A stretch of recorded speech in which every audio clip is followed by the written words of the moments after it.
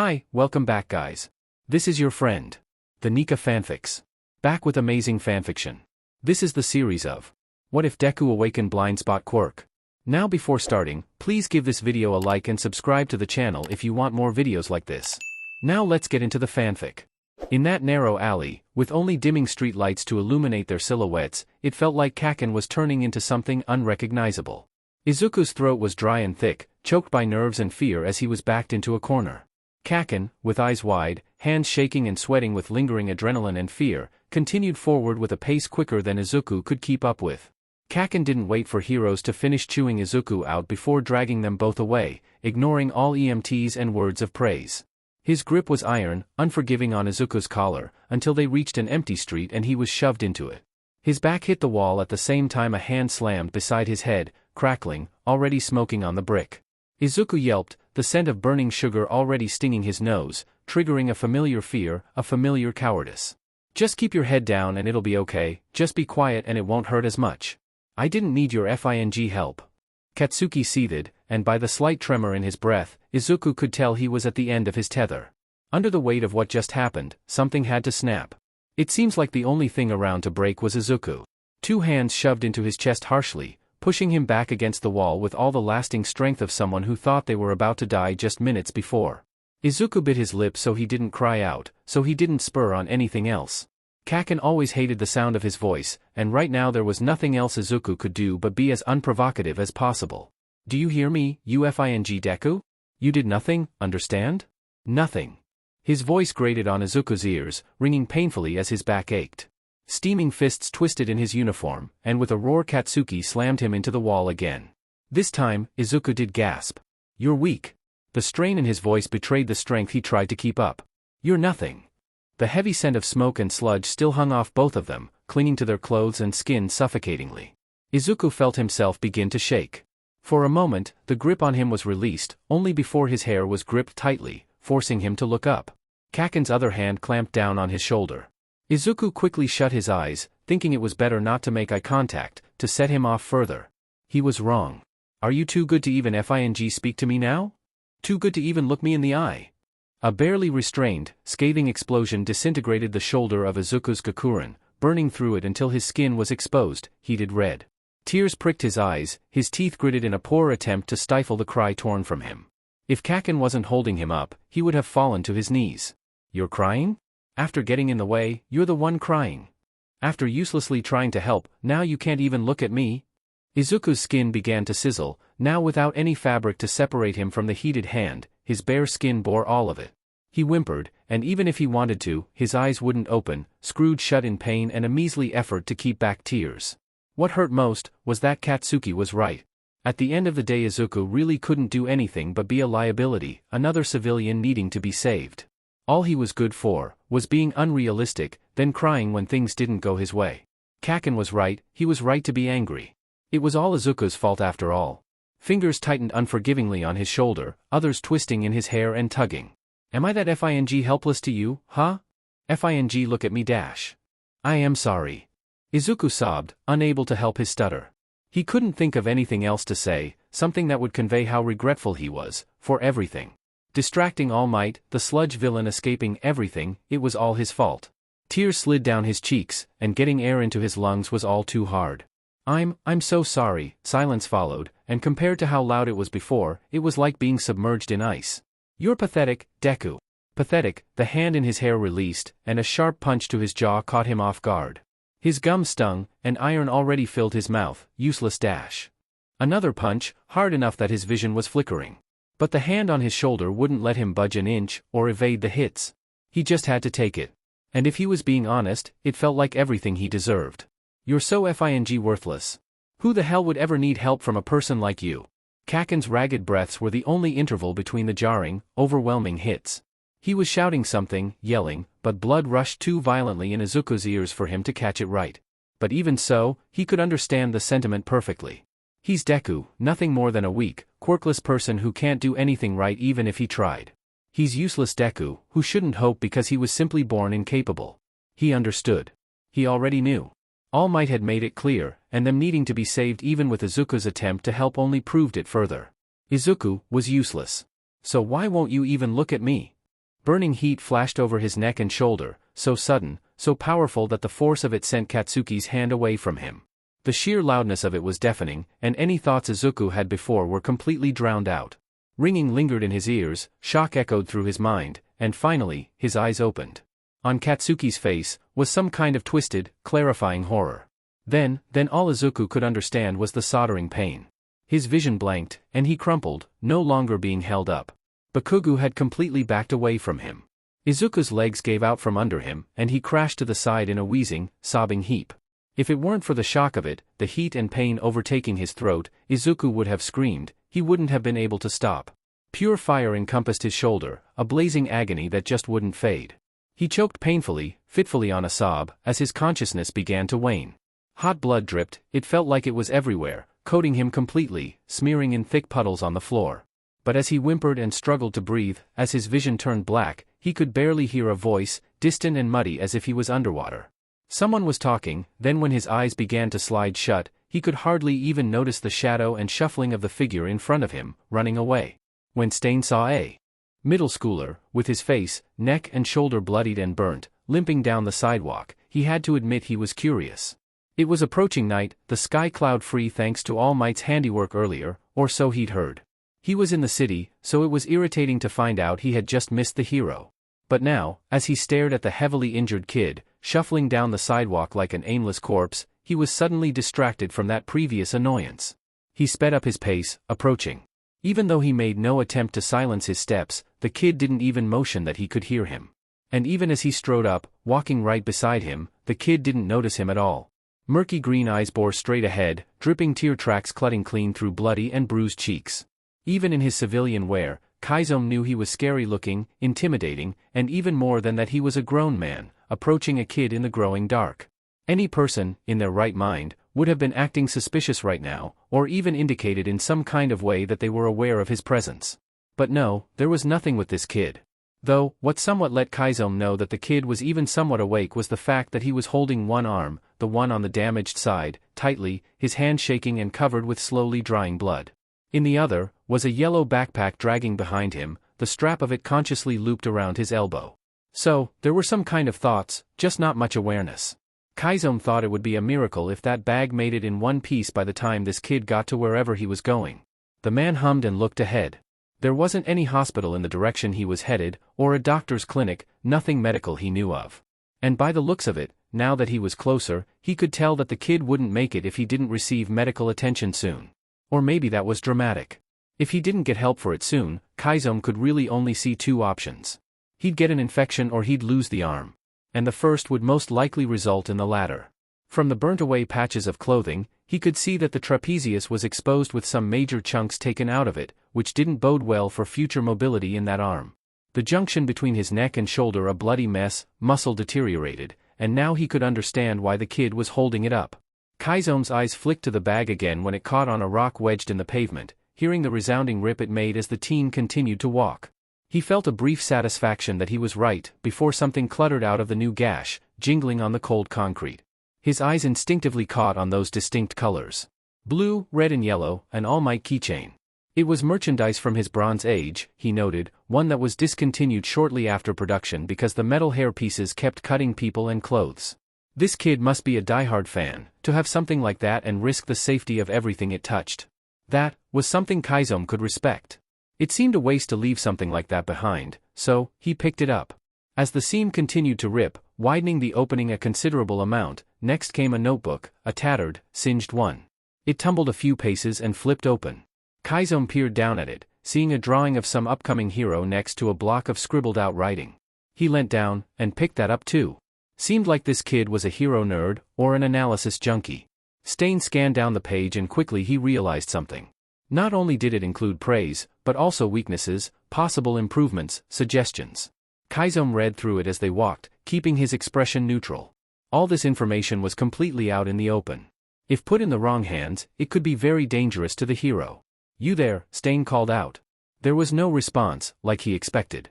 He thought that if the kid really was gone to the world, he could just take the notebook and leave it at that. "Hey!" He tried louder and the kid flinched. His disoriented eyes found Kaizomi's and he blinked. For a moment, the man was surprised he was even capable of that much. "You dropped this." Sorry, the kid said carefully, trying not to pull his cheek. His shaky hand reached out, unlatching from his other arm, and Kaizo noted that it immediately slumped, like nothing else was holding it up. The damage must be even worse than he thought. You need medical help. No, thank you. You'll die like that.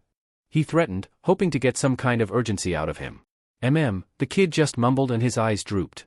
Despite the man's warning, he continued shuffling on, bag still dragging behind him. Kaizo eyed him strangely, but continued to follow.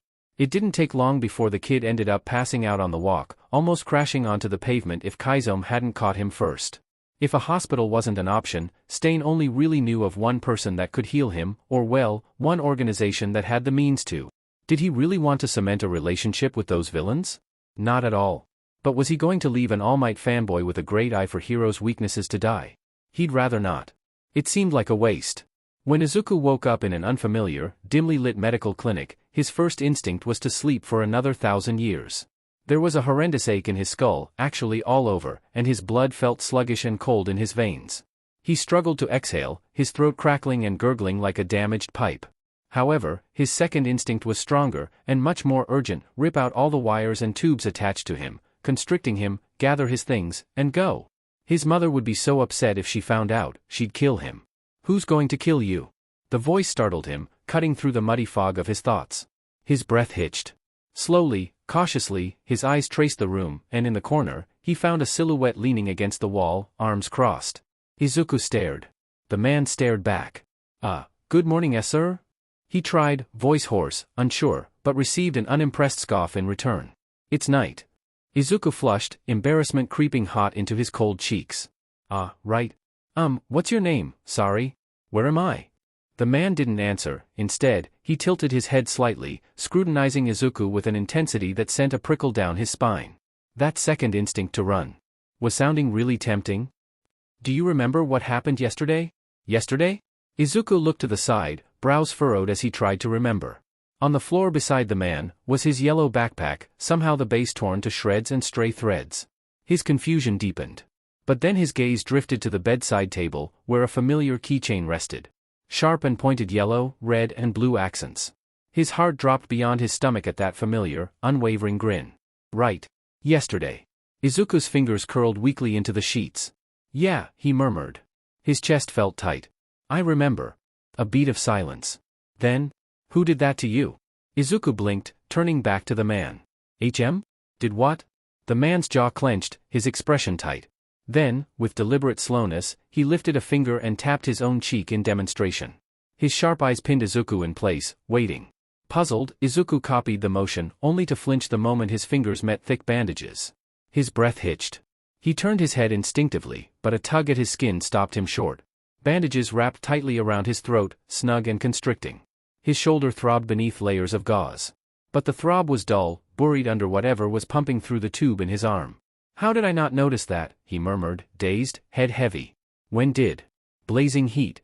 A loud, angry voice. A brick wall slamming against his back. His chest tightened. His heart tripped over itself, a dreadful sort of clarity beginning to dissipate the fog in his head. Had Kaken really hurt him this badly? The man let out a quiet, exasperated breath, rolling his eyes as if this entire exchange was testing his patience. What's your name, kid? Izuku hesitated. His mind was still half fixated on the bandages, fingers ghosting over his shoulder absently. He had no idea where he was, who this was, or what was happening, but somehow, he still remembered the important rule of stranger danger. I asked you first, he deflected, peeking up at the man warily. The man's brow twitched, unimpressed. I already read your notebook, Midoriya. Izuku paled. Alright, so this man already knew his name, and he read his notebook. You know, the man continued, his voice smooth but laced with something so menacing it felt strange when discussing a notebook. But, Izuku wasn't a normal teen, and his notebook was definitely not ordinary. It's strange, seeing a hero fanboy more obsessed with weaknesses than strengths. I think both are important to know, Izuku admitted, attempting to steady his voice. His mouth quirked upward in a weak attempt at a smile, but the tension in his available shoulder betrayed him. A pause, then, the man tilted his head. Tell me, have you heard of the hero killer? Izuku perked up, despite the situation. His alarm bells were struggling to ring. Of course. He believes that those who become heroes for selfish reasons are unworthy of the title, and that All Might is the only true hero. That's why he's called Stain, because he's taken it upon himself to stain his own hands with the blood of fake heroes. A beat of silence. And if someone like him were to get a hold of your notebook and discover the weaknesses of all these different heroes? Don't you think, Midoriya Izuku, that you would be partly responsible for their deaths? Izuku stared. His lips parted, then pressed together. His hands twitched, fingers curling slightly before he gave a hesitant, awkward shrug. In a way, he admitted, but my analysis isn't really that good, so. Stain's eyes narrowed. Not that good? No. It's all just presumptions anyway. It's hard to get close to hero fights in real life, so I have to rely on online videos, interviews, stuff like that. And those aren't always reliable, you know? I didn't expect anyone else to read it, but I guess I should put a disclaimer that it's just speculation. Stain stared at him, completely thrown off. Had he not just pointed out that this kid could be indirectly responsible for the deaths of dozens of heroes? Had he not just outlined how reckless his notes were? And the kid's response was to add a disclaimer that it was just guessing? That would be unnecessary, Stain muttered. He decided that this kid was actually too stupid to live for much longer, so he threw caution to the wind. Because they're mostly true. Izuku's eyes widened. Are really? How do you know? I am the hero killer. Izuku blinked, processing the words. His lips pursed slightly, his brows furrowing, before his expression relaxed into something like curiosity? Really? Stain stiffened. Huh? Oh. Sorry if that sounded rude. It's, nice to meet you, Mr. Hero Killer. Nice. Mr. Stain echoed, disbelieving. Izuku, completely missing his incredulity, gave a small nod.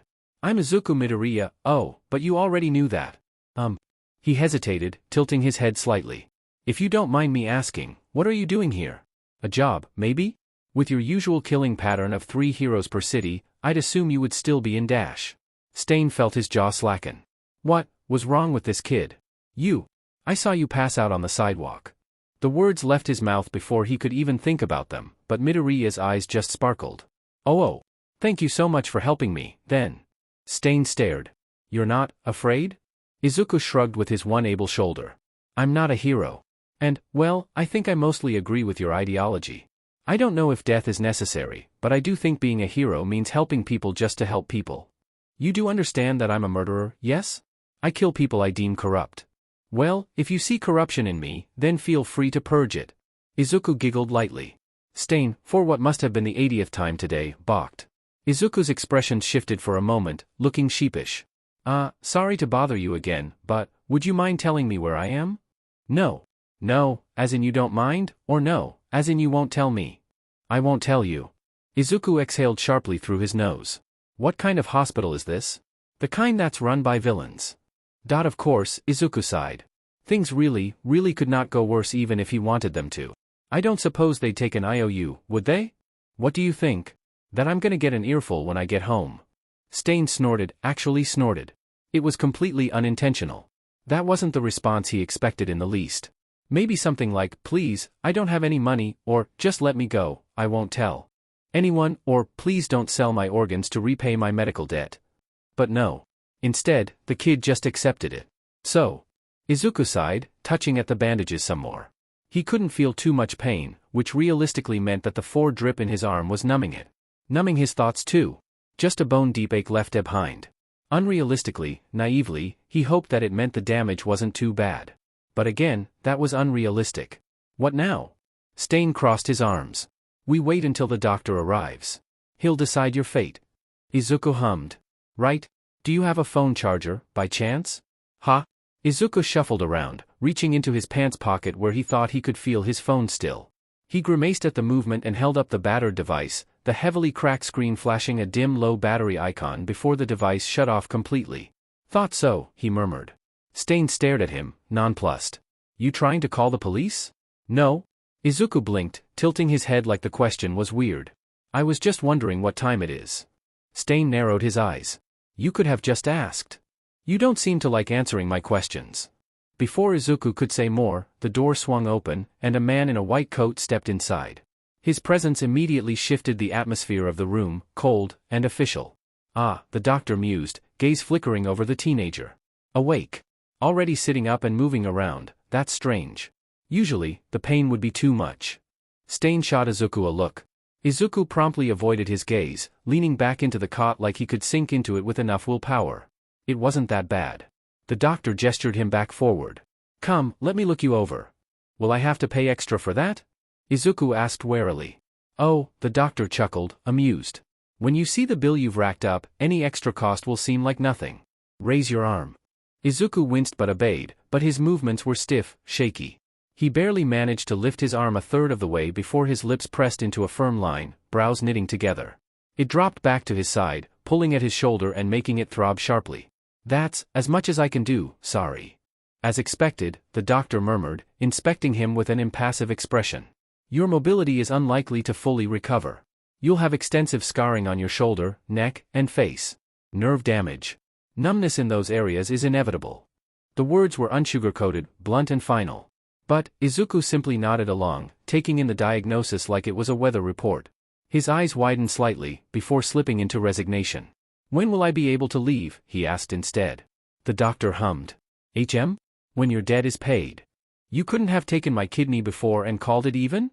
Don't be silly. The doctor chuckled. A kidney wouldn't sell for nearly as much as you owe. Izuku's lips parted slightly, then closed. How am I supposed to repay you if I can't leave and earn money? Simple. The doctor smiled. With your life. Oh, Izuku exhaled, then blinked. Well, I don't think my life is worth any more than my organs, doctor. You'd be surprised. Have you heard of All for One, child? Izuku frowned. Something tinged in the back of his mind, the image of All Might on a roof? He racked his brain, but at the moment, he couldn't seem to recall what they were talking about, just that. All Might had said he could never be a hero. No, sorry. The doctor smiled, something dark and amused. Probably for the best, then, he mused. He holds the power to take away, and give, quirks. Izuku's posture straightened slightly at that. His lips parted, something almost thoughtful crossing his face. Well, I don't have one, if that's what you want from me, he admitted. I don't think I can pay you back that way.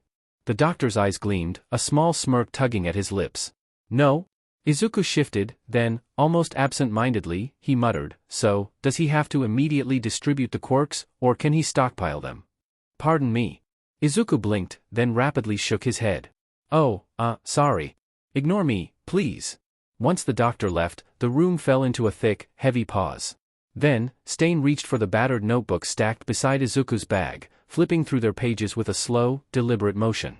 His eyes skimmed the densely packed notes, the erratic scrawl, the frantic underlining. The diagrams. The annotations. He took his time. After a while, he finally spoke. Your analysis. It's good. Izuku jolted slightly, mind still reeling from the revelation that he was now, effectively, owned by this place. Kept. Possibly forever. The weight of that realization pressed down on his chest like a cinderblock. His thoughts had been spiraling, looping over themselves, until Stain's voice snapped him out of it. The hero killer shut the notebook with a thud, shaking his head. Even though it's my job to, his voice trailed off before he scoffed slightly, lips curling. Give an analysis on me. Izuku blinked. You want me to do one on you? The hero killer? Stain nodded once. As you said yourself, weaknesses are important to know. What are my visible weaknesses? Izuku hesitated, liking his bottom lip, his fingers twisting together as he nervously glanced to the side. Well, I suppose, the obvious one is that you have to get close to your targets, he offered carefully. Try harder. Izuku's throat bobbed as he swallowed.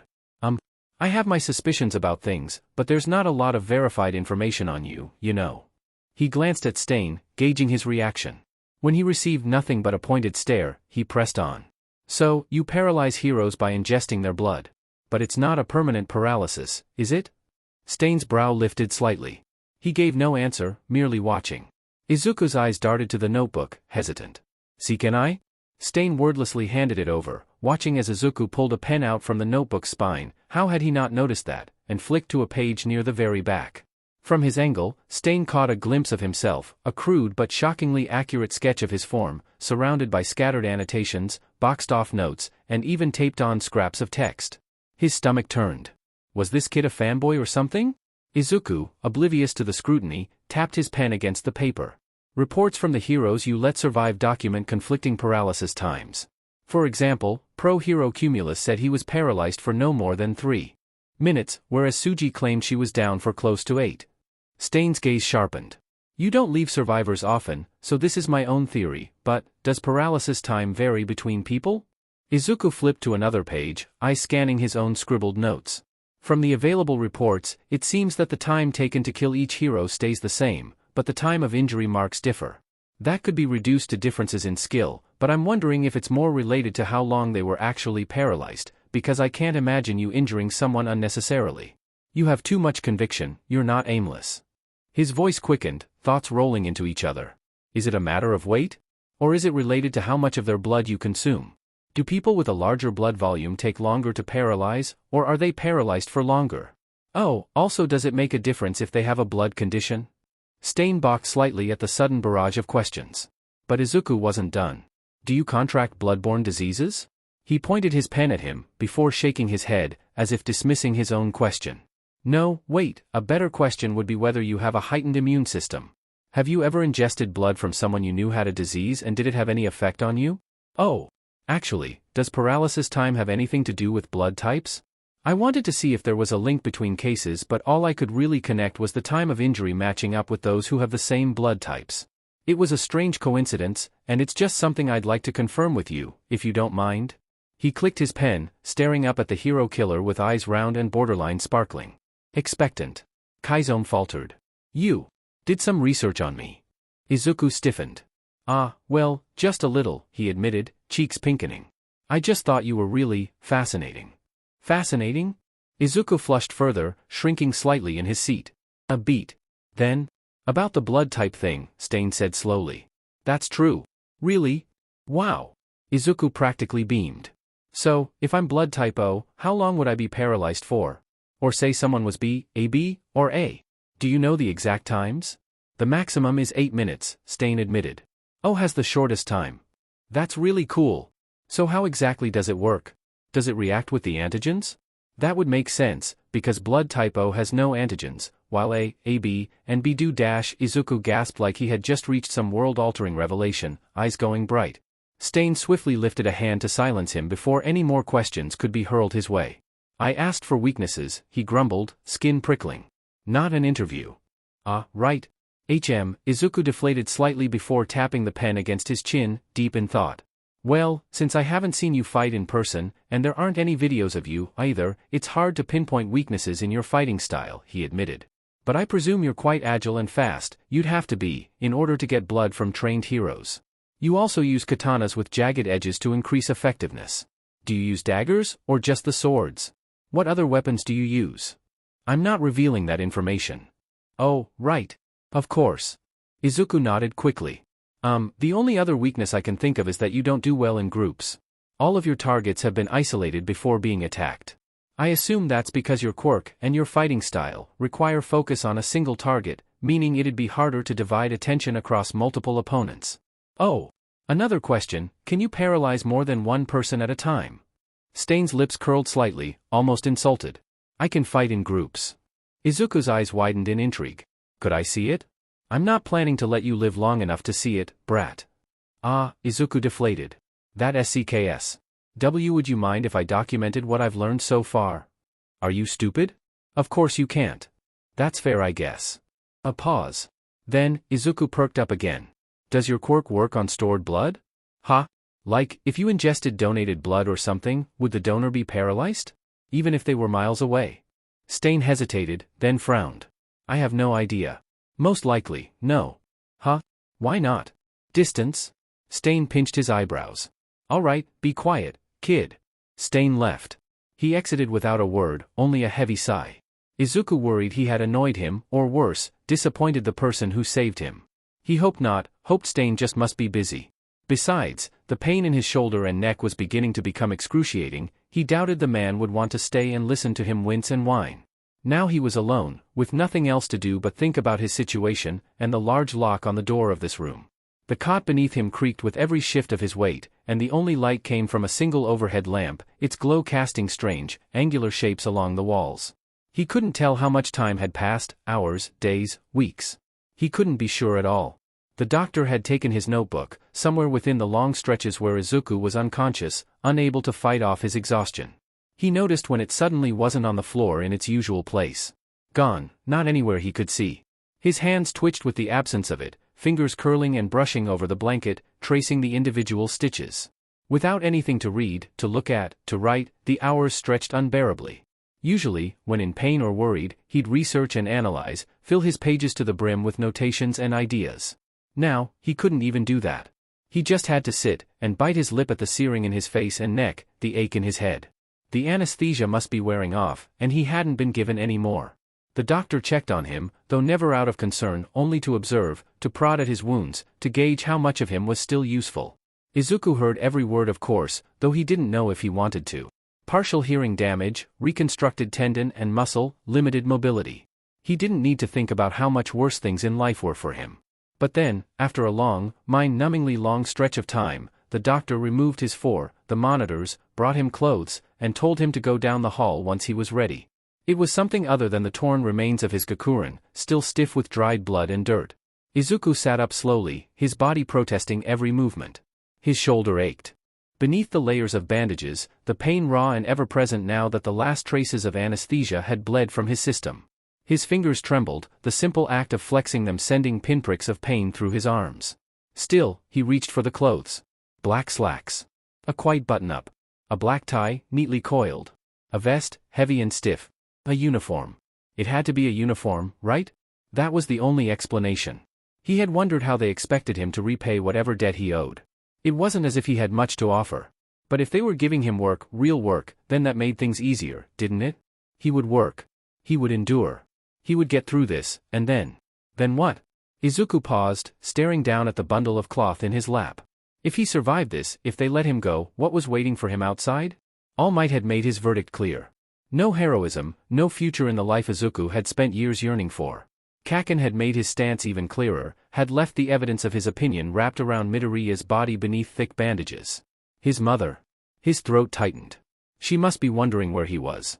Crying herself sick. He hated to imagine it. But would it be better if he went back? If he walked through that door battered and bruised, no closer to being the son she deserved? Now involved with villains who owned his life? His fingers curled into the fabric. The ache in his arm flared when he lifted the shirt, pulling it over his shoulders. It didn't fit. The sleeves were too long, the fabric falling loose over his frame. The buttons were a battle. His fingers slipped against them, the movement slow and clumsy. He ground his teeth, forcing them through despite the protest of his aching arm. The tie was next. He stared at it for a long moment, draped over his hands like some foreign object. He had never worn a tie before. Didn't know how to tie it. His father left long before there was a chance to teach him. He tried anyway. His fingers fumbled, and the knot came out uneven. Too loose. Then too tight. Then slipping free entirely, forcing him to start over. He bit the inside of his cheek, frustration burning beneath his skin. It didn't matter. He wasn't here to look good. The end result was something chunky and short, but it was tied at least. With a sigh, he pulled the vest into his hands, staggered. He was exhausted already, and the thought of struggling with another layer of buttons made his head spin. Maybe it was fine without it. Slowly, he swung his legs over the side of the cot, bracing himself before he stood. His body wavered, the shift in movement sending a dizzying rush through his head. But he stayed upright. At the base of his bed were his shoes, speckled with old blood and spots where embers had burned. He struggled to shuffle them on. The silence stretched as Izuku sat there a moment, just trying to regain a bit of breath, balance. And then, with stiff, determined steps, Izuku walked out the door. The hallway stretched long, its dim light barely enough to illuminate the walls. The tiles squeaked beneath Izuku's unsteady steps, each movement sending another sharp sting through his weary muscles. His legs were numb from disuse, they threatened to buckle. He forced them forward anyway. The air grew heavier as he walked, thick with the increasing scent of alcohol, old smoke, and something foul lurking beneath it all, a cloying, festering rot that clung to the back of his throat. At the end of the hall, the passage widened into a room. The bar was sprawling and unwelcoming, lined with shelves of dusty bottles that loomed over the counter. The floor was worn, stained with things Izuku didn't want to identify. Behind the counter, a figure stood, his presence as composed as the chaos around him was unkempt. A man, tall, with a body make of dark smoke and a spine as straight as the shelves behind him. He was dressed in slacks, a crisp white button-up, and a dark vest fitted perfectly to his frame. His tie was done neatly. All in all, not a single fold out of place. Despite the gloom, his golden haze of eyes gleamed in the low light. They flicked toward Izuku, sharp and assessing.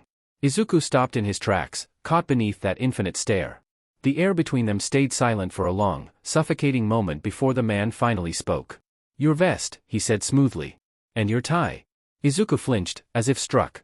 He glanced down at himself, at the poorly fastened buttons, the half-tied mess of fabric still hanging loose around his collar. His fingers twitched at his sides, one clenching around the still folded vest, itching to correct what he knew he couldn't. The man sighed, stepping out from behind the counter. Izuku tensed as gloved fingers reached toward him, but Kurogiri didn't touch him. Instead, he merely took the vest from Izuku's hand, and opened it, holding it out expectantly. "Put it on." Izuku hesitated, but under that unyielding stare, he obeyed. He slid his arms into the vest, wincing as the movement pulled at his aching shoulder. Kurogiri observed, unimpressed. Then, with a careful, almost mechanical precision, he reached forward and began to fix the tie. Izuku barely breathed, and after a few deft tugs, and the tie was fixed, sitting snug against Izuku's bandaged throat. "Your presentation is a reflection of your DSPLN and your respect," Kurogiri murmured, stepping back. "Do not let it slip again." Izuku swallowed, nodding. He got the distinct idea that this man would hate his wardrobe at home. A shirt would definitely not be forgiven here.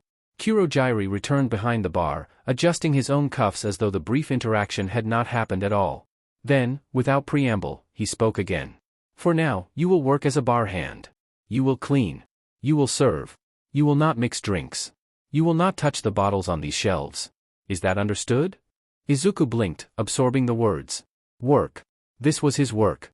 Izuku scrubbed at the tables in the bar, watching dirt and grime smear before vanishing under his cloth, head filled with nothing but his own questions.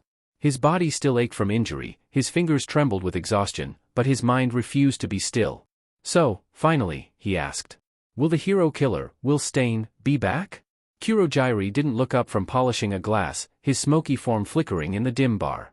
"He is working at the moment," he answered smoothly. "Proving his loyalty. Aiding the League." Izuku blinked, pausing mid-scrub. His brows knit together. Working? He had never imagined the hero killer as the kind to answer to someone else. I didn't know he worked under an organization," Izuku admitted, tilting his head.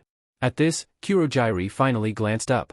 His golden eyes regarded Izuku with something unreadable, something dark. Then, he shook his head, the mist of his form shifting with the motion. "He did not." "Then, why is he working to prove his loyalty?" Kurogiri turned away, setting the glass down with a soft clink before reaching for another. He wiped its surface, his movements unhurried, before finally giving an answer. "He joined the League to access the doctor," he said. "To save your life." The words hit Izuku like ice water, shocking in their clarity.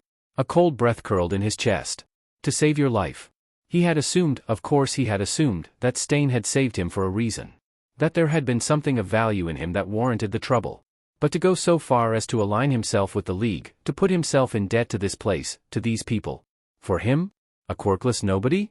Izuku had no words. The rag in his hand trembled. His lips parted, but nothing came out. Kurogiri returned to his task as though the conversation had already ended, as though this revelation was not something earth-shattering. The only sound was the quiet hum of the bar, the dull clatter of glass against wood. Izuku swallowed, forcing himself to move, to keep scrubbing the already clean surface of the booth. But the weight in his chest only deepened, settling into something more unbearable. Why? Why would a man like that, a man feared across the country, a man with a conviction strong enough to carve out a path of blood, waste his time, his effort, his freedom, on him? Izuku had nothing to give in return. And yet, somewhere out there, the hero killer was paying a price for Izuku's life. The doors slammed open. A gust of stale, city air rushed into the room, carrying the scent of sweat, dust, and something like decay. A figure lurched forward, tall and thin, his gait uneven, erratic, like his body could not decide whether to stalk or collapse. Izuku stiffened, instinct coiling tight in his gut. The man, no, a teenager, though older than him, walked inside the bar, his presence violent, wrong in a way that was hard to describe. His skin was flaking in places, raw and aggravated, pulled too tight over sharp bones. He was all angles and disjointed movement, and his eyes, God, his eyes. Terrifying. They found Izuku with the essence of a blade pressed against a throat. Something inside Izuku curled inward, a prey animal staring into the maw of something starved. The teenager's lips peeled back, revealing teeth clenched in something that might have been a snarl or a grin. His voice scraped the air like a crumbling hiss, like something slithering through dry leaves.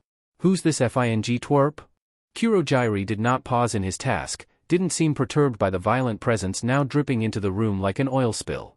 He merely turned, his golden eyes cool, unreadable. "This," he said, voice smooth as dark velvet, "is our new bar hand." The man's lip curled. His hand twitched at his side, fingers flexing, restless, hungry, waiting to do something. Izuku swallowed hard but did not look away. His instinct screamed at him to lower his gaze, to make himself small, to vanish, but he held firm. The teenager took a step forward. Izuku managed to not retreat. A slow, sharp grin stretched across the ruined skin of the teenager's face. And then he laughed. Low and brittle, like there was something caught in the back of his throat. "Oh," he mused. "Stain's little pet, huh?" He reached out, the motion little more than an incredibly quick twitch, toward Izuku's hair, toward his face, toward him. But before he could make contact, a thick mist curled between them, dark as tar, shifting like a living thing. The teenager's hand appeared somewhere across the bar, grabbing a bottle neck and disintegrating it to cracking shards. Kurogiri did not raise his voice. "You cannot kill him, Master Shigaraki. Not until his debt to the doctor has been fulfilled." Izuku's breath shuddered in his chest, shallow and uneven, as Kurogiri spoke. The words came smooth and measured, without cruelty or sympathy, just fact, simple. The teenager, Shigaraki, stilled. His grin remained, but the light in his eyes flickered, narrowed. For a moment, there was only silence. Then, slowly, he withdrew his hand, his fingers flexing once before going to his neck, scratching at the dry, aggravated skin with a force that looked just shy of tearing. Then, with a grunt of irritation, he fished a small device from his hoodie, a handheld console, its buttons worn down, edges scuffed from use. Without another word, he dropped onto a bar stool, slouching deep into it, eyes glued to the screen. Izuku exhaled, only now realizing he had been holding his breath. His fingers still trembled where they rested against his borrowed uniform. Kurogiri's attention slid back to him. "Get back to work." Izuku swallowed, nodded. Because that's all he really knew how to do. He returned to his task, scrubbing at a stain that refused to lift, as if he could somehow scrub away the pressure of the moment, the feeling of those burning eyes still seared into his skin. Master Shigaraki. That was what Kurogiri had called him. That meant this violent, twitching figure, this erratic, unpredictable presence, was someone Izuku would have to answer to. Someone who belonged here. Someone he'd have to live alongside. He swallowed. Well, things could be worse, he tried to tell himself. Shigaraki wasn't allowed to kill him. That was something, wasn't it? Somehow, that thought brought no comfort at all. Night bled into the bar like the tide coming in, carrying with it the city's underbelly, the people who thrived in the absence of law and conscience. They entered one by one or in clusters, bringing with them the scent of stale cigarettes and cheap cologne. Laughter rang sharp as knives, words slurred and slung like lazy weapons, half threats and half promises. Izuku kept his head down, as he always did, serving drinks he wasn't allowed to touch, sweeping glass he had not broken, dodging hands that reached too freely. He ignored the muttered jabs, the lingering glances, the casual cruelty of people who saw him as little more than an oddity in their midst. It felt, remarkably, almost funnily, familiar, like walking through his middle school halls. And if he had time to think about that, he was sure the hope of getting back to the outside world would become even more impossible to want. Kurogiri, with all his eerie calm, did not stray from the bar where he mixed beverages. He didn't bat an eye at cruel remarks or loud laughter. But there was something in the way he moved, the quiet precision of his work, teleporting glasses and bottles straight in front of him, that made Izuku think, he's kind of cool, isn't he? A quirk like that, teleportation, a non-corporeal body, Izuku had so many questions. Then the man in the purple suit arrived. He strolled in like he owned the place, cigarette wedged lazily between his lips, his shirt half unbuttoned, gold glinting at his throat. His eyes were half-lidded, smug, the kind of expression that belonged to someone who had seen too much and found all of it advantageous. He made his way to the bar, leaning against the counter with the ease of a man who had done it 100 times before. And then, Kurogiri spoke to him, greeted him. That alone set him apart from all other patrons. Izuku, in spite of himself, watched. The smoothness of their exchange, the familiarity. This man, whoever he was, mattered here. And then, suddenly, both of them were looking at him. He jolted, quickly dropping his gaze and mopping at the spillage on the floor as if he hadn't been caught staring. Too late. Izuku, was it? The voice was easy, threaded with amusement. The cigarette dipped in the corner of the man's mouth as he tilted his head, beckoning with 2 fingers. Come air. Izuku hesitated. His grip tightened slightly on the mop in his hand before he forced himself to lean it against the wall. Hesitation wouldn't be good for him here. So, with stiff steps, he obeyed. The man, Jiren, he would later learn, grinned as he slung an arm around Izuku's good shoulder, dragging him in with a familiarity that unsettled him.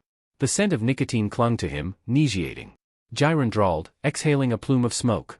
He jerked his head at Kurogiri. This meanie got you up working past your bedtime? Izuku offered a tight, awkward smile, looking off to the side as though something on the wall had suddenly become very interesting. He did not move away, though every muscle in his body was coiled to. Jiren hummed, evidently pleased with his discomfort. So, tell me, what did you do to end here? He gestured vaguely to the bar, to the men gathered in booths, exchanging whispers and blood money over glasses of whiskey. Did you get lost on the way home? Izuku swallowed. How was he supposed to answer that? He started, but Jiren only laughed, shaking him lightly by the shoulder. Relax, kid. Just having a little fun with ya. He exhaled another breath of smoke, so close it blew right into Izuku's face. Izuku stiffened, schooling his expression into something neutral. Politeness. That was all he could afford. Whoever this man was, important, notable, or simply dangerous, it was clear enough that he was above Izuku in whatever hierarchy existed here. So, he said nothing. Just smiled, thinly, politely, and prayed that was enough. The cigarette's ember flared and dimmed, its smoke curling lazily into the stagnant air.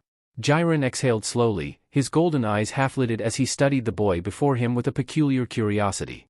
Izuku wished that he could be excused, go back to his work. Jiren took another leisurely drag. So, Jiren murmured, rolling the cigarette between his fingers, you're the one Stain threw in with.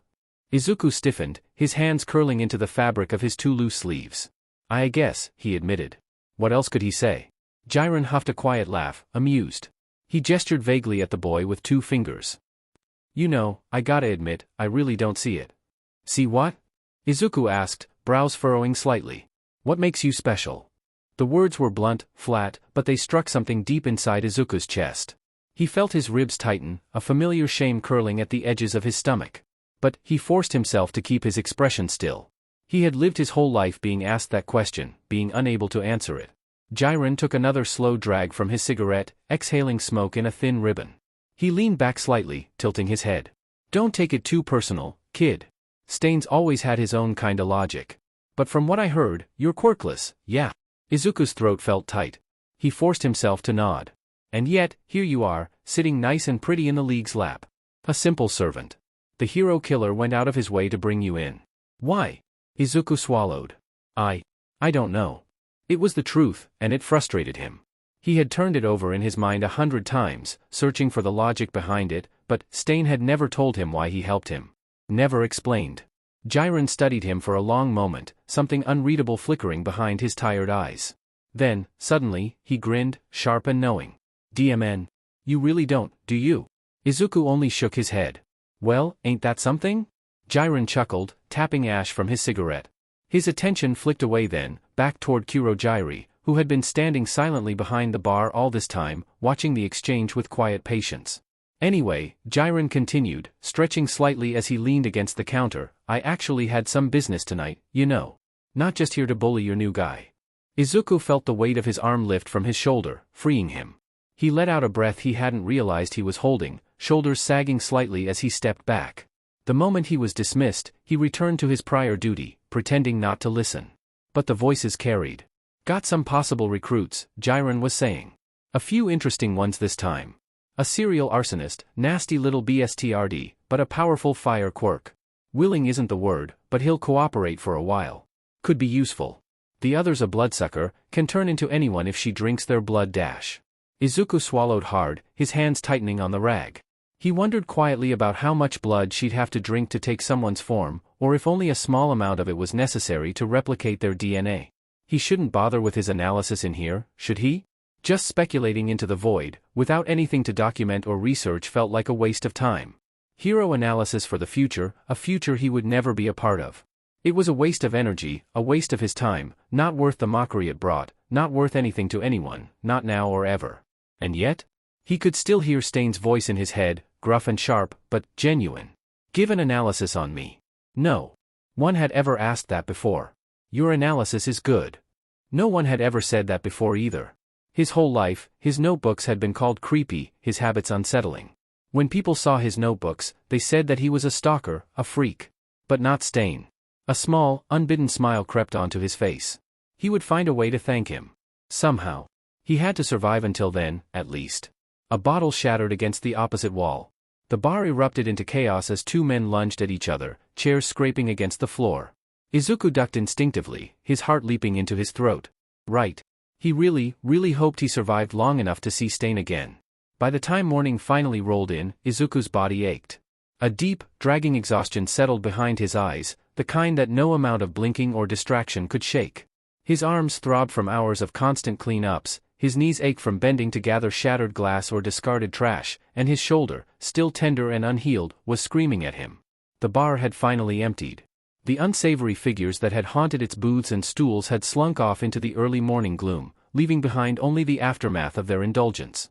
Light stretched through the narrow, grime-streaked windows, pale, golden light spilling onto the scratched wooden floor, catching in the dust that hung lazily in the air. It was dim, warm, almost deceptively gentle against the bar's otherwise dreary interior. The only sounds were the quiet hum of the city waking beyond the walls, and the steady, rhythmic swipes of Izuku's cloth against the counter. He exhaled slowly, pressing his weight into the motion, trying to focus on the mindless repetition of cleaning rather than the deep-set weariness dragging at his limbs. He'd get the windows done next, then the undersides of booth tables, which he was not looking forward to. You lasted the night. Izuku startled slightly, looking up. Kurogiri stood behind the bar, as composed as ever, sleeves rolled to his forearms as he inspected the half-cleaned glasses before him. His smoke-wreathed eyes regarded Izuku with quiet scrutiny. Somehow, Izuku agreed, sounding more surprised than the other. Kurogiri hummed. We'll see how long that lasts. Izuku didn't need to be told that. He already wondered the same. Come, Kurogiri said, motioning toward the back. Breakfast, then you'll continue your duties. Izuku hesitated, glancing at the mess still left to be cleaned. It will still be here when you return, Kurogiri assured, voice firm but not unkind. Izuku nodded, setting down his cloth, and followed the man into the kitchen. His stomach twisted. God, he was starving. Kurogiri was absent for a few hours that day, tending to some business that Izuku probably shouldn't want to know about. Villains, he reminded himself, but curiosity had never been something he could easily silence. Shigaraki perched in the dim bar like some creature, hunched and tight, eyes wide with an almost manic focus. His fingers jerked over buttons, thumbs slamming into joysticks, muttering, cursing, his whole body vibrating with the frustration of someone teetering off the edge of addiction. Izuku recognized a few of the games in passing, popular MMOs, RPGs, first-person shooters. Some well-known, others more obscure.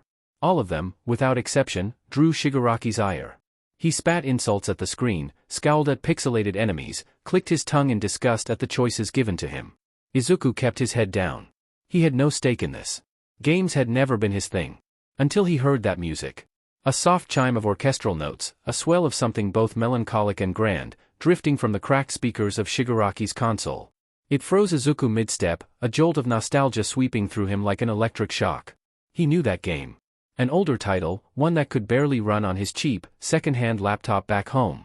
A fantasy RPG, filled with guilds and quests, intricate lore, and a sprawling world that he had once spent hours lost in. It was old-fashioned compared to the flashier modern games, the kind of thing most people had long forgotten. But Izuku hadn't. And neither, it seemed, had Shigaraki. Worse still, Izuku knew why he had played it in the first place.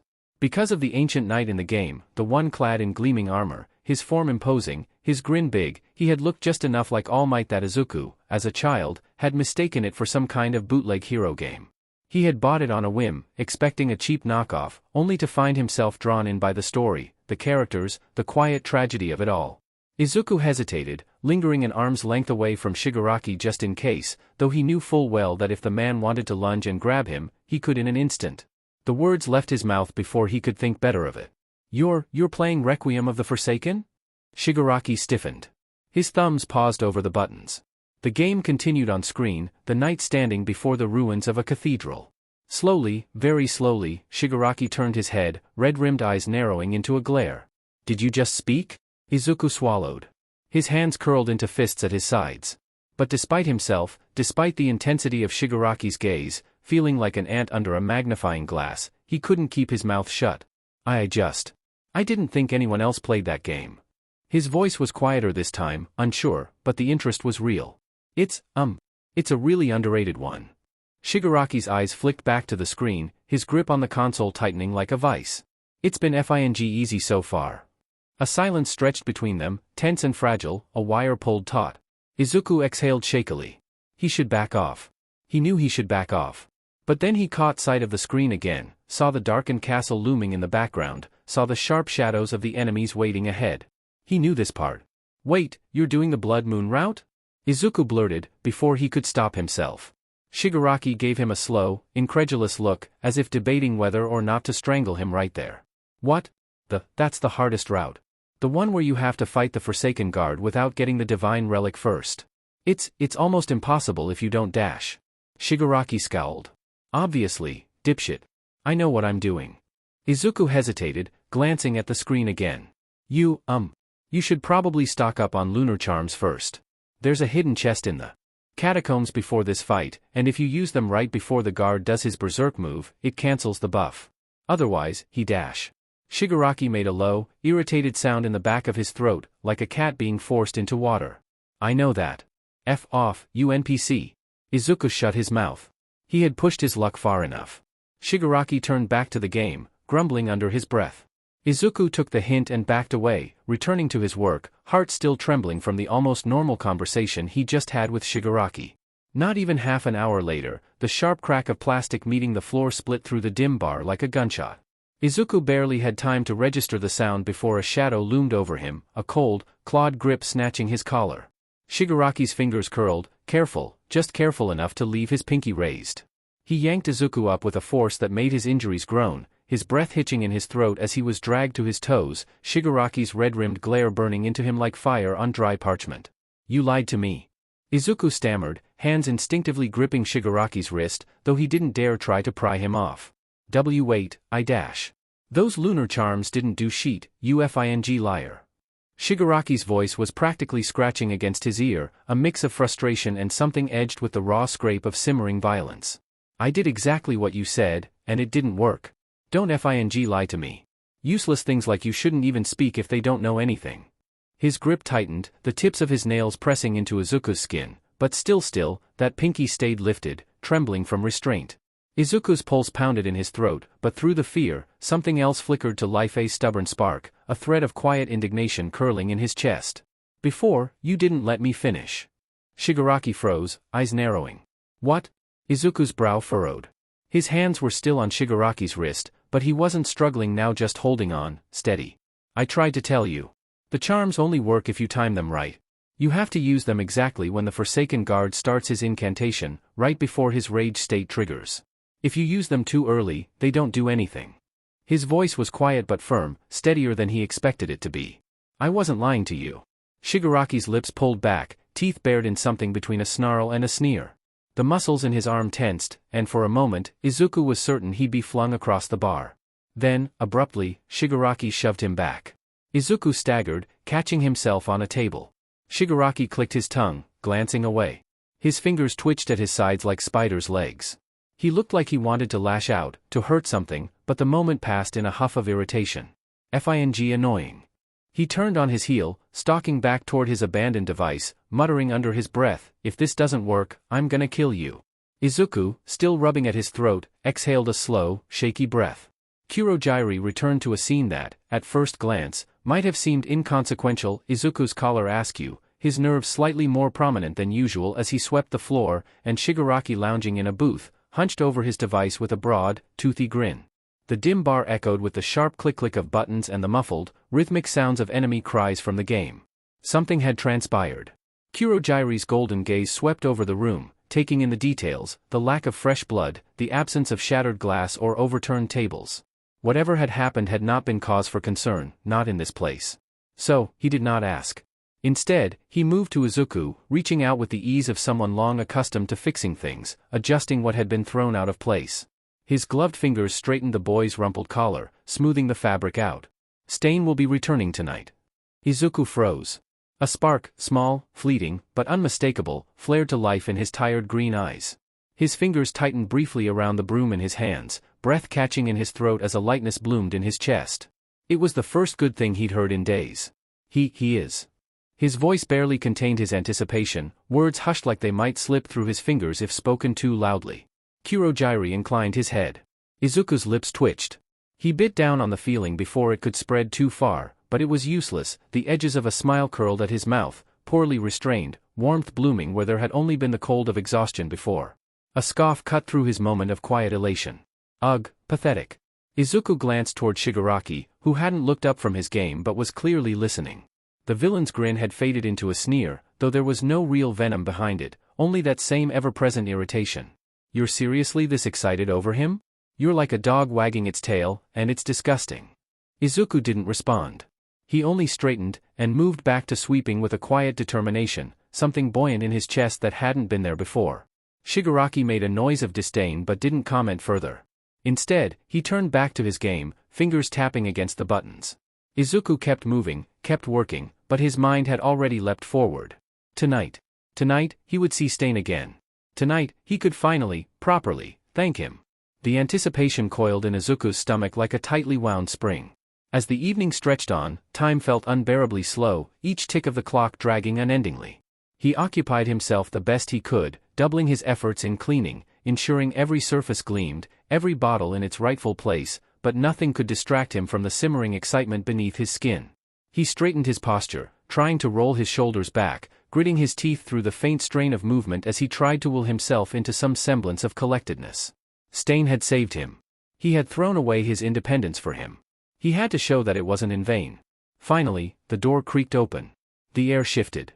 Izuku turned sharply, heart stuttering against his ribs. And immediately, the excitement drained from his face. Stain stood in the doorway, silent, a jagged silhouette against the street. His presence was iron-heavy, imposing, something that curled into the room. He was dressed in full equipment, armor scuffed, fabric torn in places.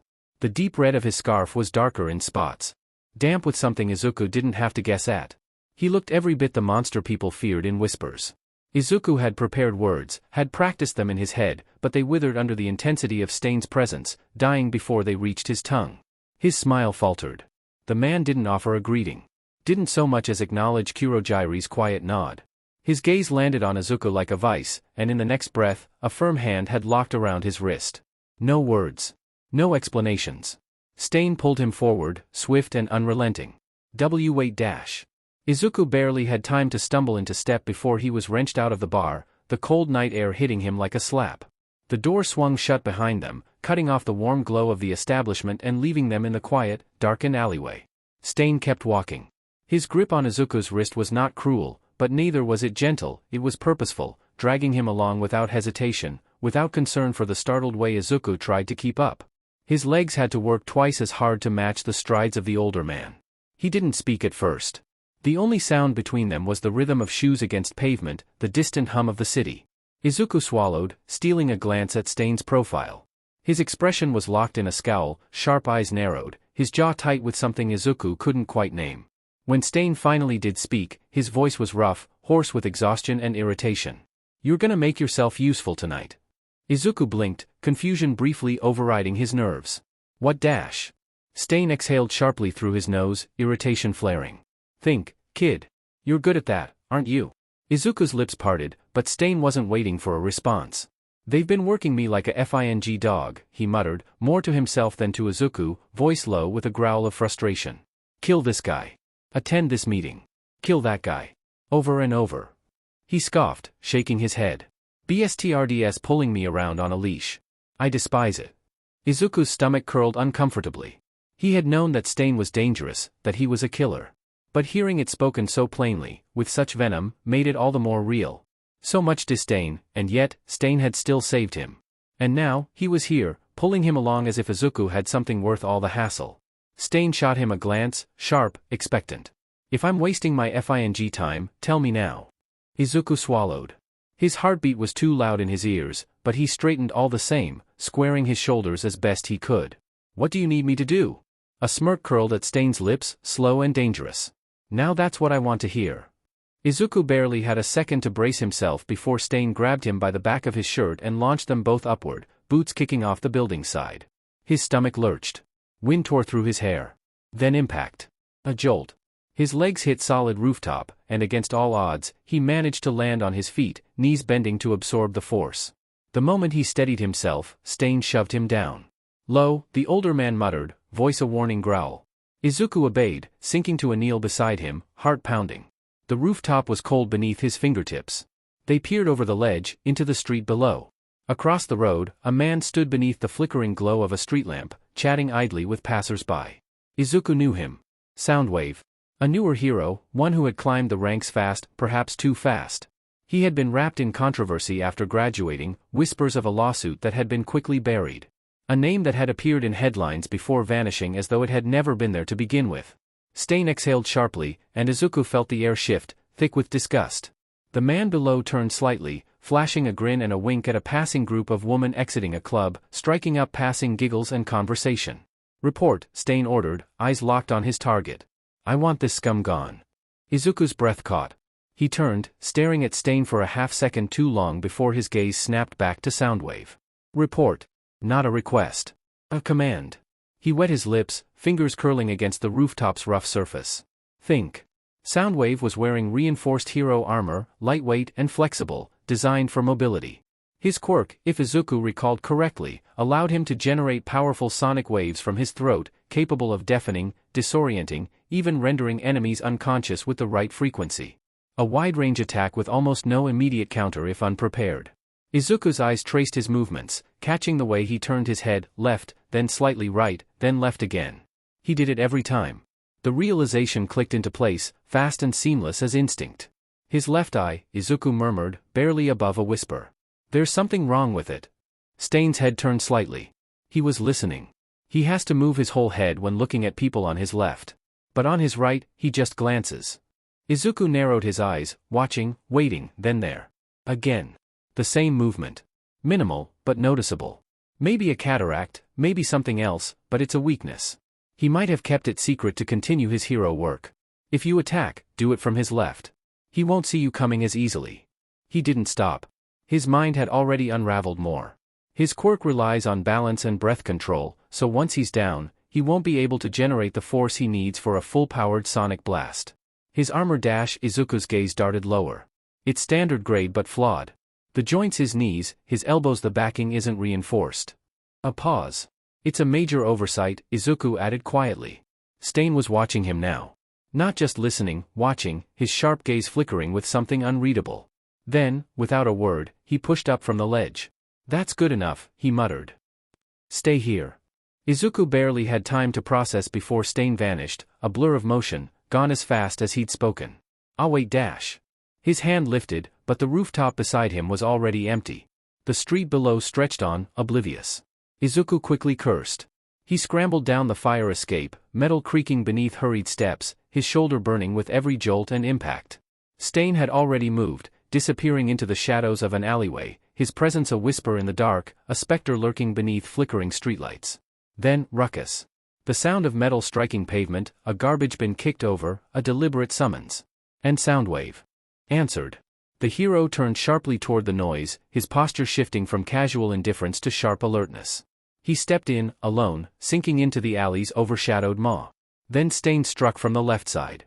The gleam of a blade flashed in the dimness, swift, precise, slicing clean behind the knees. The hero barely had time to react before his legs buckled, crumpling beneath him.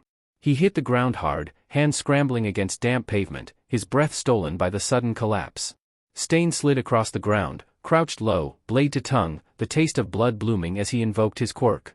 The hero's body seized, locking into paralysis, except his mouth, slightly parted, as if to speak. Or use his own quirk. A sharp, shrill whistle broke through the stillness. Izuku moved. He ran forward, breath ragged, his shoes sliding against the alley's filth-strewn ground. His uninjured arm shot out, and before Soundwave could fully inhale, Izuku jammed his forearm into the man's mouth, muffling the sound against the thick fabric of his sleeve. The hero's jaw clamped down on reflex, teeth digging deep enough to make Izuku hiss, but he didn't pull away. Couldn't. Stain. Izuku whispered, urgent, his voice barely a breath. "I tried to tell you. Even paralyzed, he can still use his quirk, just not at full power. The sound waves at this distance still would have harmed you." Stain panted, his gaze fixed on the boy. But Izuku's expression didn't waver. His arm ached, but he didn't move it. The hero beneath them let out a muffled groan, breath hot against Izuku's sleeve. Stain's eyes flicked downward, watching, waiting. Izuku hummed in thought. His free hand, his injured arm, trembled as it reached for his tie. Fingers curled around the fabric, tugging it loose with no amount of ease. There, he murmured, stuffing the tie deep into the hero's mouth. A crude GG. Functional. Effective. The fabric would absorb most of the sound waves, making them reverberate as much in the hero's own head as it would outside. Silence. Izuku exhaled, his breath misting in the cold air. The moment he stood up and back, the hero made his final desperate move, his throat flexing, muscles tightening, even as the fabric of the tie muffled his voice. A fractured sound forced its way through, a shrill, wavering wail that splintered through the air like glass shattering against stone. It was still a hum that rattled Izuku's teeth, buzzed through his skull, sent a cold shiver down his spine. But Stain did not falter. His balance remained ironclad, his grip steady, his ears unbloodied. There was no true force behind the hero's attack, nothing but a pitiful attempt at resistance. The blade flashed once more. The sound died. Izuku took a step back, gaze dropping, pulse hammering against his ribs. He didn't watch the final blow. Didn't need to. For a moment, the alley was nothing but damp air, the sickly scent of rust, and the quiet hum of neon lights flickering overhead. Then, heavy, clanking footsteps moved forward, each step slow, deliberate. Izuku, still standing at the edge of the scene, curled his fingers around the fabric of his sleeve, twisting it between anxious hands. He swallowed. He started, voice small but determined. I don't know if this is the right time, but I really wanted to thank you. Then, without hesitation, he bent at the waist, bowing deep. Before, you saved my life, he said, voice raw, sincere. You didn't have to do that. A pause. Izuku couldn't see Stain's face, but he felt the weight of his stare, heavy and unreadable. The silence stretched, thick as blood. Then, pressure. A gloved hand fell upon his head, not rough, not violent, just there, fingers curling slightly against the unruly mess of his curls. Izuku stiffened. If you're that grateful, Stain muttered, his voice low, guttural, then don't run into fights like that and get yourself injured again. His hand remained, pressing down just slightly, grounding. I couldn't just stand there, Izuku murmured, ears burning. Stain stared, then huffed. I saved you for that brain of yours, he continued, voice edged with something sharp, something final. Don't be reckless. Then, just as quickly, the weight was gone. Izuku lifted his head, wide eyes meeting Stain's. His breath hitched slightly, lips parted as if to speak, but the words never formed. Stain wasn't angry. Not really. He just stared, gaze unreadable in the dim alley light, studying Izuku like one would examine a blade, measuring its edge. Finally, he spoke again. Here's what's gonna happen, he said, voice a decree, an oath written in blood. I get you back to the League. You do analysis work for me on corrupt heroes, and you pay off the doctor, or you die trying. His gaze narrowed, the flicker of something dangerous lurking beneath it. That's my price for your life, kid. Izuku's breath caught in his throat. His fingers curled tighter around his sleeve. And despite everything, despite the damp chill of the alley, despite the scent of iron still clinging to the air, despite the cold weight of reality pressing down on his shoulders, Izuku smiled. I won't let you down, he said, his voice breathless, earnest. When Stain dragged Izuku back into the bar, the warm, dim lighting did little to soften the scene they made. The door creaked shut behind them, heavy and final, sealing the outside world away. Kurogiri stood behind the counter, a metal shaker in hand, polishing it with practiced ease. But the moment he turned and saw the state of Izuku's uniform, the crumpled white sleeves now stained in shades of crimson, the absence of his tie, the faint smudges of filth clinging to the fabric. He paused. The shaker in his hand stilled, the rag frozen mid-motion. Izuku blinked back at him, a sheepish smile creeping across his lips, something caught between apology and exhilaration. His eyes, wide and alight, struggled to contain the sheer giddiness threatening to spill over. Because Stain had found his analysis useful. Had listened to him, had acknowledged him. Had seen something in him worth keeping alive. It was all he could do to stop himself from bouncing on his heels, from letting his hands curl into excited fists at his sides. Meanwhile, Stain trudged forward without a word, his presence a heavy contrast to Izuku's quiet, bubbling energy. He slumped into the nearest booth, the wooden frame creaking beneath his weight as he dropped his katanas onto the table with a dull clank. A battered cloth emerged from somewhere within his gear, and he pulled one of the blades into his lap, methodically cleaning off the remnants, streaks of drying blood smearing into the rag. One boot propped itself against the table's edge, utterly unconcerned with the grime it left behind. Silence stretched from Kurogiri behind the counter. Izuku finally glanced down at himself, taking in the mess of his own state, the way his sleeves clung to his skin, fabric stiffening with drying blood and saliva in some areas, the dirted hem of his shirt, the blank area where his tie should have been. He swallowed. His fingers twitched toward the bloodied sleeves, futilely trying to smooth them out. I'll wash them. A lie. He could try, sure, but blood was stubborn. It seeped into fabric, left ghostly reminders even after scrubbing. Kurogiri's gaze lingered, dark and unwavering. Then, after a long, heavy sigh, he shook his head. That will not do. His voice, ever calm, held the quiet weight of finality. For now, I'll get you something else. Izuku stiffened slightly, but before he could protest, Kurogiri continued. A room has been prepared for you. He motioned toward the hallway that led to the bar's private quarters. You can get cleaned up there. Izuku blinked. A room? For him? His room? The breath hitched in his throat, something warm blooming in his chest, something that threatened to overflow into the wide, stunned grin pulling at his lips. He had a room now. This day that had already been so impossibly good. It just kept getting better. Izuku followed eagerly as Kurogiri led him deeper into the building's private quarters. The walls, cold and industrial, had faint scratches carved into their surface like ghosts of past occupants, obviously attempted to be buffed out. Izuku looked ahead instead. They came to a stop before a metal door, its frame heavy, its hinges groaning slightly as Kurogiri pushed it open. He gestured inside. This will be yours, he said simply. Izuku stepped forward hesitantly. The room was small, barren. A thin mattress sat atop a simple bed frame, pressed against the farthest wall. A closet stood beside it, its doors slightly ajar, revealing nothing within. Across from the bed, another door stood slightly ajar, leading into a bathroom, just as sparse. A toilet. A sink. A shower. The air smelled faintly of dust and stale water. Nothing lavish. Nothing welcoming. But his own space. Before he could dwell, Kurogiri turned, already moving away. Clean yourself up. I'll bring you something to wear. And with that, he disappeared, leaving Izuku alone in the quiet. He didn't hesitate. A shower. A shower. Despite the grime clinging to him, despite the blood dried stiff against his sleeves, he felt lucky. He was alive. He was useful. He had a room here. The moment the bathroom door clicked shut behind him, he exhaled, slow and unsteady, then turned to the mirror. And froze. The glass, fogged slightly with age, cast his reflection back at him, eyes dark and sunken, bruises curling beneath them like shadowed crescents. His hair, wild and matted, bore traces of dried sweat, dust, and specks of red. And then he reached up, peeling back the bandage clinging to his cheek. Beneath it, the scar stretched in a fractured starburst, clawing its way up from his damaged neck. The tissue, pink and uneven, had long since settled into something almost healed. Almost. It felt like a lifetime ago. Izuku swallowed thickly. He tried not to think about it. Instead, his fingers moved, working at the buttons of his uniform, peeling away the bloodied fabric layer by layer until only his bandages remained. The air kissed his skin, cool against the warmth of his injuries. His hands hesitated at his shoulder. Slowly, carefully, he began to unwind the bandages. And there it was. The wound. The burn. The skin was twisted and mottled, a grotesque blend of red and angry pink, old stitches barely holding together flesh that had warped beyond repair.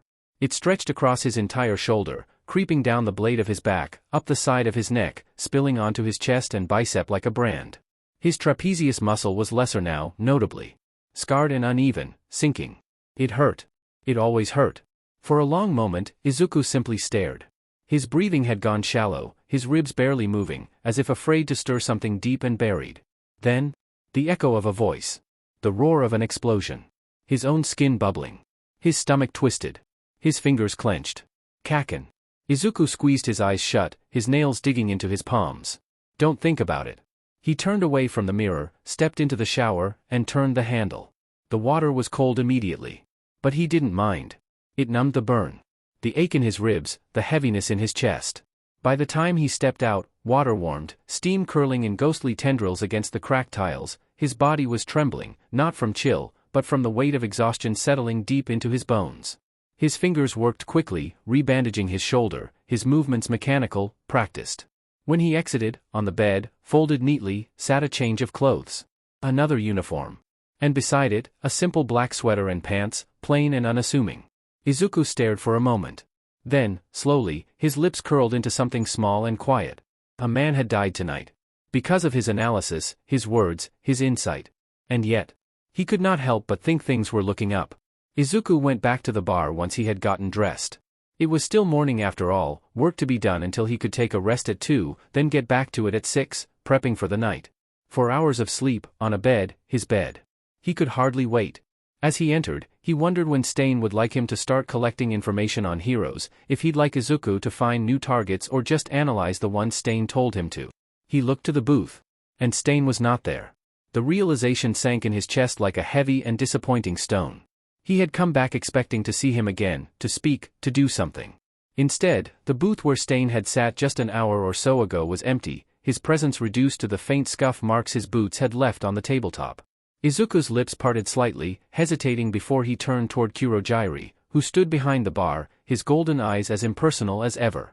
Stain, Izuku trailed off, uncertain what to even ask. Where had he gone? Was he coming back? Would he come back? Kurogiri, however, seemed to anticipate his concern.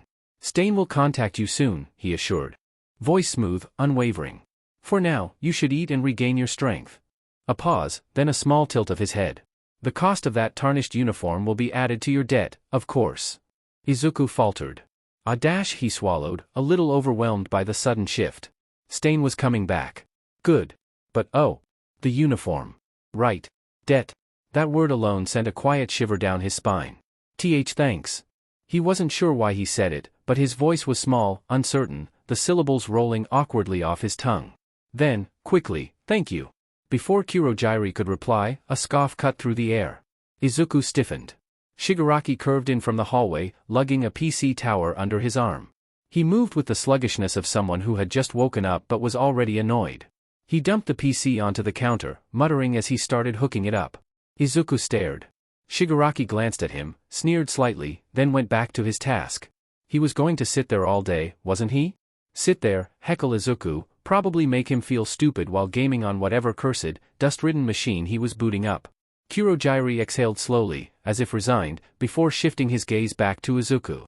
Come, he said, gesturing toward the back. You need to eat.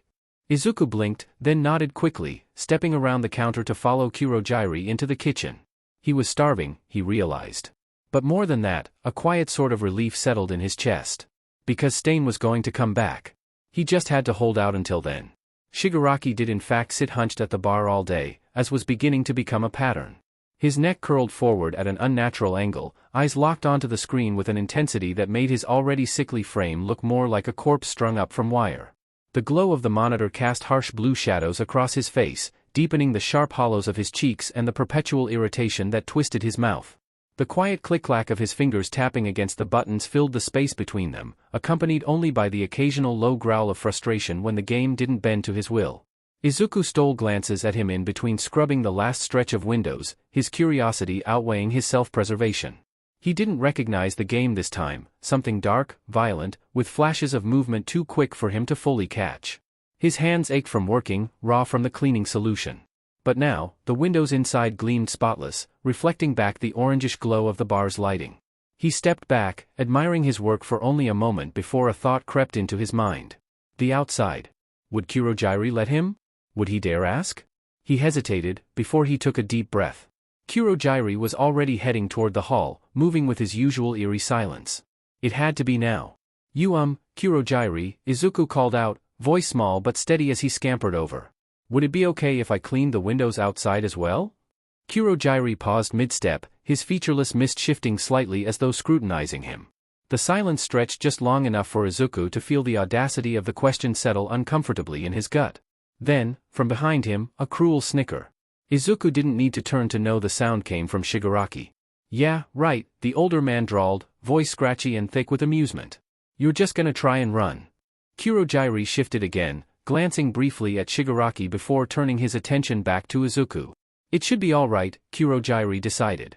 Master Shigaraki will watch you while I'm gone. The air in the room shifted. Two things happened in that moment.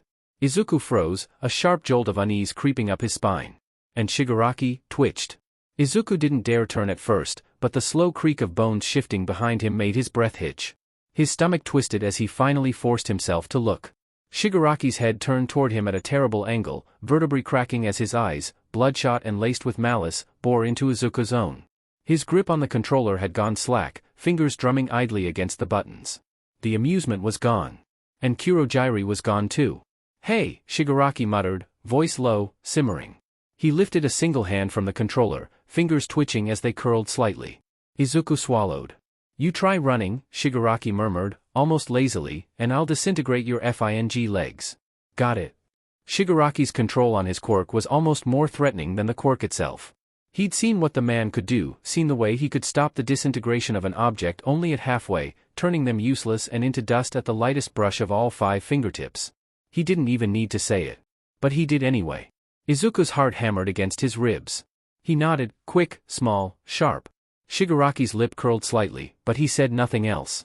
His attention went back to the screen, controller lifted, buttons tapped, as though the exchange hadn't happened at all. Izuku exhaled shakily, forced himself to move, grabbing his supplies before stepping toward the exit. The door creaked open, and the air outside hit him like a shock to the system. The scent of damp pavement and stale city air filled his nose, not fresh, not clean, but open. For a moment, Izuku just stood there, staring out at the street. The cold bit at his skin, creeping under the collar of his sweater. A strange sense of weightlessness settled over him, an instinctive, deep-seated urge to take this moment of freedom begging to be heard. He could feel his pulse in his fingertips. Thunk. A sharp sound against glass. Izuku flinched, whipping his head toward the window. He blinked as another toothpick stuck to the surface, the sharp point of it bending against the window before clattering down. His eyes trailed upward. Inside, Shigaraki stared at him, eyes sharp, dark, watching. His mouth twisted upwards cruelly, lips cracking and flaking.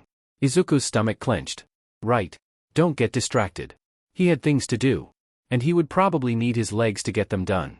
By the time the old, flickering clock in the bar struck 2, Kurogiri had returned. He stood in the doorway, arms folded, surveying the gleaming windows with a gaze that betrayed neither praise nor complaint. Still, there was something in the way the mist of his form seemed to settle, less taut, more measured, that made it clear he was at least pleased. Go rest, was all he said. Izuku, sore and bone-weary, wasted no time in stumbling back down the hall, his arms aching from hours of scrubbing, fingers raw from the sting of cleaning solution. His body was leaden, exhaustion wrapping around him like chains.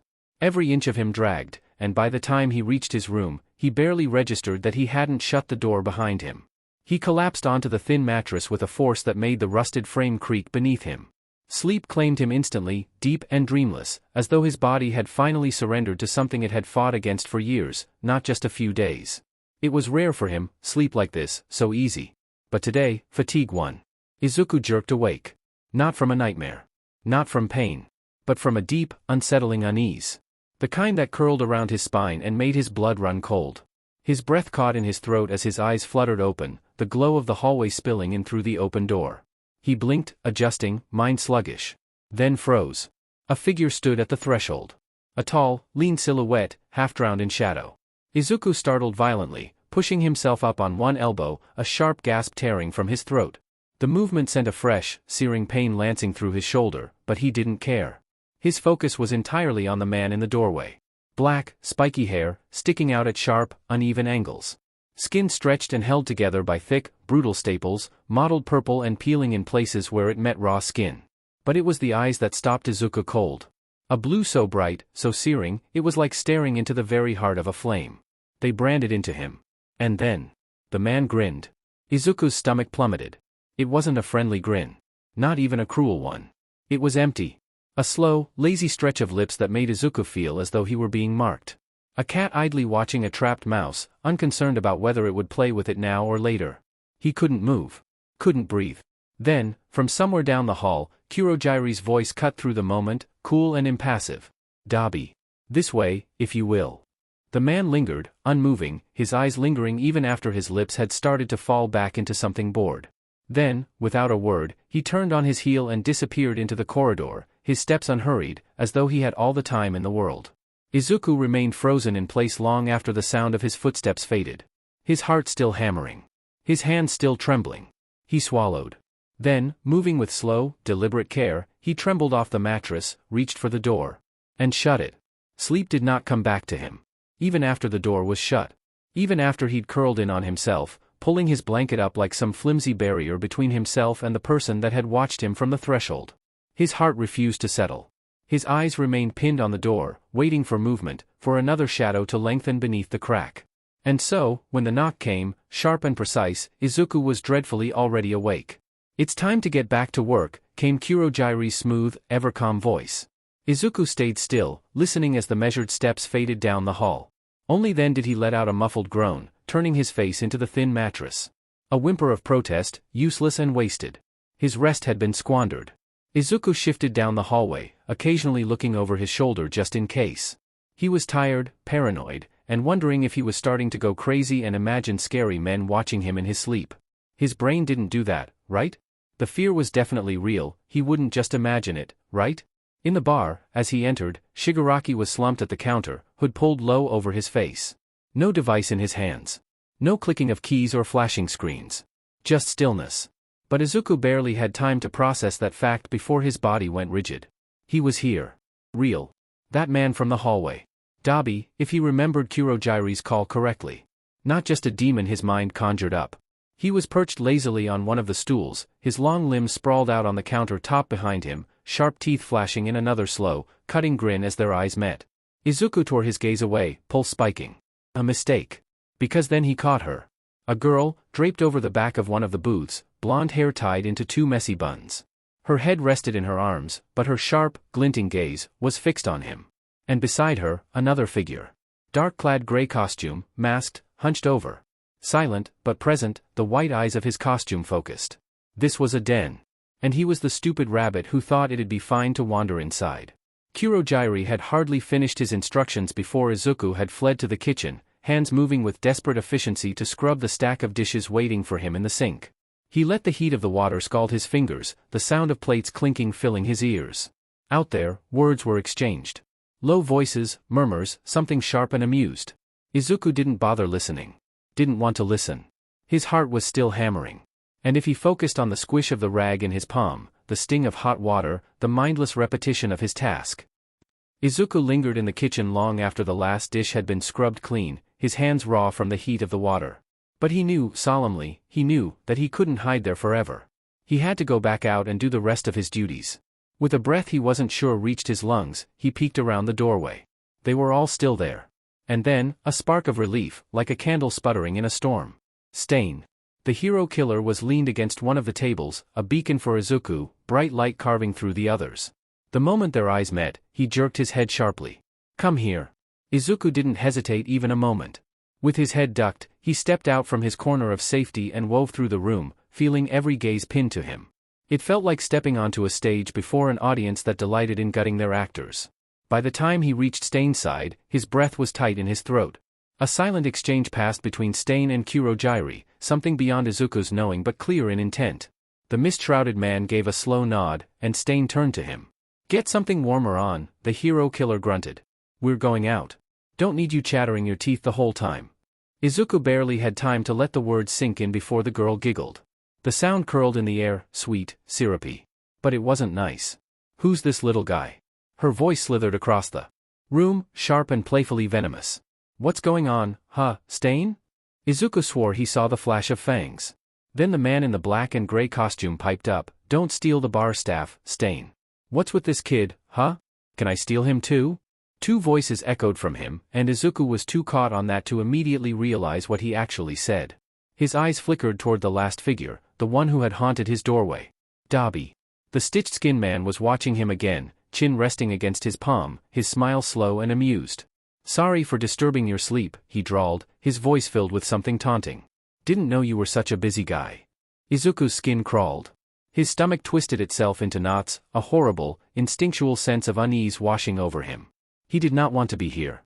He did not want to exist where they could see him for a second longer. Turning swiftly to Stain, he nodded. All right, I'll be out in a second. And then he fled down the hall, hands gripping at the fabric of his thin shirt. A small mercy, he wasn't followed to his room. A cruel reality, his hands trembled as he pulled the sweater over his head, knowing he'd have to at least pass back through them to get outside to Stain.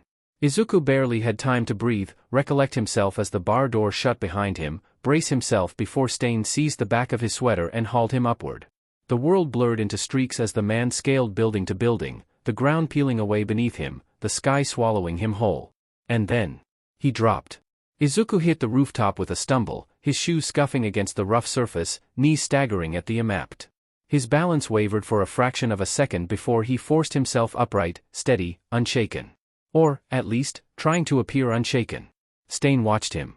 His sharp, battle-worn assessment stuck on Izuku's face a beat longer than usual. Are you resting? Izuku startled at the question. Resting?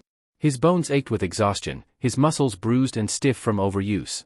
His shoulder throbbed beneath its bandages, the pain a constant, gnawing thing.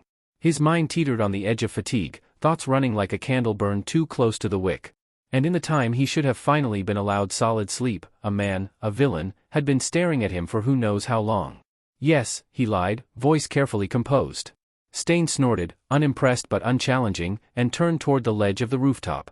His silhouette, cast against the glow of the city, was jagged, imposing, a warrior molded by the darkness, sharpened by it. Stain was even cooler up close, Izuku thought. Good, he said gruffly, scanning the streets below. Need your head on straight tonight. Izuku exhaled, rolling his shoulders as he stepped closer to the edge, peering downward with him. The city was alive beneath them, a restless beast of steel and flickering lights. So, Izuku ventured, keeping his voice hushed, who's your target tonight? A grin cut across Stain's face, wicked and knowing. A duo, he said, voice brimming with something satisfied. You wanted to see me fight in a group, right? Izuku stiffened, breath catching in his throat. Well, Stain continued, tilting his head to regard him with a gleam in his eye, you survived long enough to earn that right. A sharp inhale. Izuku's stomach twisted, tight with anticipation, with exhilaration. His hands clenched at his sides, nails pressing into his palms as his heart pounded, something electric buzzing beneath his skin. Stain deliberately did not look at him as the stars reflected in Izuku's wide, shining eyes. When Izuku was brought back to the bar, less blood stains on his sweater than last time, and with his uniform cleanly intact, he was sure he'd escaped Kurogiri's ire. Almost proud of the fact. He was still buzzing from being able to witness Stain fight two pro-heroes at once. He really wished he had his notebook to document it. He was excited, and tired all at once, a smile still in place on his cheeks. But then he remembered the people who had been here before. He hoped, quietly screaming in the back of his head, that they weren't new recruits, especially not that guy with the blue eyes. Stain left him in there, turning back with a mutter to rest up. Izuku could hardly murmur something completely incomprehensible, maybe a plea not to leave him here, before the door closed. He looked around in the dark, thinking he could take a shudder breath, safe. The bar was empty inside. Unnaturally so. It should have still been open at this hour, half-empty glasses still littered the place, the floor hadn't been swept. Kurogiri must have been called out for something else more important, urgent, and had closed it early tonight, or well, morning. Izuku wasn't certain. Time for him had been lost somewhere between alleyways and the blood drying beneath his sleeves. He exhaled, slow and careful, his breath barely disturbing the heavy silence. He crept toward the hallway, shoulders wound tight, heart still half-trapped in his throat. It was fine. It was fine. The bar was empty. He was alone. Safe. The door to his room groaned faintly as he pressed against it, fingers curling around the handle. He pushed it open, flicked on the lights. Sprawled out lazily, one knee bent, one arm slung over his stomach while the other propped up his head. His coat, long and tattered, shed flakes of ash onto the white sheets, staining them with soot. He hadn't moved since Izuku entered, only his sharp, too bright eyes shifted to watch him. A sharp grin curled across scarred lips. Hey, doggy. The word slithered into the room, low and slow, dripping with something foul. Izuku stared, hesitated at the threshold, hands tight in his sleeves. Dabi chuckled. The sound was rough, a rasping, crackling thing, like a match being struck against a damp surface. Don't be shy, he murmured, tapping his fingers against the mattress in slow succession. Isn't this your room? His head tilted, voice curling around each word like smoke. I just want to talk with the League's new pet. He patted the empty space beside him in mock invitation. Izuku didn't move. His stomach churned. The League's pet. That's him. Dabi's smirk deepened at his silence. That what you are? Or are you more of a stray? He tapped a finger idly against his ribs, eyes gleaming like a cat toying with something small and helpless. Nah, strays have some fight in them. You look more like one of those trembling little things that just lays down and waits to be kicked. Izuku swallowed. He knew better than to rise to it, knew better than to answer, but his hands trembled anyway, his whole body tensed. Dabi shifted, letting his boot scuff against the floor as he turned slightly on his side, watching him closer. What I don't get is why you're still breathing. Izuku's head snapped up. Dabi grinned. Yeah, I've been thinking about that. You know, since I saw Stain tell you to put on a FING sweater like some concerned mom. He let out a short laugh, shaking his head. The hell is that about? I thought Stain didn't do charity cases. He definitely doesn't waste time with weaklings.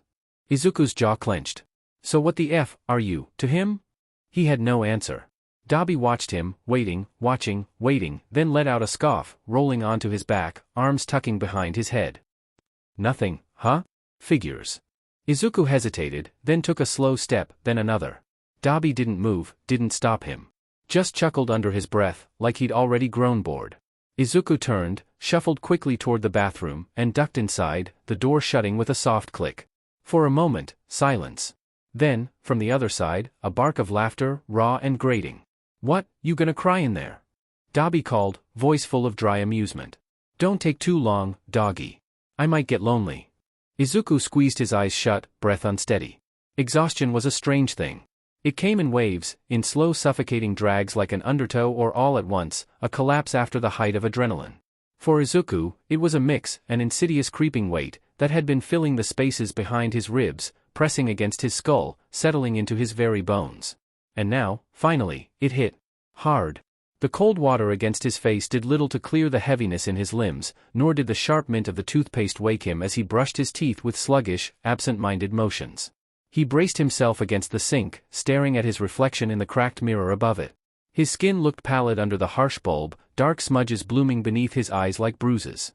He should sleep. His body ached for it. His mind begged for it. But he couldn't. Not yet. A man was on his bed, taking up the entire small space. Collapsing onto it was not an option. And besides, he still had work he was supposed to do. The bar still had glasses left out, the tables likely needed to be wiped down, things needed to be reset for tomorrow. And if he had to exist in this place for another hour, another day, it was best he stayed useful. The alternative was worse. He exhaled a deep, steadying breath and turned toward the door. Dabi was still out there. He hadn't heard the man move, had not heard so much as a shift of weight against the mattress. Izuku forced himself forward anyway, forced the door open and forced his feet over the threshold and into the too small, too claustrophobic room beyond. Dabi hadn't moved. He was still sprawled across the bed like he owned the DMN thing, like he had settled in and found the perfect shape in it. The dim glow of the lightbulb cut shadows sharp across his face, making the burnt, stapled flesh look even more grotesque, the grin already pulling at his lips even before Izuku had fully stepped through. "That was fast," Dabi remarked. His eyes caught onto the water dripping off Izuku's hair. "What, decide to drown yourself instead? Figured it'd save us the trouble? Couldn't do it right?" Izuku didn't flinch, but only just. "Nothing? No comeback?" Dabi hummed. "DMN. You're no fun." Izuku took a slow, shuddering breath. His throat felt dry. His body, heavy. He didn't look at Dabi when he spoke. "You can stay there, if you want to." The words slipped out low, quiet, barely more than a breath, a strange thing in the heavy stillness between them. Dabi blinked. His grin faltered only slightly, only for a fraction of a second before it twisted again into something unreadable, something sharper. But Izuku didn't wait to see it. Didn't wait for the inevitable mockery, the sharp laughter, the way Dabi would turn those words into something cruel and humiliating. He simply turned, shuffled out of the room without another glance, without waiting for a response, down the dim hallway and toward the bar. Dabi watched him go. The door swung shut, the space left silent. For a long moment, Dabi just lay there, staring at the ceiling, fingers drumming idly against his ribs. Then he exhaled through his nose, slow, thoughtful. "Freak." He shut his eyes. Morning settled over the bar in a hush, the dim glow of light filtering through the newly clean, streakless windows. Kurogiri stepped through the doorway with the confidence of a man who had walked this path 1,000 times before. Though, there, slumped over the counter, was Midoriya. The boy had not made it back to his room. His face was pressed against the cool surface of the polished bar, arms curled inward as if seeking warmth. The rise and fall of his shoulders was steady, slow, a deep pull of exhaustion rather than restful sleep. Kurogiri did not wake him. Instead, he observed. The bar, in the quiet of dawn, looked nearly pristine. The tables had been wiped clean, their surfaces free of the usual sticky residue of spilled drinks. Stray cutlery washed and settled in their appropriate places. The floors had been scrubbed to something close to new. Even the walls, where graffiti and debris usually claimed space, was unblemished, wiped bare. All of it done in silence, while the world slept. Last night, he had been summoned by Sensei, and didn't wait in the bar for Midoriya's return. There had been no need. The boy was microchipped, a small, near unnoticeable tracker embedded behind his ear, discreet and precise. If he strayed too far, Kurogiri would know. If he ran, there would be nowhere he could go that Kurogiri could not find him. And yet, the boy had not run. Despite the countless opportunities, despite the freedom of movement he was afforded on Stain's whim, Midoriya always returned. Always dragged himself back through the doors, through the dim corridors, his limbs heavy with exhaustion but his hands never empty of work. Kurogiri had seen it before, in those who had learned that resistance was futile. A dull, automatic obedience. A sense of quiet surrender. But there was something else in Midoriya, something strange, something neither defiant nor truly broken. Whatever it was, it made him work. Tirelessly. The bar had always been neglected in places Kurogiri had no time to attend to. Now, they gleamed under the low light. The weight of maintaining it, of running it while also managing the league's affairs, had become lighter with Midoriya around. Perhaps, then, a few hours of stolen sleep could be afforded. With that thought, Kurogiri turned, moving toward the back, the faint hum of energy rising in his throat as he stepped into the kitchen. Breakfast first. Then, he would wake the boy. After all, a body could only be pushed so far before it crumbled. And Midoriya, young, trembling thing that he was, would last longer if he were properly maintained. Shigaraki, up early for training, stepped inside the bar. He moved with his usual sluggish gait, one hand rubbing idly at his throat, his mind singularly focused on breakfast. Then he stopped. Slumped over the counter like a discarded marionette was Izuku. For a long moment, Shigaraki did nothing but stare. His red-rimmed eyes flickered over the boy's curled form, his face pressed against the wood, the slow, steady rise and fall of his shoulders. Then, his nose twitched. His lip curled. With no further preamble, he reached forward, for fingers curling around the collar of Midoriya's sweater, and yanked. The effect was immediate. Midoriya jolted awake with a sharp, terrified gasp, hands scrambling wildly for purchase. His eyes, still fogged with the remnants of sleep, flew open wide, unfocused, darting around in unseeing panic. He would have gone sprawling onto the floor if not for Shigaraki's grip. Instead, Shigaraki twisted him mid-motion and shoved. "You're in my seat." Midoriya stumbled backward, heart hammering in his ribs like a frantic bird against a cage. The room tilted beneath him, sleep making his processing heavy, sluggish. From one of the booths, a sharp bark of laughter rang out, dry and rasping like fire eating through paper. Toga followed suit, giggling and cooing as if he were some startled lamb instead of a half-dead thing jolted out of the only sleep he'd managed to steal in days. Midoriya swallowed thickly. He turned away. Get back to work. Working in a bar full of villains was not unlike being thrown into a pit of orcus and expected to keep count of their teeth. They heckled him constantly, in ways that wavered between cruel amusement and genuine malice. He was something between a pet and a pest, sometimes a novelty, sometimes an irritation, but never quite human. It felt all too familiar for Izuku. 2 o'clock crawled around, torturous in how long it took to arrive. Izuku trudged back to his room. He barely managed to pull himself through a shower before collapsing onto his bed. The sheets smelled acrid. Smoke, burnt cloth, and something damp, like old rain clinging to concrete. Dabi. Izuku exhaled sharply into his pillow. DMNU, Dabi. This time, he remembered to shut the door. Knocks. Sharp, deliberate. Open up. Izuku shot upright, sleep still popping like foam in his brain. His fingers fumbled with the handle as he swung the door open.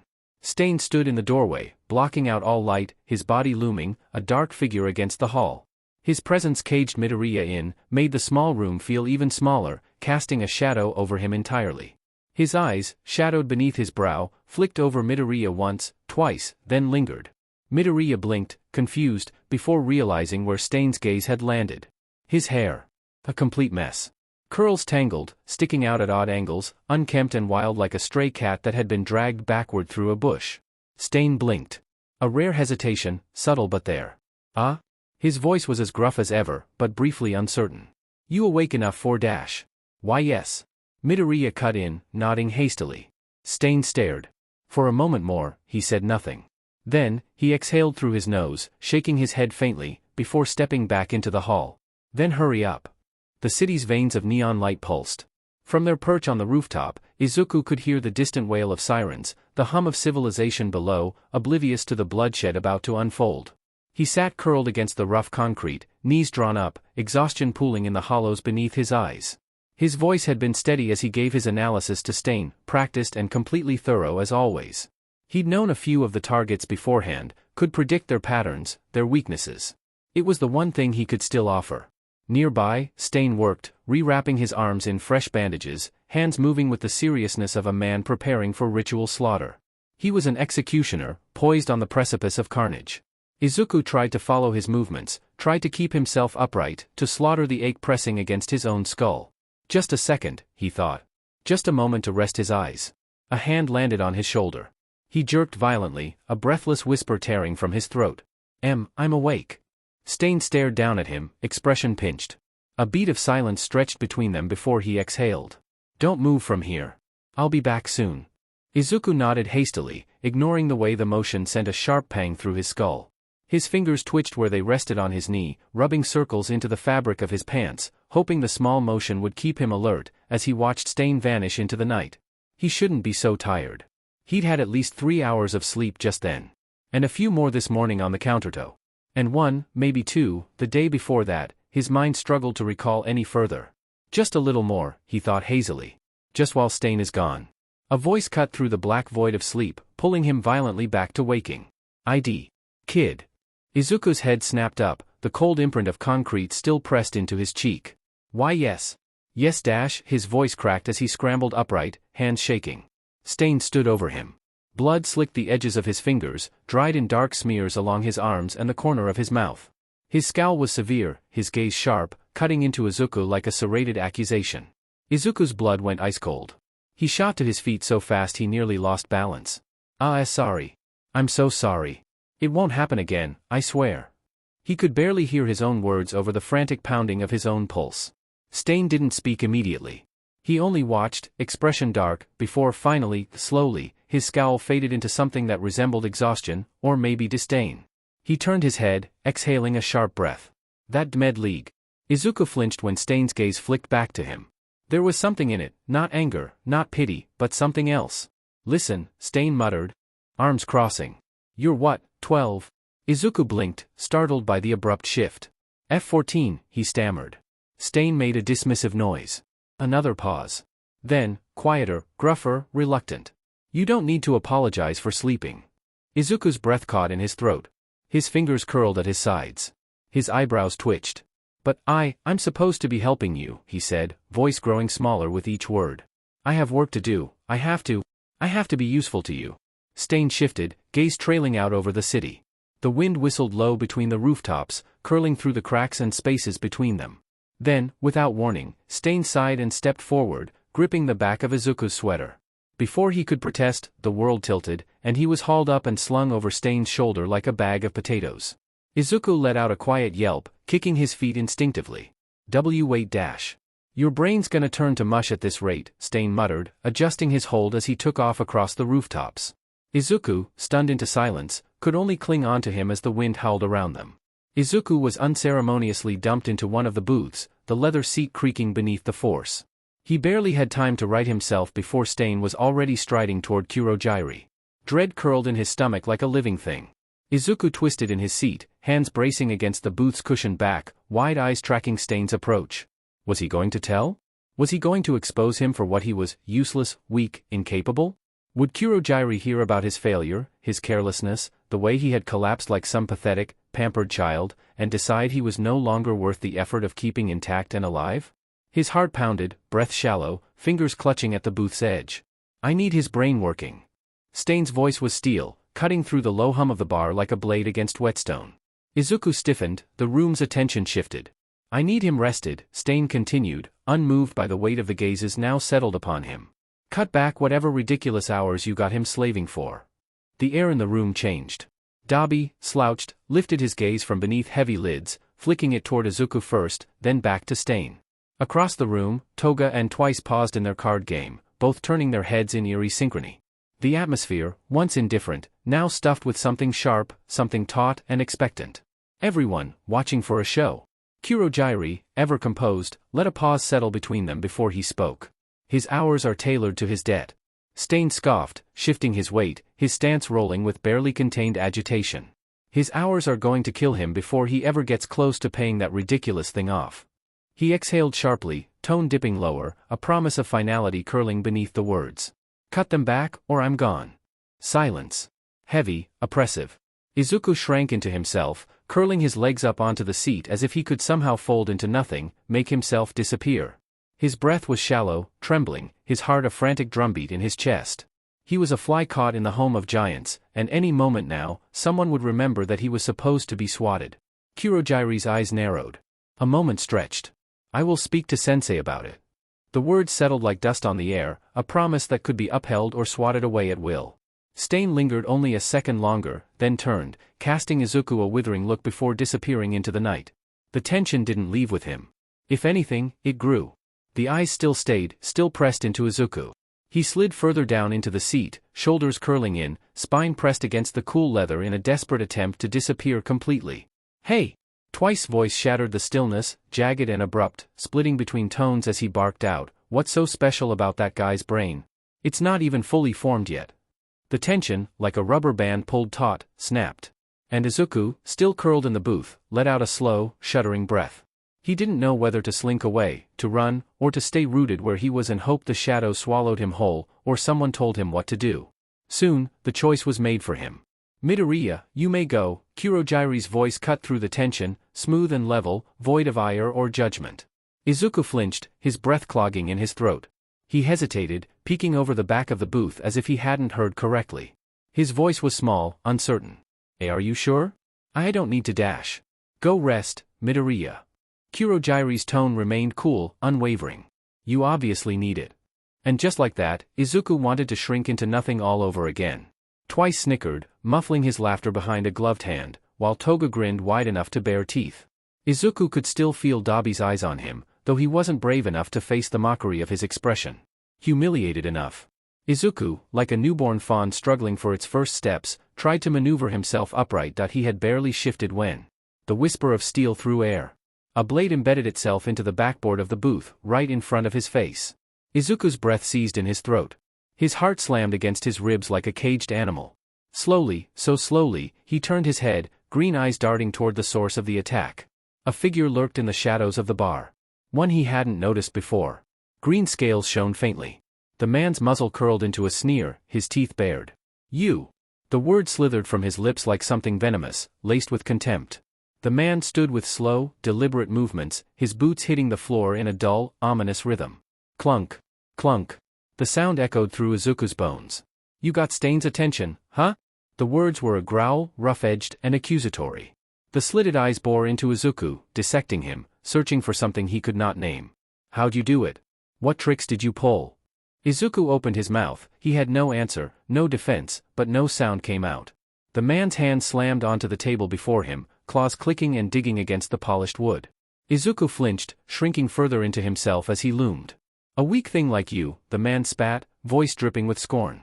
"I doubt you even have enough of a spine to carry the weight of Stain's morals." Izuku could only stare.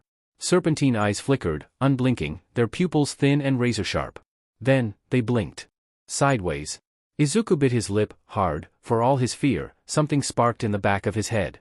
He resisted the urge to ask about his quirk, barely clinging on to some semblance of self-preservation.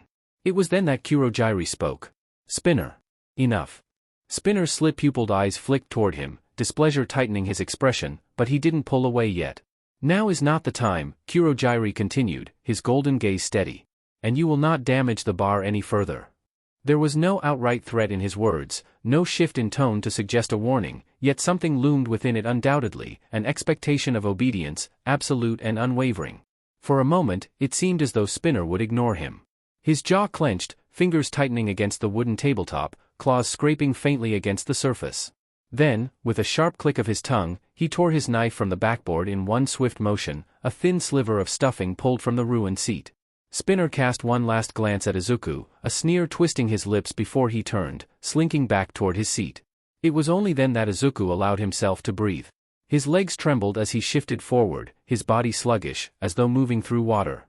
When he attempted to stand, it was unsteady, weak, his knees nearly buckling beneath him. The villains in the room had lost interest, returning to their games and drinks, but Izuku could still feel eyes on him. He could still hear Twice chuckling to himself, still sense Dabi's sharp, lingering stare like an arrow pressed to the nape of his neck. Somewhere in the background, Toga giggled, voice lilting like a child entertained by a struggling insect caught in a web. Izuku forced his body to move. He stumbled as he willed himself toward the hallway. The door to his room shut with a hollow finality, sealing him within the small, suffocating space. His breath came in shallow, ragged gasps, heart and lungs constructed by heavy chains. He didn't belong here. He shouldn't be here. He wanted to go home. A sob wrenched itself from his throat, unbidden, muffled into the fabric of his own knees as he curled inward, arms wrapping tight around himself as though to keep from unraveling. His body shook. Everything inside him bubbled up and boiled, and he felt like he was going to drown in it all. And yet, the world outside moved on. Izuku woke slowly, the remnants of exhaustion clinging to him like a thick fog. His eyes burned, raw from tears, and his limbs ached from being locked in place for so long. He shifted, peeling himself from the tangled sheets with sluggish effort. The air in the room felt different, heavy, still. There were no windows to mark the passage of time, no sound beyond his own unsteady breaths. He had no way of knowing how long he had been asleep. It felt like a long time. Too long. A knot twisted in his gut. Shouldn't he have been working by now? Dragging himself upright, he forced his body into motion, each step toward the small bathroom feeling unreal, like trudging through the depths of a dream. The water was lukewarm at best, but he let it wash over him, peeling away the weight of the night before. He scrubbed at his face, at the salt-dried streaks along his cheeks, until his skin felt raw. When he stepped out, dressed in the same worn clothes as before, the air outside his room was just as stifling. The bar was quiet when he entered. The usual background murmur of conversation, the clinking of glasses, the ever-present laughter at his expense, all of it was absent. Instead, there was only Kurogiri, standing behind the counter, methodically restocking bottles with an almost meditative calm. Izuku hesitated before stepping forward. You did dash? Sensei wishes to see you today. The words struck like a hammer blow to his chest. Izuku froze. Sensei. The name was familiar, something he heard spoken in passing, a title that existed on the edges of whispered conversations. He had never asked about it, never thought he would be significant enough to warrant an audience with the one at the heart of this organization. His mind scrambled for fragments of memory. The doctor, in those first hazy days when he had woken up in this place, had mentioned something about a man with a powerful quirk. All in one? No, that wasn't it. One for all? The syllables blurred together, so strangely familiar. All for one. A chill laced its way down his spine. Kurogiri placed the last bottle on the shelf with care before turning to face him fully. If you have rested enough, he said, voice calm but firm, I will bring you to him now. Izuku swallowed against the sudden dryness in his throat. His exhaustion, his aches, all of it faded beneath the creeping dread curling in his stomach. He nodded, not trusting his voice. Kurogiri, without another word, lifted his hands. The portal formed instantly, a gaping maw of inky black, swirling like a living void, devouring the light around it. It was enormous, an abyss that seemed to stretch beyond the confines of the room, whispering in a language he could not understand. Izuku hesitated only a fraction of a second before stepping forward. The void enveloped him. A sensation unlike anything he had ever known gripped him as he plunged into Kurogiri's portal. It was cold, so impossibly, deathly cold. Like the moment before waking from a nightmare, weightless and paralyzed. His breath caught, strangled in his chest, and the pit of his stomach dropped away as if swallowed by the abyss yawning in front of his eyes. Then, just as suddenly, it ended. The fall ceased in an instant, and solid ground met him with brutal abruptness. His knees nearly buckled, his shoes scuffing against the floor as he struggled to steady himself. The air was thick. Not humid, not stifling, but dense with something oppressive. It pressed against his skin, wormed into his bones. He sucked in a breath, trying to steady his hammering heart. The sterile scent of disinfectant stung his nose. Machinery beeped, rhythmic, a heartbeat in the silence. Slowly, Izuku lifted his head. The room was vast, white tiles gleaming beneath low lights. And at its center, in the eye of it all, sat Sensei. Izuku's throat closed. A chill that had nothing to do with the room's temperature ran down his spine. He did not know how, but some part of him, something primal, something buried deep in the marrow of his bones, knew. He was standing in the presence of something far beyond him. This was not a man. The chair in which he sat was grand, but he did not lounge. No, he simply existed, and that alone was enough to fill the space, to take up all the air in the room, to leave no gaps for anything else. His presence was inescapable, slipping through every crack, suffocating, terrifying.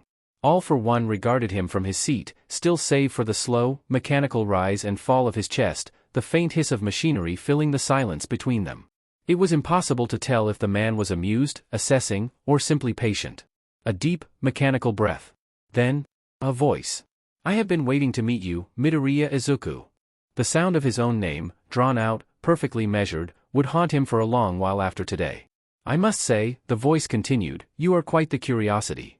Izuku's stomach twisted. His knees nearly buckled. He was going to die. That was the thought he couldn't quieten. But he didn't run. He didn't dare run. He didn't even breathe too loudly. He kept his mouth glued shut, hands clenched tight at his sides, because he knew.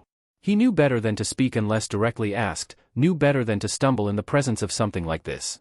You see, All for One continued, voice smooth as silk, deliberate in every word, the good doctor has been kind enough to provide me with some reading material. There was a slow and unhurried movement. A single hand lifted from the arm of his chair, plucking something from the table beside him with an almost idle motion. Izuku's breath hitched. He recognized it instantly. His notebook. His stomach lurched. How lucky for me, All for One mused, flipping lazily through the pages, as if leafing through a novel at his leisure, to have the author under my roof. Izuku swallowed. He felt exposed, stripped bare. It wasn't just paper, not to him. It was everything. His thoughts, his observations, his analysis, heroes, their habits, their weaknesses, even points of exploitation. And now, it was in his hands. Your attention to detail is impressive, All for One continued, voice perfectly even, utterly unknowable. Thorough. Meticulous. And all this analysis. Tell me, was this merely a hobby, or did you have a greater purpose? Izuku's lips parted. But no sound came out. His heart pounded. His fingers curled tighter at his sides, nails biting into his palms. It was he swallowed. Forced himself steady. It didn't work. It was just notes. Things I observed. I just wanted to learn from them, the heroes. A soft hum. Pleased. The notebook was set down. The quiet thud of it against the table rang louder than it should have. I know what Stain wants from you. Izuku stiffened. I imagine he sees the same potential I do, an informant, a strategist. Someone to load the gun before it shoots. A pause. Then, a breath of amusement. How fortunate for you that I am willing to invest in your potential as well. Ice coiled through Izuku's veins. It was already too late. He hadn't spoken much, barely said anything at all, and yet, without realizing it, he had already been ensnared.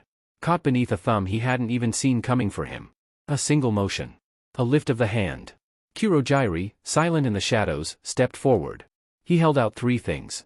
A laptop, a new notebook, and a single sheet of paper, names scrawled in ink. Consider this an assignment, All for One said smoothly, you will research the names listed here. Dig into them. Present to me anything of use.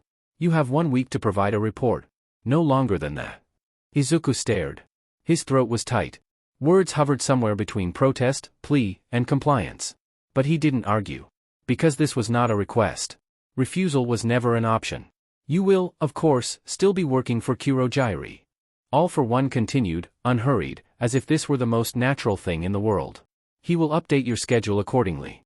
You will have breaks until Stain comes for you, how you use that time is your choice. A beat. I suggest you don't waste it. A cold exhale. A slow, shaky breath. This wasn't just about paying off a debt anymore. This was something else. Something far more condemning. And the worst part? Izuku hadn't even had to say much of anything at all. He had already demed himself. The second he filled that first notebook. The second he reached for it after Bakugou threw it away. And the second the doctor decided to look through it. Izuku sat on the edge of his bed, a new laptop pressing down against his lap, a new notebook pristine in his trembling fingers. The room was quiet, the kind of stillness that pressed in around him, suffocating, stifling like hands around his throat. Kurogiri had barely spoken when he returned him here, only a single glance, a reminder. Be ready for work at 4. Izuku had nodded, silent, shell-shocked, feeling as though he had just brushed against death itself and somehow, been allowed to keep walking. But the feeling hadn't left. It still wrapped tight around his body, settling deep in his stomach like stones in a riverbed. Slowly, almost mechanically, he opened the laptop. The screen flared to life with a soft glow, illuminating the stark lines of his face. The time blinked at him in the corner. The date. He stared. Almost a month. A month, he had been here for. Had it really only been that long? It felt like longer. It felt like so much longer. Time inside the bar had twisted in strange ways, becoming just one long, endless haze of work and exhaustion, days and nights bleeding together until he wasn't able to keep track of when one ended or began. But now, for the first time, he had access to something else. The world beyond this suffocating den of villains, glowing on the screen at his fingertips. He set down the notebook. His hands hovered over the keyboard.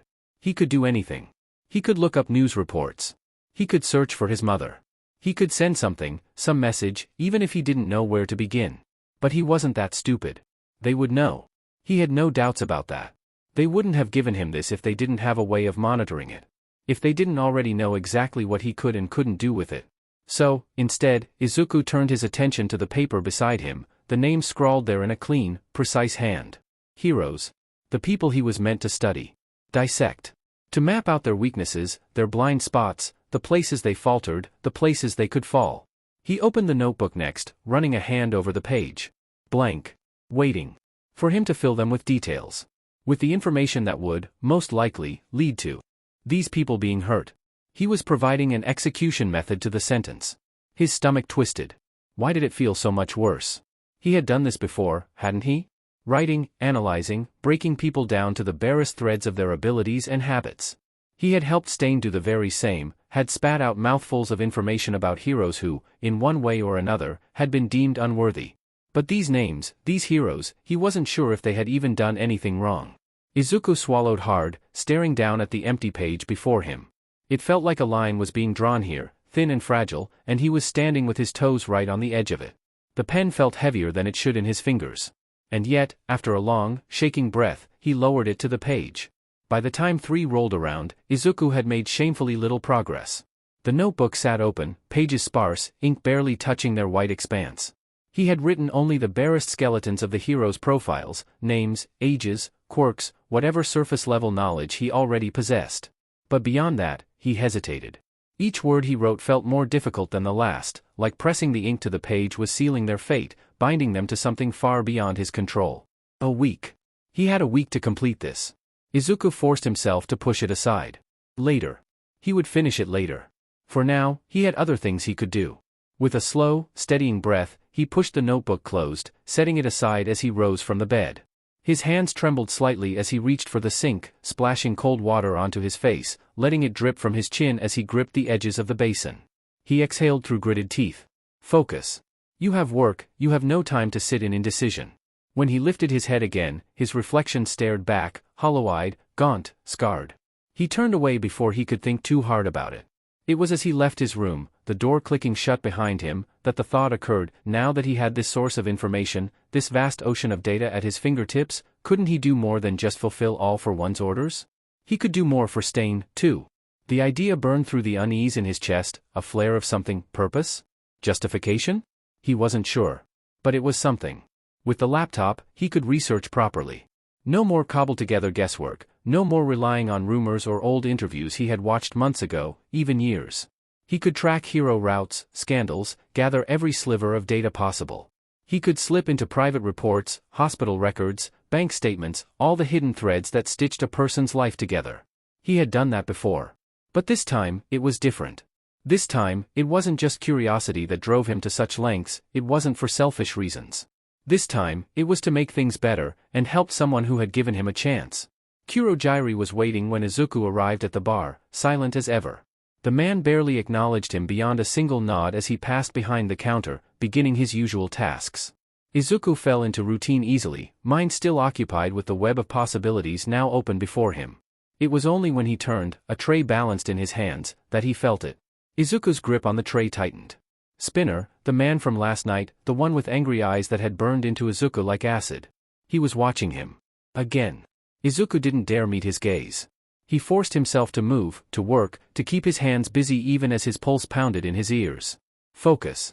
Just focus. He had bigger things to worry about than whether or not Spinner wanted to carve him apart. Time dragged. Izuku felt it in every slow tick of the clock, every clink of glass against glass as drinks were poured and pushed across the counter. The night ebbed and flowed, villains drifted in, loitered, left. Some argued, some laughed too loud. But through it all, Stain never came. Izuku knew. He watched. He had counted the minutes, the seconds, as they slipped past him, as they bled into hours. And others noticed, too. Dabi was the first to rub it in. Guess he finally realized your dead weight, huh? His voice was all smirking cruelty. He tipped his chair back, boot hooking around the leg of the table, watching Izuku like one might watch a bug trapped in a jar. Can't blame him. Toga hummed, tilting her head, eyes glinting. Poor Izu. Is he feeling abandoned? She clasped her hands under her chin in mock sympathy, pouting. That's so sad. Twice chuckled, about to say something too, then accidentally knocked over his drink. Izuku swallowed hard. His mouth felt dry. His heart was a lead weight in his chest, sinking, dragging him under. Stain wouldn't just leave him here. Right? He still had use for him? He was still needed, still worth something, still worth anything. Spinner said nothing. But he was grinning. A small curl of his lips, barely there, just at the corner of his mouth. A quiet, knowing thing. It made Izuku feel like he had failed. That he had already been abandoned and was the last to know. His fingers curled into his sleeves, nails pressing into his palms. His chest was too tight, his breath too shallow, his eyes stinging. Then the door pushed open. Izuku flinched, his head snapping up, breath caught in his throat. Stain strode in, wrapped in the scent of blood, something bundled beneath one arm. He cast a glance at Izuku, sharp and assessing, then jerked his head toward the door in a silent command. And just like that, the dam broke. Relief surged through Izuku's veins, so sudden and overwhelming he almost stumbled. He shoved himself up from his seat, ignoring the burn of unshed tears, the sting of lingering stares, and followed, his feet moving faster than his thoughts, as if terrified Stain might vanish if he didn't hurry. Outside, the night was cold. The wind bit at his skin, slipping through the thin fabric of his sleeves, chilling the tips of his ears. He shivered. Stain turned to him, and without a word, tossed the bundle into his arms. Izuku fumbled to catch it, fingers tangling in thick, heavy fabric. He blinked, startled, and looked down. A coat. Dark green, thick, with a hood and a high collar that would cover the lower half of his face when zipped. "To hide your identity," Stain said, watching him closely. His voice was gruff, rough like stone. "It's irresponsible to let you walk around so exposed." Izuku's throat tightened. He clutched the coat, the fabric heavy in his hands. His voice cracked. He bit his lip, swallowed, tried again. Thank you." A sniffle slipped through before he could stop it, and he rubbed at his eye, fingers trembling. Stain shifted, looking vaguely uncomfortable, but didn't comment. Izuku quickly pulled the coat on, the material swallowing him whole. It was warm, solid, shielding in a way he hadn't realized he needed. He tugged the zipper up, hiding his mouth behind the collar. Stain barely gave him a moment before he grabbed him, the movement practiced, familiar, routine. Izuku barely had time to brace himself before they were moving. Rooftop to rooftop, shadows slicing through moonlight, the city sprawling out beneath them. The wind howled, cold and sharp, rushing past his ears. Izuku kept his grip tight, his breathing steady. For a while, he said nothing. But his mind churned. Finally, as they landed atop a building, momentarily still, he opened his mouth. I have a laptop now." The words tumbled out before he could second-guess them. He hesitated, then forced himself to continue.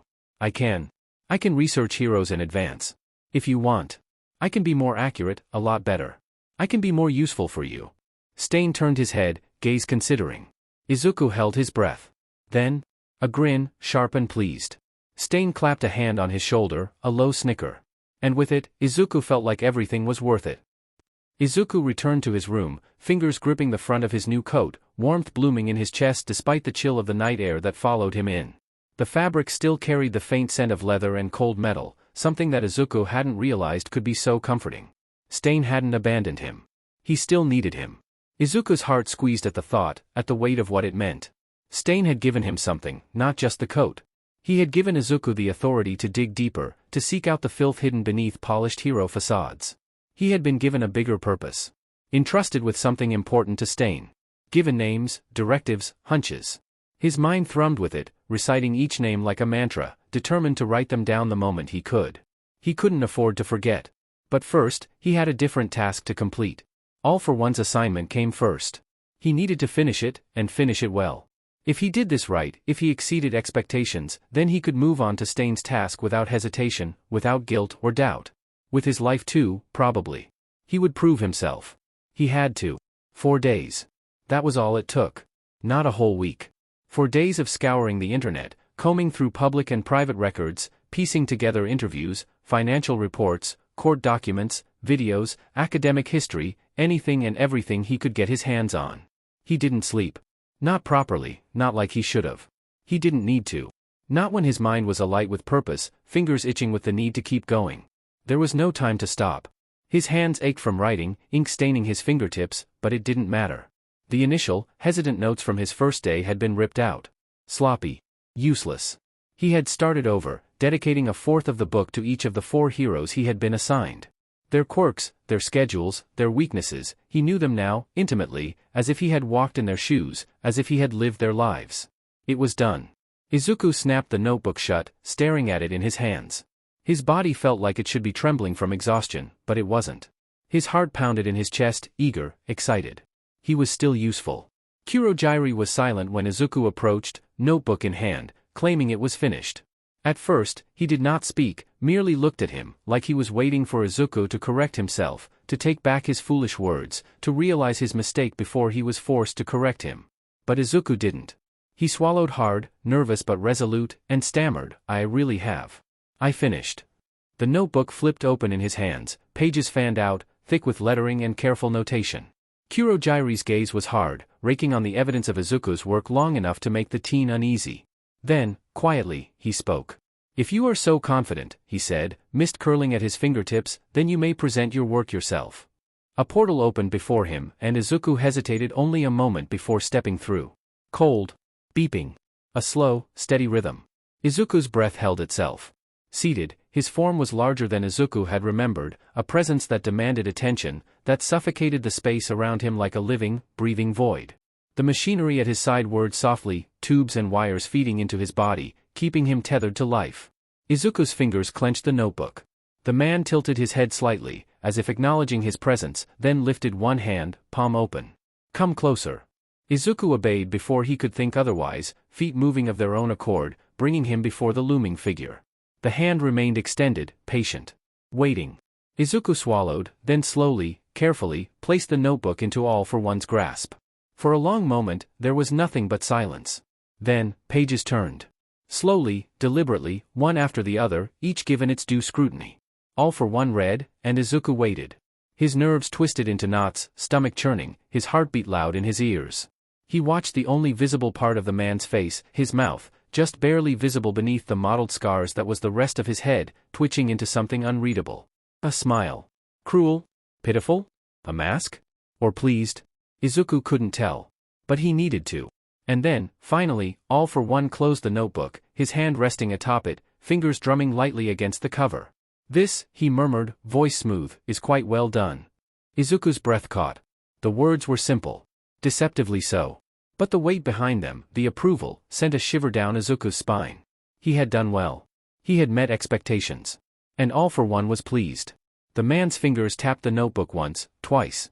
"I knew you were capable," he continued, voice thoughtful, "but I admit, I did not expect this level of dedication." "Very good." Izuku bit the inside of his cheek, barely stopping himself from shifting on his feet. "I just wanted to make sure it was he hesitated, struggling for the right words. "As useful as I could make it. I didn't want to waste your time." All for One smile widened. "Good," he said, nodding. "That is the proper mindset. Work done swiftly is admirable, but work done well is invaluable." Together. Izuku swallowed again, nerves still dancing along the edges of his mind. All for One leaned back slightly, fingers steepled. "You have potential, Midoriya Izuku," he mused, voice dipping into something almost indulgent. "It would be a shame to waste it as a simple bar hand." Izuku stiffened. "Tell me," the man continued, tilting his head. "Would you like another assignment?" He asked it as if he were offering a gift. And in a way, he was. An opportunity, a use for Izuku's years of hard work. Izuku's fingers twitched at his sides. He thought of Stain. He thought of the names he had yet to write down, the heroes he had yet to research. He needed the laptop, the access. He needed this purpose, and besides, he had a very strong feeling that refusing this chance would not make anything easier for him. Carefully, he lifted his chin, determination settling into his bones. "Yes." His voice was steadier now, surer. "I would." Kurogiri did not leave immediately. Izuku could feel it even as he stepped through the portal, the disorienting pull of space folding around him before he landed lightly in his room. The mist didn't retract immediately. He turned. Kurogiri stood there in the doorway as his wreath of shadows rescinded, the portal closing. The world felt silent, suddenly quietened as he looked at Izuku. For a moment, Izuku thought he would speak, say something, give some parting instruction. This sort of hesitation was very unusual. But in the end, Kurogiri only lowered his head slightly, his shoulders shifting in something rigid, a barrier, a reset in his presentation. "Don't forget," he uttered, voice low, "you have work tonight." And then, with nothing more, another portal opened around him, the mist curled, the air pulled tight. And he was gone.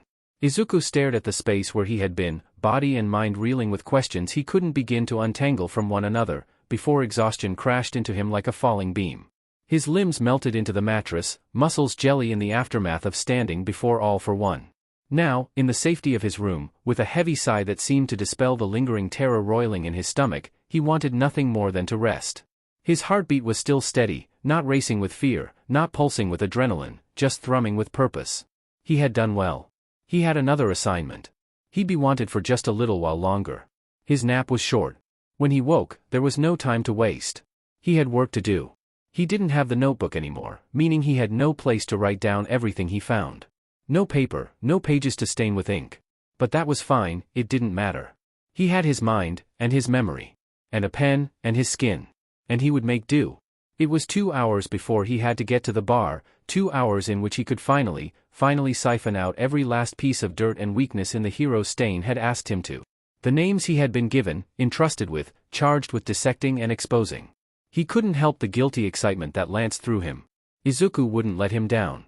His fingers danced over the keyboard, pupils dilated as he scoured the depths of the web, burrowing into places he had hesitated to go before all this.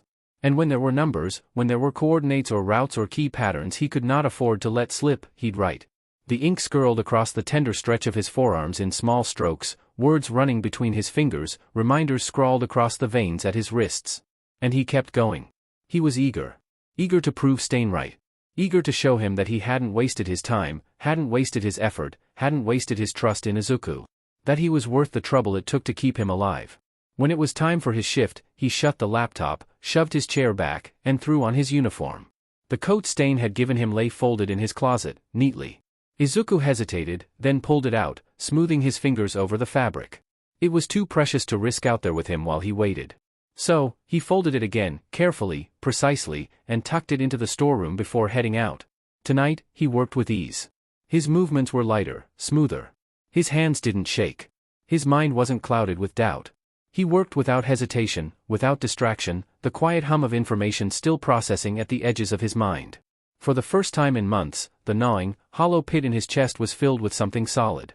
Purpose. Direction. And it must have showed on his face. Because when Shigaraki entered, he barely had to glance at Izuku before scoffing at him. He was clawing at his neck, fingers scratching raw, leaving red lines of irritated skin behind. As he passed through, Izuku watched. The handles, the counter, disintegration curling at the edges of every surface he touched. That wasn't intentional. Shigaraki was frustrated.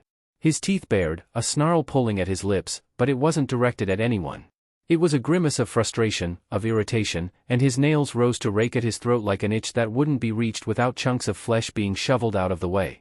Without a word, he stalked to the kitchen, grabbed a massive bottle of soda, jammed it under his arm, and left, growling, muttering, shoulders tense. Izuku watched him go, a sliver of unease settling in his stomach. That expression? That kind of frustration from Shigaraki wasn't entirely usual. Even more unusual that he didn't snap at Izuku or throw something. But before he could dwell, the door creaked open. The moment Stain entered, Izuku nearly tripped over himself to fetch his coat. The second the fabric was on his shoulders, he darted after the man without hesitation.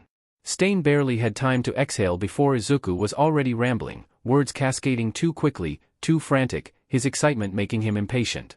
"Their patrol routes, that is, of the heroes you were hoping to get tonight," he gasped. His chest was heaving, his mind racing. His thoughts were spilling over, too fast to contain, tumbling out of his mouth before he could think to stop them. Two of them operate on separate patrols, but there's an overlap in the Southern District. Valor Strike passes through at midnight every third Thursday. He's ex-military, very good in close combat, but otherwise reckless. He relies too much on brute force, it leaves openings when he overextends. And he has a pretty prominent weak spot. His shoulder was badly injured at some stage during deployment. It's in old combat reports, buried under standard paperwork and accolades, but it's there. Izuku's voice was growing faster, breath hitching. He's also violent. Emotionally unstable. His temper has cost him more fights than his skill has ever won. If you frustrate him, force him into a prolonged engagement, he'll make a lot of mistakes.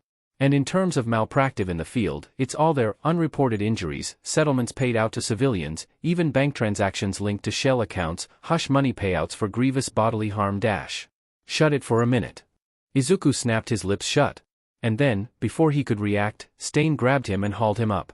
The motion was effortless, routine, and Izuku barely had time to gasp before the city blurred around them, cold wind slicing against his face, rooftops passing beneath them in rapid succession.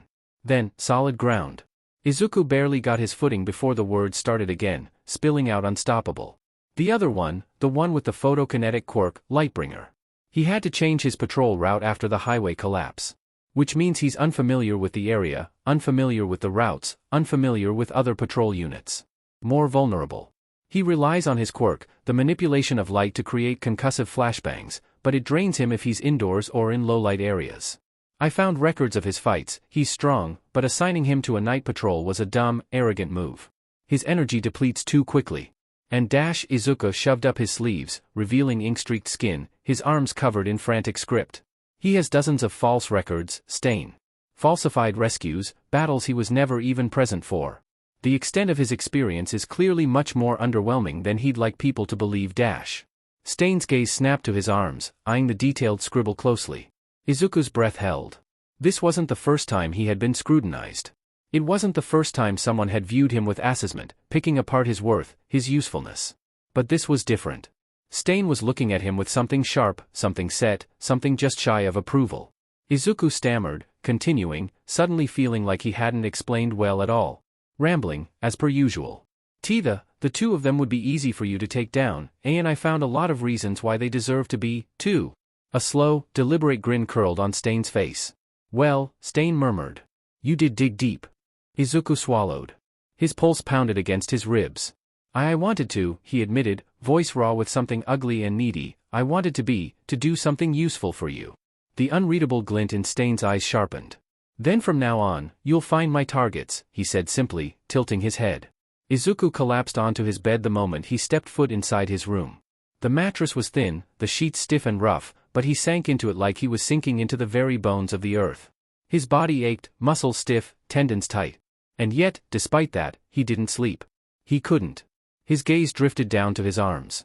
Ink stained his skin, smeared slightly from sweat and movement, but the words remained clear, decisive. Transactions, weaknesses, connections, calculations, locations. Heroes, dissected. And Stain had smiled. Stain had actually smiled because of him. Because of what he had done. Because he had been useful. Izuku doesn't even remember the last time he made his mother smile. All for One had been pleased as well. The man had taken his work, had read through his notes with an expression that Izuku still couldn't quite decipher, and approved. He had been given another assignment. More work. More heroes to study, more pieces to place. He was doing villains' work. Helping to kill heroes. The thought should have horrified him. Once, it would have. Once, he would have fought against it, screamed that this wasn't what a hero did, that this wasn't what he was meant to be. Because Izuku Midoriya had once idolized heroes. He had worshipped them. He had filled entire notebooks with their names, their quirks, their strengths and weaknesses, not to tear them down, but to understand them, to learn from them, to follow in their footsteps. Because heroes are great. Heroes save people. But in reality, there is no such thing as absolutes. All Might himself had said Izuku had no place in the hero world. The very same man he had devoted his life to, the man whose every word, every movement, every ideal, he had absorbed into his very being, had looked him in the eyes and crushed every last hope he had left. The pro-heroes had yelled at him for saving a life. He had thrown himself into the fray, had acted when no one else did, had done something to help, only to be punished for it. And Kaken. Bakugou. The one everyone had said would be an amazing hero. The one everyone had praised, the one who stood at the pinnacle of all their expectations, the one that had been lifted onto a pedestal and crowned since they were kids. Bakugou had almost killed him. Had watched him bleed, had left him there, sprawled on the ground, gasping for breath, wounds gaping, blood soaking into his clothes and pooling beneath him. And he hadn't even bothered to get Izuku help. To even stay for a moment. Izuku saw him run away. He let out a slow, shaky breath. Yes. Heroes could be amazing. But most of them were not. And the only person who had ever accepted him, who had seen him, who had taken him in, who had given him something, anything, a place to belong, was Stain. His fingers curved around his wrist, tracing the ink marks, feeling the ghosts of every word he had written, every detail he had drawn into his skin. Maybe he couldn't be a hero. But this, he could be. Kurogiri handed him a timetable. Work, 4 p.m. to 10 p.m. The rest of the time was his. Izuku's fingers tightened around the paper. This was order. Structure. He had a schedule now, a direction. The nights and early mornings belonged to Stain. Then, he would sleep, briefly, sparingly, just enough to function, before throwing himself into his next assignment. He would pay off his debt. Not just the one of blood and obligation, but the one that sat heavier than iron in his chest, the moral debt he owed to Stain. For believing in him. For not giving up on him. For giving him a chance. That was all Izuku had ever wanted his entire life. Kurogiri's voice cut through his frantic thoughts. Do not be late for your responsibilities, the man warned, his tone as even and distant as ever. Izuku nodded hurriedly, clutching the timetable like a lifeline. Of course. I won't, I'll be on time, I promise.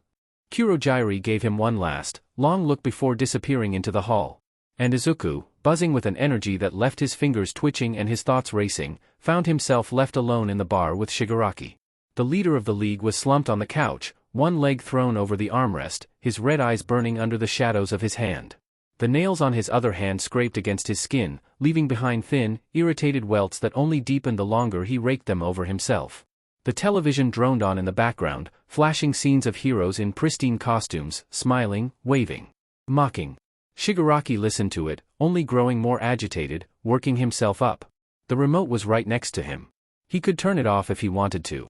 But the man was obviously in a mood. Izuku thought, fleetingly, that if he so much as breathed wrong, he might find his own body collapsing into ash. But then, why do you look so happy? The words came in a growl, low and dangerous, but lacking an edge of true malice. Izuku blinked. Shigaraki's red gaze was on him now, piercing, impatient for an answer. Izuku's mouth ran ahead of his brain. I have a schedule now. Shigaraki stared at him. The silence stretched. Then, a laugh. If that's what the noise could be called. It was sharp, dry, almost disbelieving. A schedule? Shigaraki repeated, incredulous. His fingers tapped against his collarbone, restless, twitching. That's what you're excited about? Izuku, feeling the weight of that gaze, hesitated. Why yeah. A long pause. Then, Shigaraki rolled onto his side, burying half his face into the couch cushions. Stupid NPC, he muttered. But he wasn't murderous. Izuku counted it as another thing great about this day. The sound of glass shattering sliced through the usual low murmur of the bar, sharp and sudden, a discordant note in the lazy afternoon lull. Twice jolted upright, the movement sharp, unrestrained. Sheet! Idiot, he hissed, frustration warring with distress as he rushed forward, already reaching for the fractured remains of whatever had broken. His hands hovered, torn between scooping up the shards or cursing the accident further. Before he could decide, Izuku moved. It's okay, I'll do it, he stammered, voice mild, pacifying. His small smile was an attempt to settle the other man, to soothe away his agitation. He crouched quickly, nimble fingers ghosting over the glinting edges, careful but quick. Twice hesitated, blinking at him, before. Another sudden crack of impact. A curse of annoyance. Shigaraki's controller hit the table with a force that rattled the glasses. Izuku flinched, jolted. His breath caught, his muscles tensed, and in that instant of startled movement, the shard between his fingers bit deep, slipping through skin.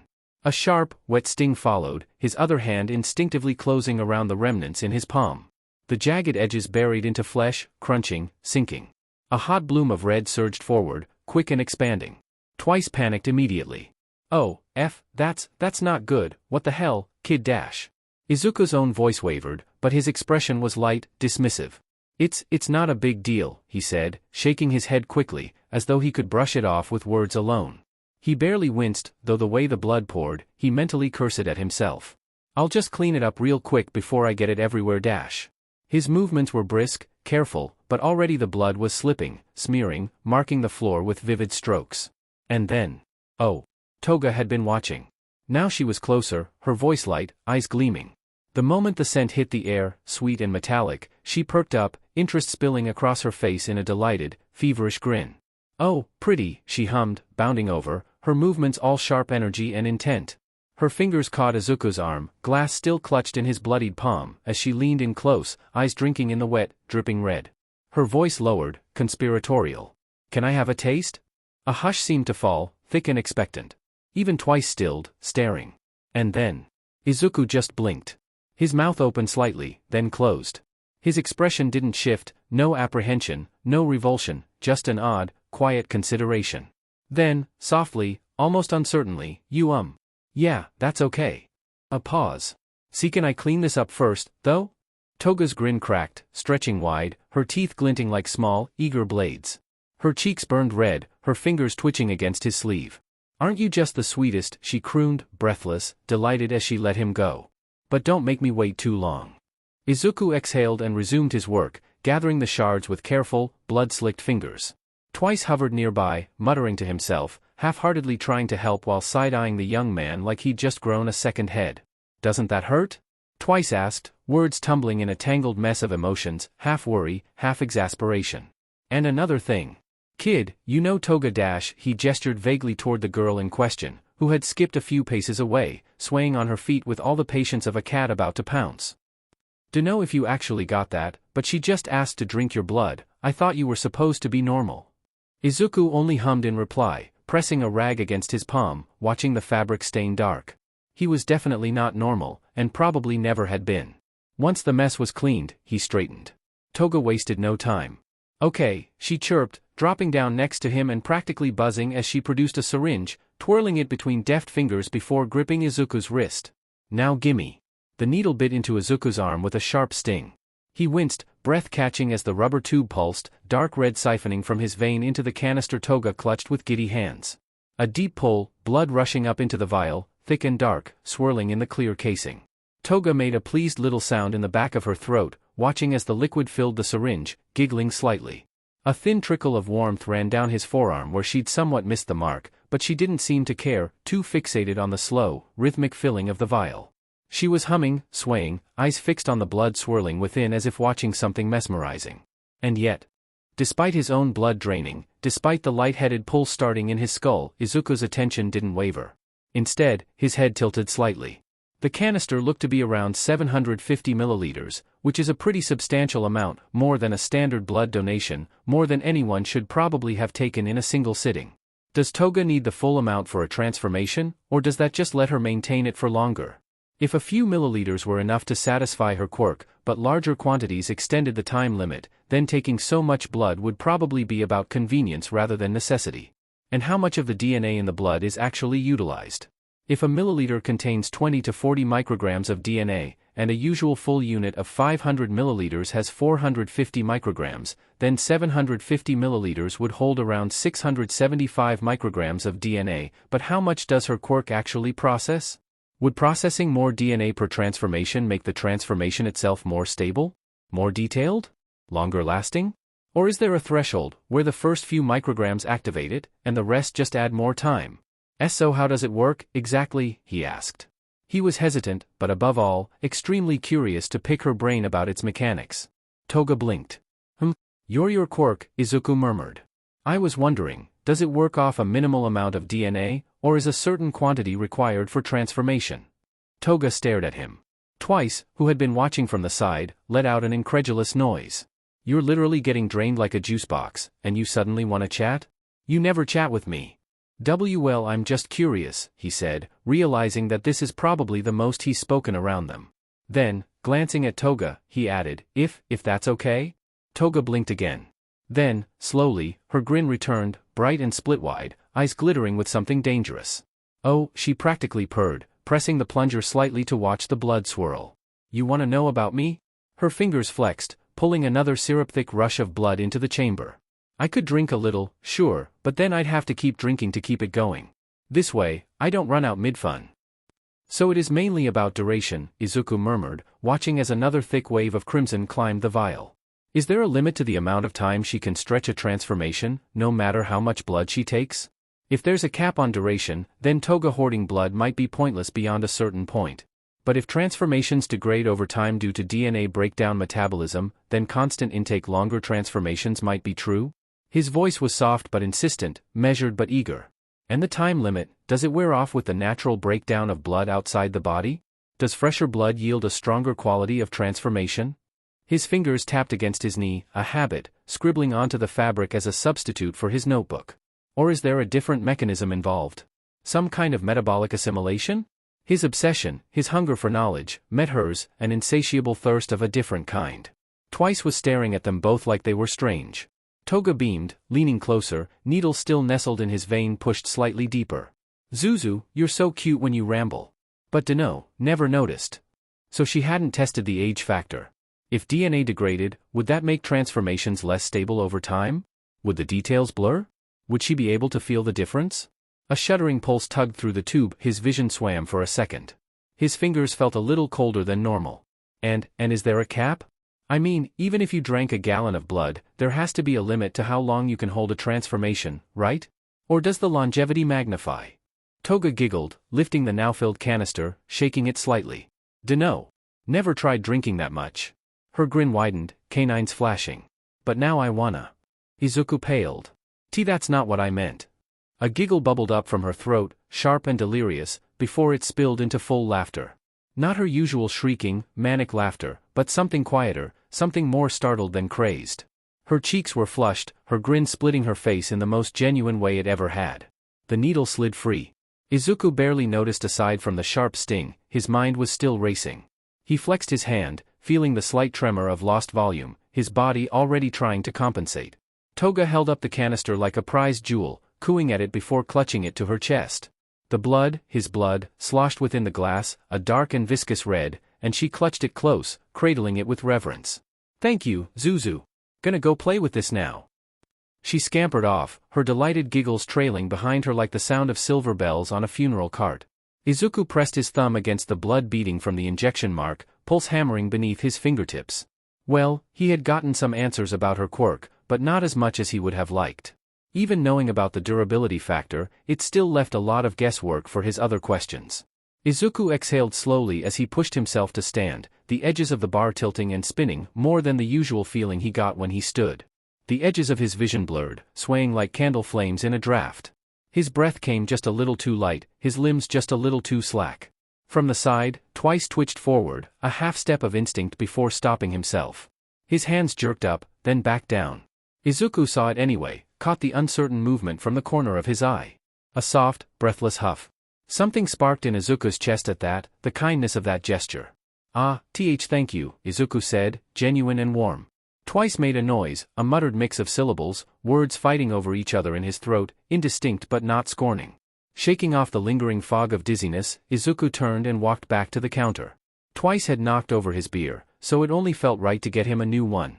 He reached behind the bar, grabbing a fresh bottle, and turned back, pressing it into Twice's hands with a small, easy, here you go, before making his way toward the kitchen, where he could wash out the bloody rag. Twice didn't move for a long moment, fingers curled loosely around the bottle, watching the kid disappear into the back, movements careful but not scampering, shoulders sagged and hands covered in cuts. A strange little thing. Way too polite. He didn't know what to make of him. When Toga pranced back into the bar, it was not in her own skin. Izuku blinked. It was like looking into a mirror, but not quite. She had taken his form, yet the difference was palpable, the energy radiating from her sharper, more alive than he ever felt in his own body.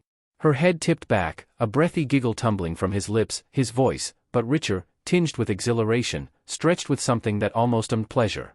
Aren't I cute? She crooned, running his hands over his arms, fingers trailing up and down, pressing against muscle, against bones that had grown to fit him, not her.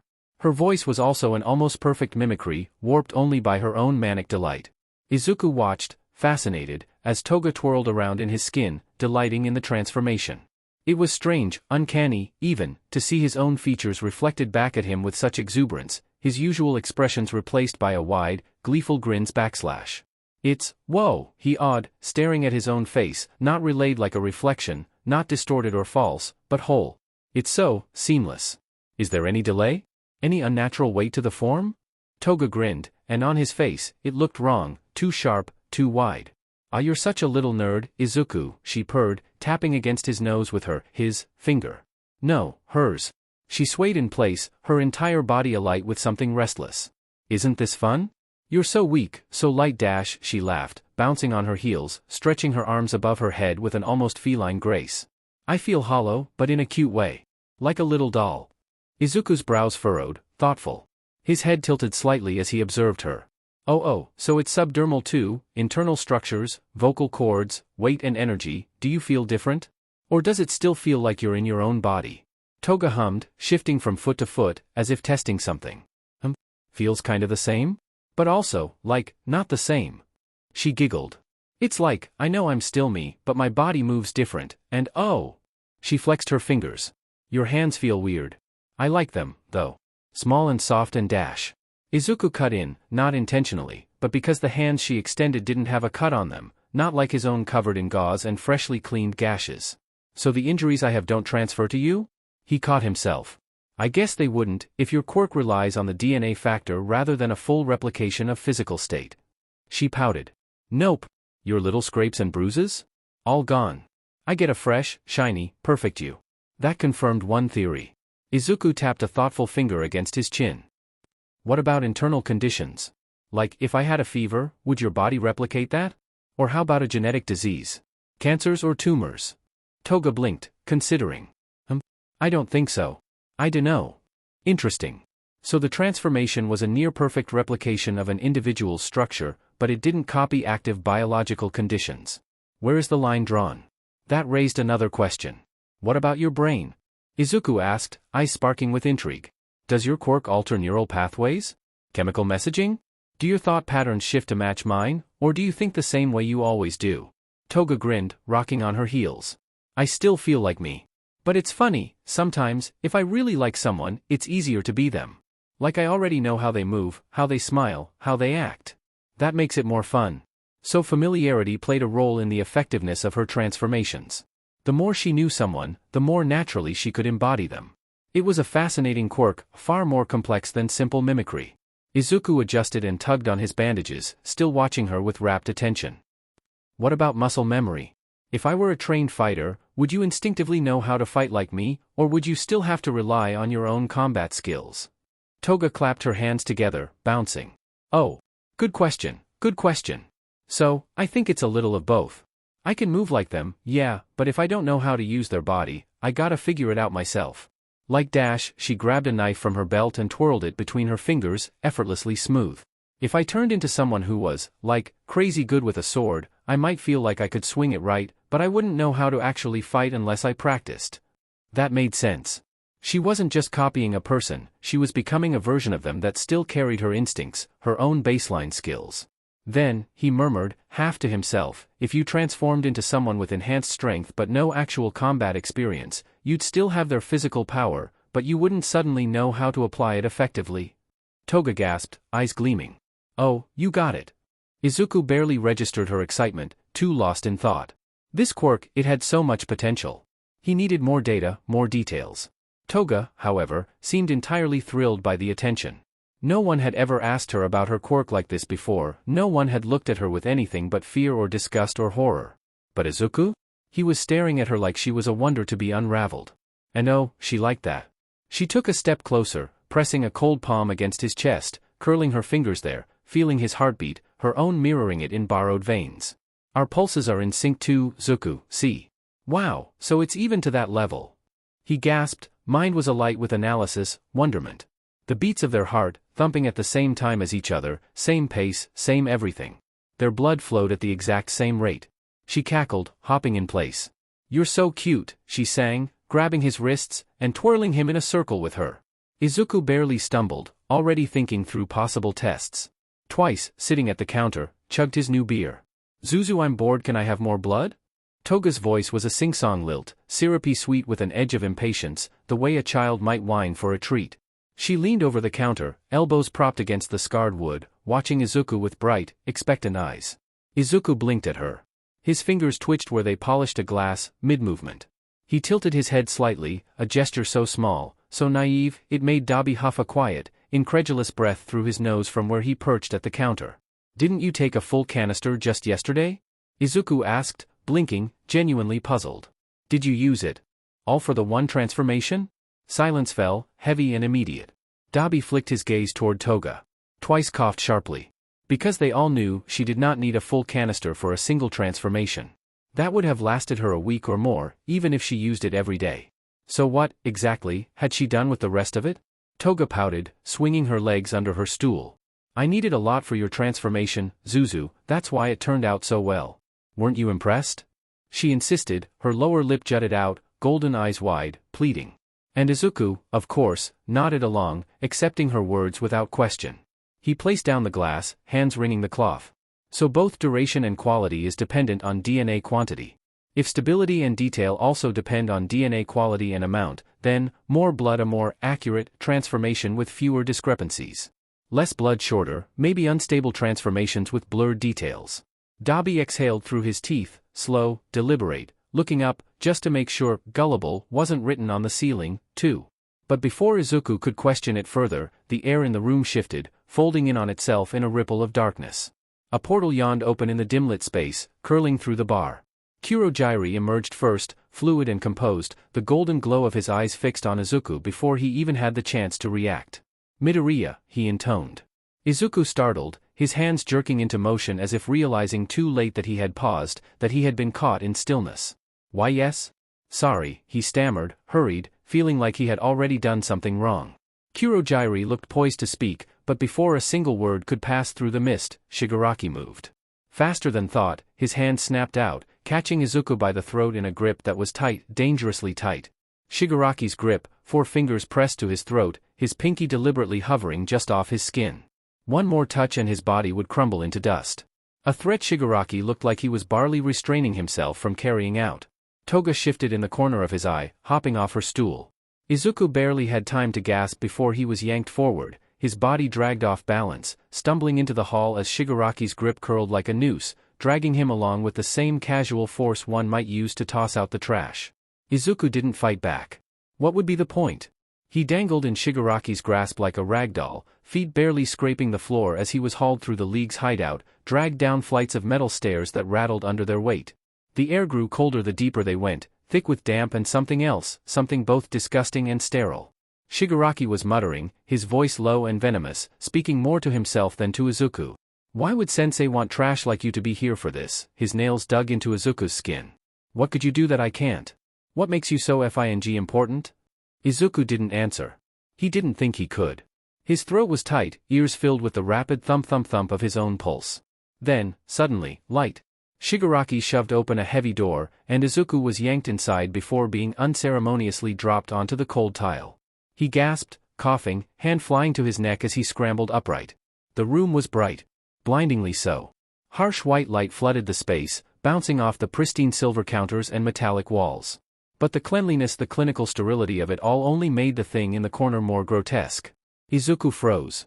A mass of gray, yellowing flesh sat hunched in the farthest part of the room, twitching like a dying insect, the thick corded muscle twisted unnaturally beneath its skin, shifting in places that shouldn't move. Its brain was exposed. Pulsing, raw, lined with black veins that ran down the nape of its too thick neck. Instead of a mouth, it had a metal beak, bolted where lips should have been, and its bulbous, milky eyes bulged too far from its skull, as if squeezed in ill-fitting sockets. Wings, leathery, torn, stitched together with patches of varying skin, were curled awkwardly at its sides, trembling. Clawed hands twitched and flexed against the floor. It wasn't moving. Not really. It was waiting. Paused, huffing and wheezing. Izuku's breath hitched, stomach twisting violently. The air in the room felt very wrong. Someone was watching. A man sat at the console nearby, smiling. The doctor. The one who had stitched Izuku up. His glasses reflected the light, obscuring his eyes, but his grin was wide, unsettlingly patient. He adjusted his gloves, fingers tapping methodically at a tablet. "Ah, you're just in time, Shigaraki," he mused, voice dripping with an almost fatherly amusement. "Shall we begin?" Shigaraki crossed his arms, gaze flicking between Izuku and the creature in the corner. "Yeah. Do it." The doctor hummed, pressing something on his screen. Then electricity burst. It crackled through the air, violent, sparking off the exposed metal bolts in the creature's arms. The creature screamed. A horrible, inhuman wail tore through the room, rattling Izuku's bones and churning his blood. The thing convulsed, body slamming into the walls, wings unfurling and thrashing so violently that the lights flickered. It was trying to get away. It was trying to escape the pain. Izuku's body reacted before his brain could catch up. His hands shot up, his voice broke. Stop. You're hurting it." Shigaraki's expression twisted into something strange as he regarded Izuku. A mixture of disgust and confusion. Like Izuku had interrupted his toy, like he was the weird one for being freaked out. Like this was anything like acceptable. Izuku's stomach turned. The doctor, however, simply chuckled. "Oh, my. How sentimental." The electricity cut out. The Nomu slumped forward, its large, heaving chest rising and falling in heavy, shuddering breaths. The scent of burnt flesh stung the air. Smoke curled from its body, drifting toward the ceiling. Izuku swallowed down the bile clawing up his throat. This was wrong. So wrong. Hot tears were already staining his cheeks. You're upset, Garaki noted, adjusting his glasses. Why? Izuku's mouth opened, but no words came out. His throat clenched, chest taut, heart roiling. Garaki tilted his head, looking at him as though he were a curiosity under a microscope. He gestured toward the Nomu, smiling. This is a masterpiece of modern science. My work, Sensei's vision, and Shigaraki's army. You should be honored to witness such an achievement. Army. His head whipped toward Shigaraki, whose gaze was locked on the trembling Nomu with something almost like glee, excitement to put his new gadget to use. Izuku's breath came out shaky. You're making more of these? Shigaraki smirked, tipping his head. What do you think? That this was the most horrible thing he has ever seen. He was suddenly, all too suddenly reminded of the exact type of place this was. His gaze darted back to the Nomu. The scars, the patchwork muscle, the way its limbs didn't match. Its fingers, each one belonged to someone else. Someone else. Someone who used to be? His eyes widened. Garaki noticed the shift. Ah, he said, voice almost gleeful. So you figured it out. Izuku couldn't breathe. The Nomu, it was made of people. Mangled together, shoved and stitched into something that wasn't human anymore. Something that could only gurgle and writhe in pain, but not have the autonomy to run. Izuku's knees wobbled. His nails dug into his palms. Why am I here? His voice came out hoarse, wavering. Why did Sensei want me to see this? Garaki smiled, but it didn't reach his eyes. Because, he said, you're supposed to learn from it. This wasn't learning. This wasn't science. This was torture, this was beyond. Shigaraki turned, watching Izuku carefully, something simmering in his eyes. Why are you buffering? He drawled, fingers twitching at his sides, spindly like spider legs. You're all about analyzing quirks, right? Dismantling them? Shigaraki gestured sharply to the Nomu, pointing at it while a wheeze and slow curl cracked his lips. That's what this is. Optimization. Stripping down junk data and repurposing it. Bad code stitched together into something marginally less pathetic than before. The Nomu let out a low, garbled whimper. Its malformed body twitched, curling in on itself. Izuku stared at it, his hands trembling at his sides. Shigaraki's bloodshot eyes widened, smile dropping for a split second. Oh. I think I get it now, why Sensei wanted you to understand this. Then, that grin stretched wide, into something horrifyingly giddy, manic. Go on, take a good look, this could be your next update. Izuku could feel it, something inside him fracturing. He thought he understood. But that feeling frayed beneath his fingers, splintering apart even as he tried to fathom it at all. Oh, God. If he faltered, if he disappointed Sensei, if he made even the smallest mistake, this would be his fate. A wretched amalgamation of muscle and decay. An existence robbed of name, of memory, of self. His throat was bubbling with a sob, a beg for clarification, but no words came out. His mind screamed, clawing for some kind of reprieve, but his body, his traitorous, trembling body, refused to move. He simply froze up, suffocating within himself. Nomu! Get up! Shigaraki twisted away from Izuku, going on to something more entertaining than watching him lag and huff in terror. The thing before him writhed in compliance, shaking and rolling in agony, limbs spasming before, somehow, it found the strength to push itself upright. The floor was slick beneath its hands, wet with its own fluids, but it did not falter. It obeyed.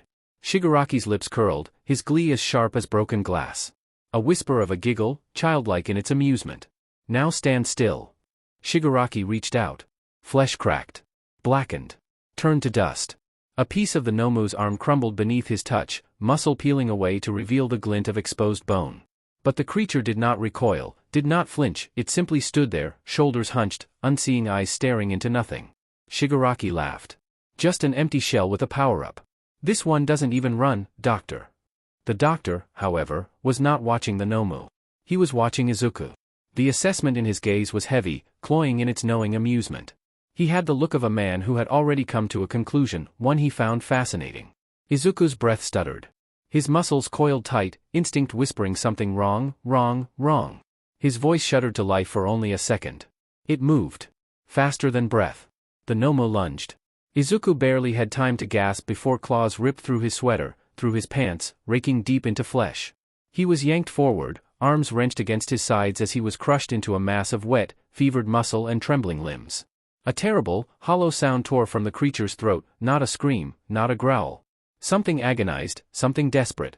Shigaraki snarled. What the F do you think you're doing? You're supposed to follow commands, not glitch out on me. The Nomu did not respond. It only curled tighter around Izuku, the sickly scent of scorched flesh and old blood clinging to its skin. Izuku's mouth fell open, a silent gasp caught in his throat. It wasn't letting go. He was trapped, legs bent awkwardly, crushed against its trembling form, its claws pressing deeper, puncturing through fabric into flesh. He should be afraid. He should be terrified. And yet, as the Nomu stared at him, breath wheezing through its metal-plated maw, Izuku could not look away. Because those eyes, those horribly human eyes, weren't filled with rage, weren't gleaming with bloodlust. They were pleading. Izuku's heart stopped. A sharp crack of bone, Shigaraki kicked the Nomu in the spine. "Let him go, you piece of trash." No response. Shigaraki's hand shot out, fingertips grazing the Nomu's side. Flesh crumbled. Muscle shriveled into dust. Izuku choked as the Nomu convulsed. But still, it did not let go. Shigaraki's lips peeled back. Defective trash dash. A chuckle. Low, rich, amused. The doctor was watching this unfold with a deep, sinking satisfaction, fingers steepled beneath his chin. Izuku's pulse pounded. Dash. He didn't get to finish before a crackle ripped through the air.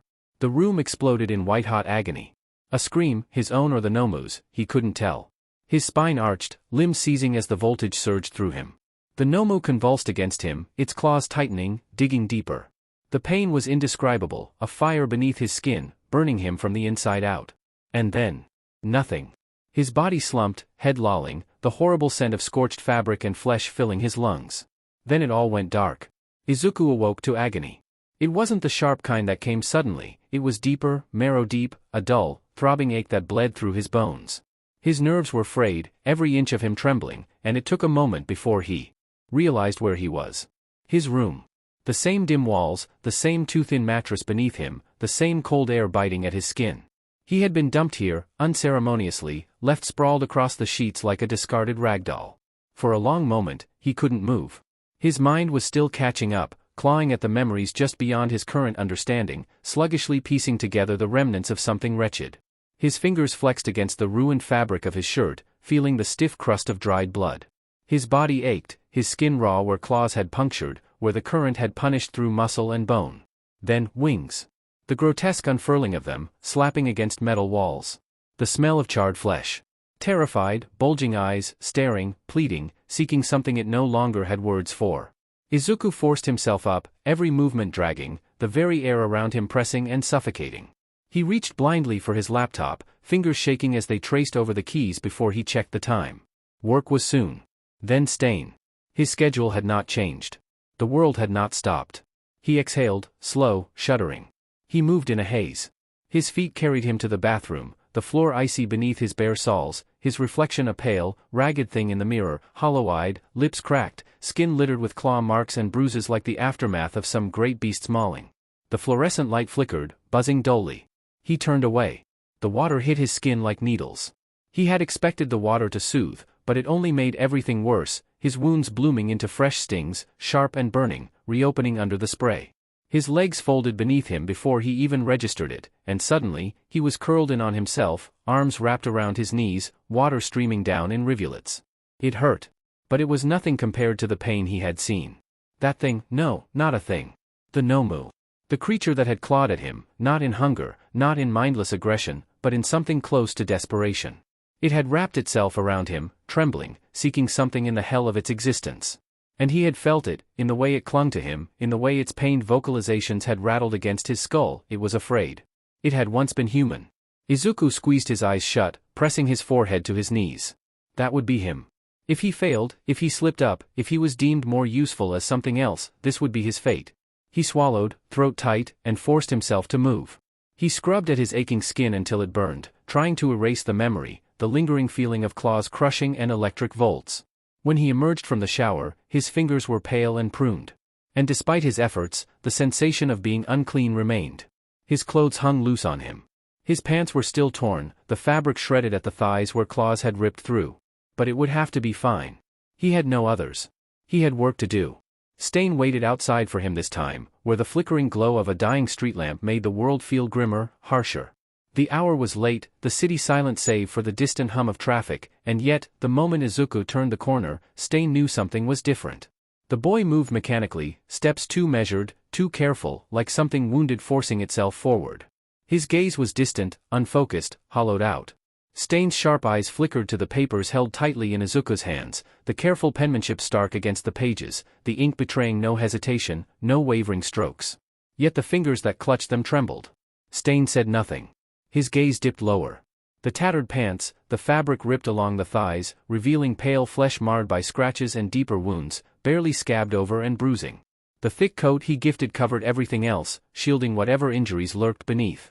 He could smell some sort of antiseptic, but beneath it, there was the unmistakable iron tang of blood. Still, he did not comment. Izuku handed over the pages, his shoulders remaining tense, his breathing shallow. His eyes flickered up to meet Stain's for only a moment, green, dulled and unsure, before looking away. Jumpstart will be patrolling the eastern ward, near the Hirozen overpass. He sticks close to the old freight district, it's easier for him to maneuver, compact buildings and all.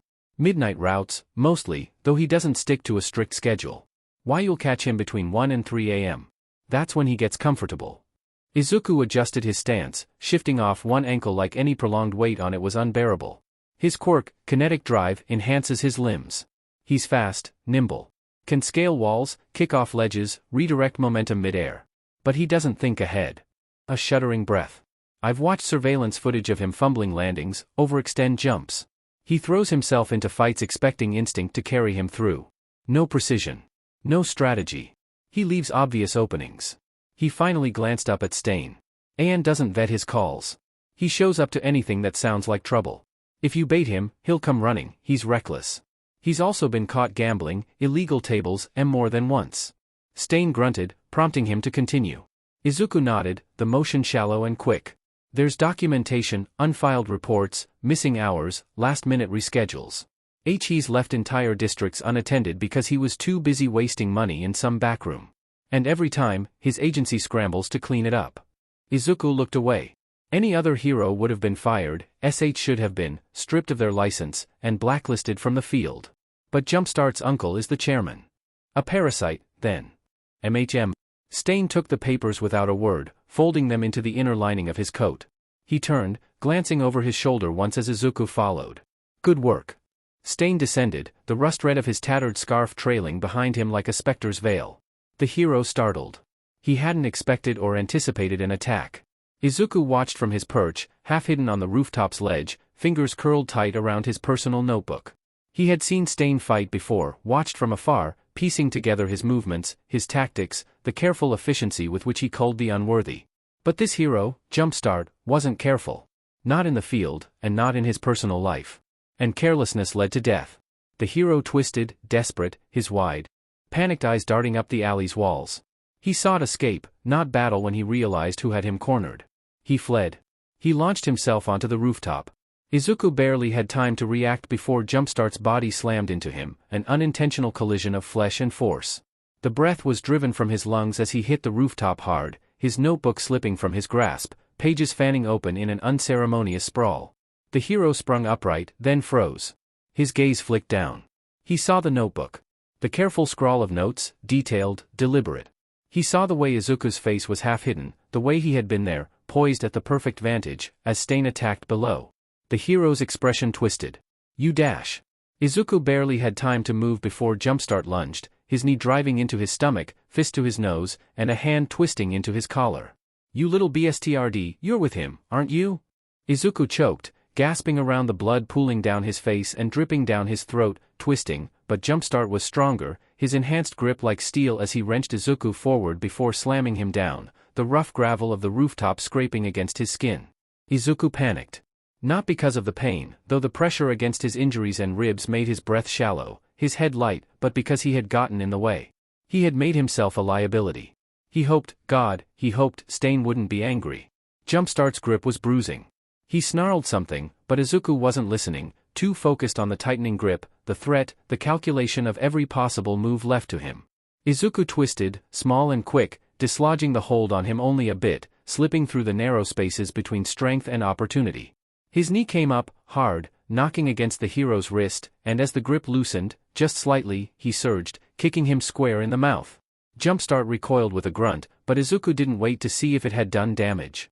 He scrambled back, his breath coming sharp and uneven, chest rising and falling like a trap thing. A shadow fell across them both.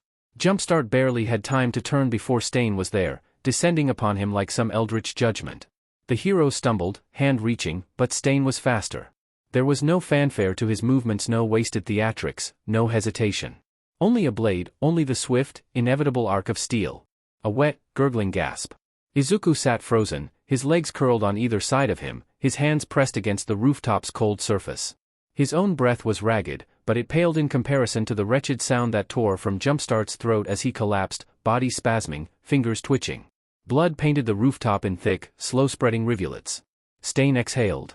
His shoulders rose and fell with the motion, his sneer barely visible beneath his scarf as he watched the body at his feet. Pathetic, he muttered, kicking the corpse onto its back.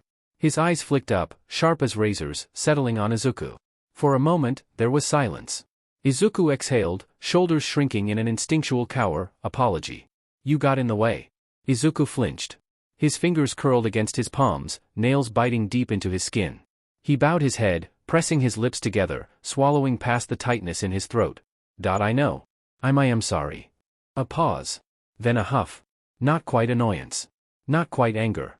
Izuku struggled to understand what it meant. Before he could, Stain turned away. Make sure it doesn't happen again. Izuku shuddered. His hands trembled as he reached for his notebook, for the pages now stained with flecks of red.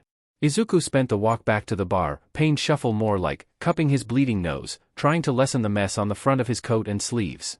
He desperately hoped it would wash out, he'd fix it up as soon as possible. Please don't let Stain's gift to him be ruined. Toga's golden eyes snapped toward him instantly when he stepped in, feline and gleaming, her expression alight with curiosity and something sharper. She pushed up from where she had been lounging against the counter, a pleased hum curling from her lips as she approached, her gait light, almost playful. Oh, Izuku, she cooed, her smile stretching wider. You smell all coppery tonight. So pretty. It makes me hungry. Can I have some more blood? Izuku startled, his shoulders stiffening under his coat. He wasn't sure what to say, what the right response even was. But Toga was staring at him expectantly, her head tilted, eyes bright with anticipation. Hesitantly, quietly, he nodded. Okay. Thanks Izu. You're so sweet. She breathed, voice high and sweet, like a girl receiving a confession. Her fingers twitched, eager, already reaching for the syringes at her belt. A firm hand seized the back of Izuku's collar, yanking him forwards before Toga could lunge. Izuku made a small, startled noise as he was hauled away, his feet stumbling against the floorboards. Stain barely spared Toga a glance, his grip unwavering as he dragged Izuku out of the bar without ceremony. Not tonight, he muttered, his tone edged with irritation, with something almost protective. Toga only pouted, her lips pushing out in an exaggerated show of disappointment. Boo, she huffed, hands falling away from her equipment. You're no fun. But Stain was already gone, the kid in tow. Izuku didn't protest as he was marched down the hall, his mind still caught in the haze of the night, in the phantom ache of hands grabbing at him, of his back hitting concrete, of blood pooling in the grooves of the rooftop. When they reached his room, Stain shoved the door open and all but dumped him onto the bed. Izuku barely had the energy to move, sinking into the mattress, his fingers pressing lightly to his ribs where they throbbed beneath the fabric of his coat. His body was a map of fresh wounds and dull aches, and now that the adrenaline was fading, they were beginning to make themselves known. Stain didn't speak as he rummaged through the pockets of his pants, finally pulling out a rag and an instant cold pack. The cold pack crunched under his grip, the chemical reaction activating, and then Izuku wrinkled his nose as the rag, damp with the scent of stale iron and rust, was pressed against his face. The fabric was rough against his skin, scraping against the dried blood crusted beneath his nose. Izuku flinched slightly, but didn't pull away. Take off your coat, Stain ordered, his tone gruff, leaving no room for argument. Izuku hesitated. He thought about resisting, about telling Stain that he could do this himself, that he was fine, that it was okay. But the man was staring at him, eyes sharp and expectant, and Izuku had learned very quick that Stain wasn't someone to be ignored. So, reluctantly, he shrugged the coat off his shoulders. The moment the fabric peeled away, Stain's expression darkened. The white sleeves of Izuku's work uniform were soaked in places, red blooming through the fabric like ink spilling across parchment. The wounds were hidden beneath the layers, but the fact of their existence was undeniable. These injuries weren't from tonight. Stain exhaled slowly through his nose. Where did you get these? Izuku swallowed, fingers curling against his knee. He hesitated for only a second before shaking his head. It's nothing, he murmured, his voice small, exhausted. Stain's eyes narrowed. You're bleeding through your clothes. Izuku gave a small, strained laugh, as if that was something funny. Yeah, he said, rubbing the back of his neck. I'll clean it up. Really, it's okay dash. Who did this? Stain interrupted, his voice quiet but firm. Izuku froze. There was something in the way Stain asked, something tense, something pressing. Izuku swallowed again, dropping his gaze. It's nothing, he repeated, voice softer this time, like an old, frayed thread pulling. Stain watched him for a long moment. Then, without another word, he tore off a strip of the rag and tossed it to Izuku. Izuku caught it instinctively, his hands moving on fumbling autopilot. Stain said nothing else. He stood, turning toward the door, but he didn't leave immediately. Instead, he lingered, just there. Izuku exhaled, offering a small, tired smile. Thank you, he said, for saving me again tonight. Stain didn't respond. He only watched for a second longer before stepping out into the hallway, the door clicking shut behind him. Izuku sat in silence, pressing the rag to his nose, the scent of blood thick all over him, surrounding him. He was tired. Izuku stepped inside the bar quietly. He did most things quietly these days. Still, Kurogiri turned at his entrance, a brief pause in his ever-fluid movements. The golden glow of his eyes flickered down, once, twice, assessing. Your attire, he finally said, voice smooth as running water, is in quite the state. Izuku exhaled, soft, weakly. I know. The words were neither defensive nor apologetic, merely a statement of fact, defeated. He didn't expect there would be anything done about it, only to see Kurogiri's disappointment in him. Kurogiri did not sigh. He never did. But the very air around him seemed to shift in a way that suggested the inclination was there, as if he would have tisked if he were the sort of man to make such noises. Instead, without another word, he lifted a hand, and the space beside Izuku folded. It wasn't a consuming, erratic thing, not the way it was when others were swallowed by his mist. No, this was careful, a simple displacement of reality itself. In the time it took for Izuku to blink, a new set of clothing lay waiting on the worn countertop. Kurogiri approached and rolled up the teen's sleeves before Izuku could reach for the items, fingers precise as he retrieved the ever-present first aid kit from beneath the bar. His touch was particular as he unwound the gauze. Izuku's eyes widened, startled a bit. You should be more careful, Kurogiri murmured, binding the bandages neatly, ensuring they lay flat against Izuku's skin. You are not yet accustomed to this life. Izuku flexed his fingers, testing the tightness, awed a bit. I am trying. A pause. Then, in a voice quieter than before, almost distant, yes. I suppose you are. The bandaging complete, Kurogiri did not step away immediately. Instead, with that same unhurried grace, he reached for something in midair. The mist curled, and then, an ice pack. Small, wrapped in a fresh towel. For the swelling, he said, pressing it gently to the bridge of Izuku's nose. Izuku accepted it with a soft huff of breath, startled, gracious. Thank you.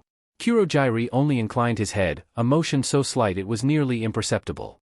He didn't coddle. He didn't fuss. But he was the only one in this place who treated Izuku with something bordering on consideration. Change, Kurogiri turned back to his tasks and instructed, in the way that left no room for argument.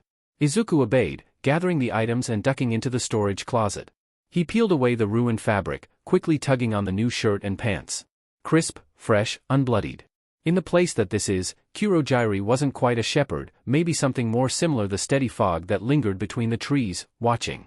Ensuring that, for now, the smallest of them wasn't wholly devoured. It was nice. Izuku's chest felt light, a little less burdened than before as he smoothed his clothes in place. The door creaked open, and the acetic scent of burnt flesh and scorched concrete rolled in. Smoke clung to Dabi, like an afterthought trailing behind him in sluggish, curling wisps. He stepped inside the bar with the slow, deliberate gait of someone who'd spent too long on their feet, every motion strained, shoulders heavy beneath the weight of exhaustion. His coat was scuffed, edges burnt where fire had liked too close, his boots tracking in the remnants of soot. Izuku glanced up from where he was restocking bottles. Dabi barely acknowledged the room, didn't glance toward Kurogiri or the others lounging. He simply made his way to an empty booth, exhaling hard as he slumped back against the worn leather seat. The sound that left him was guttural, less a sigh, more a harsh expulsion of breath, like it hurt to inhale. His hands, trembling at his sides, pressed against the edge of the table. Bright blue licked at his lips as he exhaled, small flickering tongues of flame dancing over split skin before dissipating into the air. It was automatic, an after effect, like his body didn't know how to turn off the heat entirely. But Izuku's eyes caught something in it. The flame wasn't uniform. Amid the electric blue, there were hints of something dimmer. The tiniest flickers of dull red near the edges, brief, fleeting, as though his fire was struggling to sustain itself. Izuku bit the inside of his cheek. A red flame meant a problem with combustion. Incomplete burning. Lack of oxygen. Lower temperature. A weaker flame. Dabi's fire didn't do that. It wasn't supposed to, as far as Izuku knew. It had only always been that incredible blue. His mind spiraled through. Possibilities, concerns and curiosities cropping up quick. Oxygen depletion? Pulmonary strain? Was his body literally struggling to keep up with his own quirk? Had he overexerted, pushed too hard, burned too much? How long had he been using his fire tonight? Dabi let his head tip back against the booth, blinking sluggishly at the ceiling. His breath was slow and intentional, but Izuku could hear the faint rasp beneath it. Heat damage to his throat? Overexposure to his own superheated air? Was he suffocating and not even realizing it? A sound broke through his spiraling thoughts. The ever-present hum of the television was turned louder. Spinner held the remote, eyes intense as Stain's picture was shown on screen. And in other news dash. Izuku turned his head sharply. Another tragedy strikes the hero community as authorities confirm the death of yet another pro-hero at the hands of the infamous hero killer, Stain. The screen flickered, displaying grainy footage of police tape fluttering under streetlights, cordoning off the entrance of a darkened alley. Sirens pulsed in the distance, casting blue and red glows against damp pavement.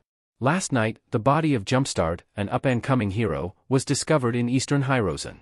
Officials have yet to release full details, but sources suggest his death follows the same brutal pattern as Stain's previous victims.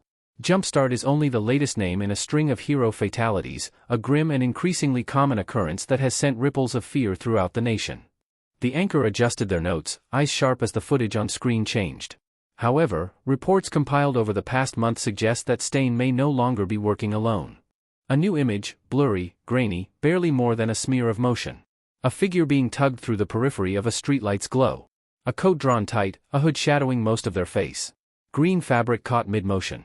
Authorities have begun noticing a pattern, a second figure, seen whenever Stain appears. Yet another eyewitness has stepped forward, describing an encounter with this unknown presence. The screen cut to a man, hunched and fidgeting beneath the flickering neon of a convenience store sign. He looked at the camera, his eyes, enlarged like magnifying glasses, shifting restlessly, the nerves in his voice evident. I saw him, yeah. Wasn't like Stain. He was bouncing, on his heels, all jittery, like he couldn't stay still. Kept low, real low, close to the hero killer. And his eyes, man, big eyes, like he was seeing everything at once. Like a DMN rabbit. The footage faded back to the newsroom, the anchor's voice cool, professional, but laced with something else, interest, intrigue. On online forums, speculation is already running rampant. Discussions, theories, and frantic debates have led to the emergence of a name for this mysterious figure. The screen displayed a scrolling forum post, white text against a dark background, messages flying past in rapid succession. Words highlighted, bolded. Usawagi. The rumor rabbit. A pause, the weight of the words settling. A specter at the hero killer's side. What their true intentions are, whether they are a disciple, an ally, or something else entirely, remains to be seen. Authorities urge caution. If you see anything suspicious, report it immediately. The news segment ended, cutting to the next story. The bar was silent. Izuku stared, frozen stiller than a marble statue. Baby's first news report. Toga's delighted coo shattered the tension, her grin wide and sharp. She clapped her hands together as if she'd just watched an infant take its first steps. Izuku barely heard her. His heart was stammering in his chest, too loud in his ears. He was on the news. He had been seen, spotted. People had given him a name. Usawagi. His lips parted slightly, stunned, disbelieving. It felt surreal. Dabi let out a short laugh, gurgling crackling like his own throat was scorched. Rumor rabbit? Guess I can't call you doggy anymore, huh bunny? Spinner pushed himself to stand, slamming the remote down, kicking the booth he was sitting at then storming out of the bar. Izuku's mind swam. A vigilante name. A sight quirk had caught him, had pinned his fidgeting, and twisted it into a signature. A bunny. It was absurd. It was actually humiliating. More importantly, what would Stain think? The door slammed open with the grace of a hammer upon a skull. A sharp, jarring crack against its hinges, like the very wood winced beneath the impact. The sound of it, the brutal finality of a gavel sentencing the condemned. Conversations died mid-sentence. Laughter shriveled into silence. The bar, loud and seedy and thick with the reek of alcohol, was somehow composed enough to still. Stain entered like a harbinger. He was in civilian clothes, unrecognizable without his usual gear, and he didn't even glance at the faces now turned toward him with annoyed or curious eyes. Instead, he crossed the room with that slow, deliberate stride that made men uneasy without knowing why. Something in their marrow recognized him. A creeping unease slithered through the bar, a pulse of something primal whispering danger, danger, danger. He didn't look at them. Didn't acknowledge their wary glances, their aborted movements. He crossed the room in measured strides, and the air seemed to tighten with each one. Izuku had been at the counter, a glass in one hand, a cloth in the other, half polishing away smudges. When the door slammed open, he had frozen mid-motion. A newspaper slammed against the bar. Bottles rattled from the impact. Ink caught the dim light, the words glaring, stark and so completely undeniable. Rumor rabbit, a new player enters the hero killer's war? Izuku's stomach turned to lead. His throat closed. His breath locked somewhere in his ribs. His grip failed, the half-cleaned glass slipping from his fingers. It struck the counter, dull and solid. A quiet sound, nearly swallowed by the silence, but it might as well have been a gunshot. Stain's eyes, burning and unwavering, found his. It pinned him like a needle to a moth wing. For a long, suffocating moment, nothing moved. The world shrank, narrowed to that gaze alone, to the pressure pewing into his chest. His pulse thrummed in his throat, hot and quick, hammering beneath his skin like it wanted out. Step outside. A growl, guttural and final. A sentence, not a request. Izuku stiffened, his breath shuddering in his chest. His shoulders hunched, mind clawing for something to say, something that might explain, might excuse, might make that unbearable weight lift. His entire body curled inward, small, small, small. A child awaiting punishment. He hadn't meant to be seen. He hadn't meant to get in the way. But none of that mattered now. Don't bother with your coat. The second Izuku managed to round the counter, a rough hand grabbed his wrist, firm, iron clasp. A sharp pull, his feet barely scrambled to keep up as he was yanked forward, past tables of villains now keenly pretending not to watch, past Kurogiri who said nothing as usual. Then the door, the cold night, the yawning dark. And then only Stain. Stain didn't say a word as he led him through alleys, across streets slick with old rain. Izuku's mind reeled. Stain was angry, he must be. Izuku had made him angry. This was it. He had become a liability. He hadn't been caught, hadn't been identified, his face was never photographed, just a hooded figure, a blur in the dark. But it had been enough. Enough for people to talk. Enough for them to name him. Was that enough for Stain to decide he was too much trouble? Izuku's pulse hammered, eyes stinging. Would he kill him? Would it be quick? Would it hurt? Would he leave his body somewhere, or would he make sure no one would ever find it? They reached a warehouse, an old, abandoned structure, skeletal and forgotten at the city's edges. Rust ate at the beams, moonlight filtering through the shattered remains of a skylight above. Stain released him with a shove. Izuku stumbled, catching himself on the cracked concrete. He turned, breath shallow, waiting, bracing. Stain pulled a knife. Izuku's chest lurched. A flash of steel, bright even in the dim light. A flick of the wrist. The blade flew. Izuku barely had time to think, instinct alone yanked his body sideways, the knife whistling past his cheek, a breath's width from cutting skin. It struck the wall behind him with a solid, metallic thunk. His breath caught, his eyes darting back to Stain, stomach clenching. Another knife was already in his hand. You got seen. Stain's voice was low, even. He tilted his head, gaze set. That means things are only going to get more dangerous from here. Another throw. Another knife. Izuku barely dodged in time, the blade skimming past the edge of his sleeve, fabric parting with a whisper. So you better learn how to fight. A third knife. Izuku ducked, heart pounding. Stain smiled. Now move, Usawagi. Dabi was in a foul mood. The kind that simmered low and slow, forming like a smoke cloud in his temples, thick and stubborn, refusing to dissipate no matter how deep he dragged in a breath. Recently, his missions had been draining him, bleeding out the worst of his temper, but not enough, not nearly enough, to leave him anything but raw and restless. That was the same for today's errand too. His fingers ached, the grafted skin at his jaw pulled taut with every shift, and even as he flexed his hands, he swore he could still feel the residual heat clinging to his bones. He was slumped in a cracked leather booth at the bar, nursing a whiskey that barely burned anymore, fingers curled loosely around the glass, his free hand flexing absently against the table. Another night. Another pile of bodies reduced to scorched husks.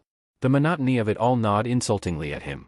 He exhaled sharply, residual smoke slipping through his lips, rolling the glass between his fingers. The bar was loud, a low, ugly buzz of voices, the scrape of chairs, the occasional violent laughter that tipped too close to a fight. He barely heard it, or cared to listen.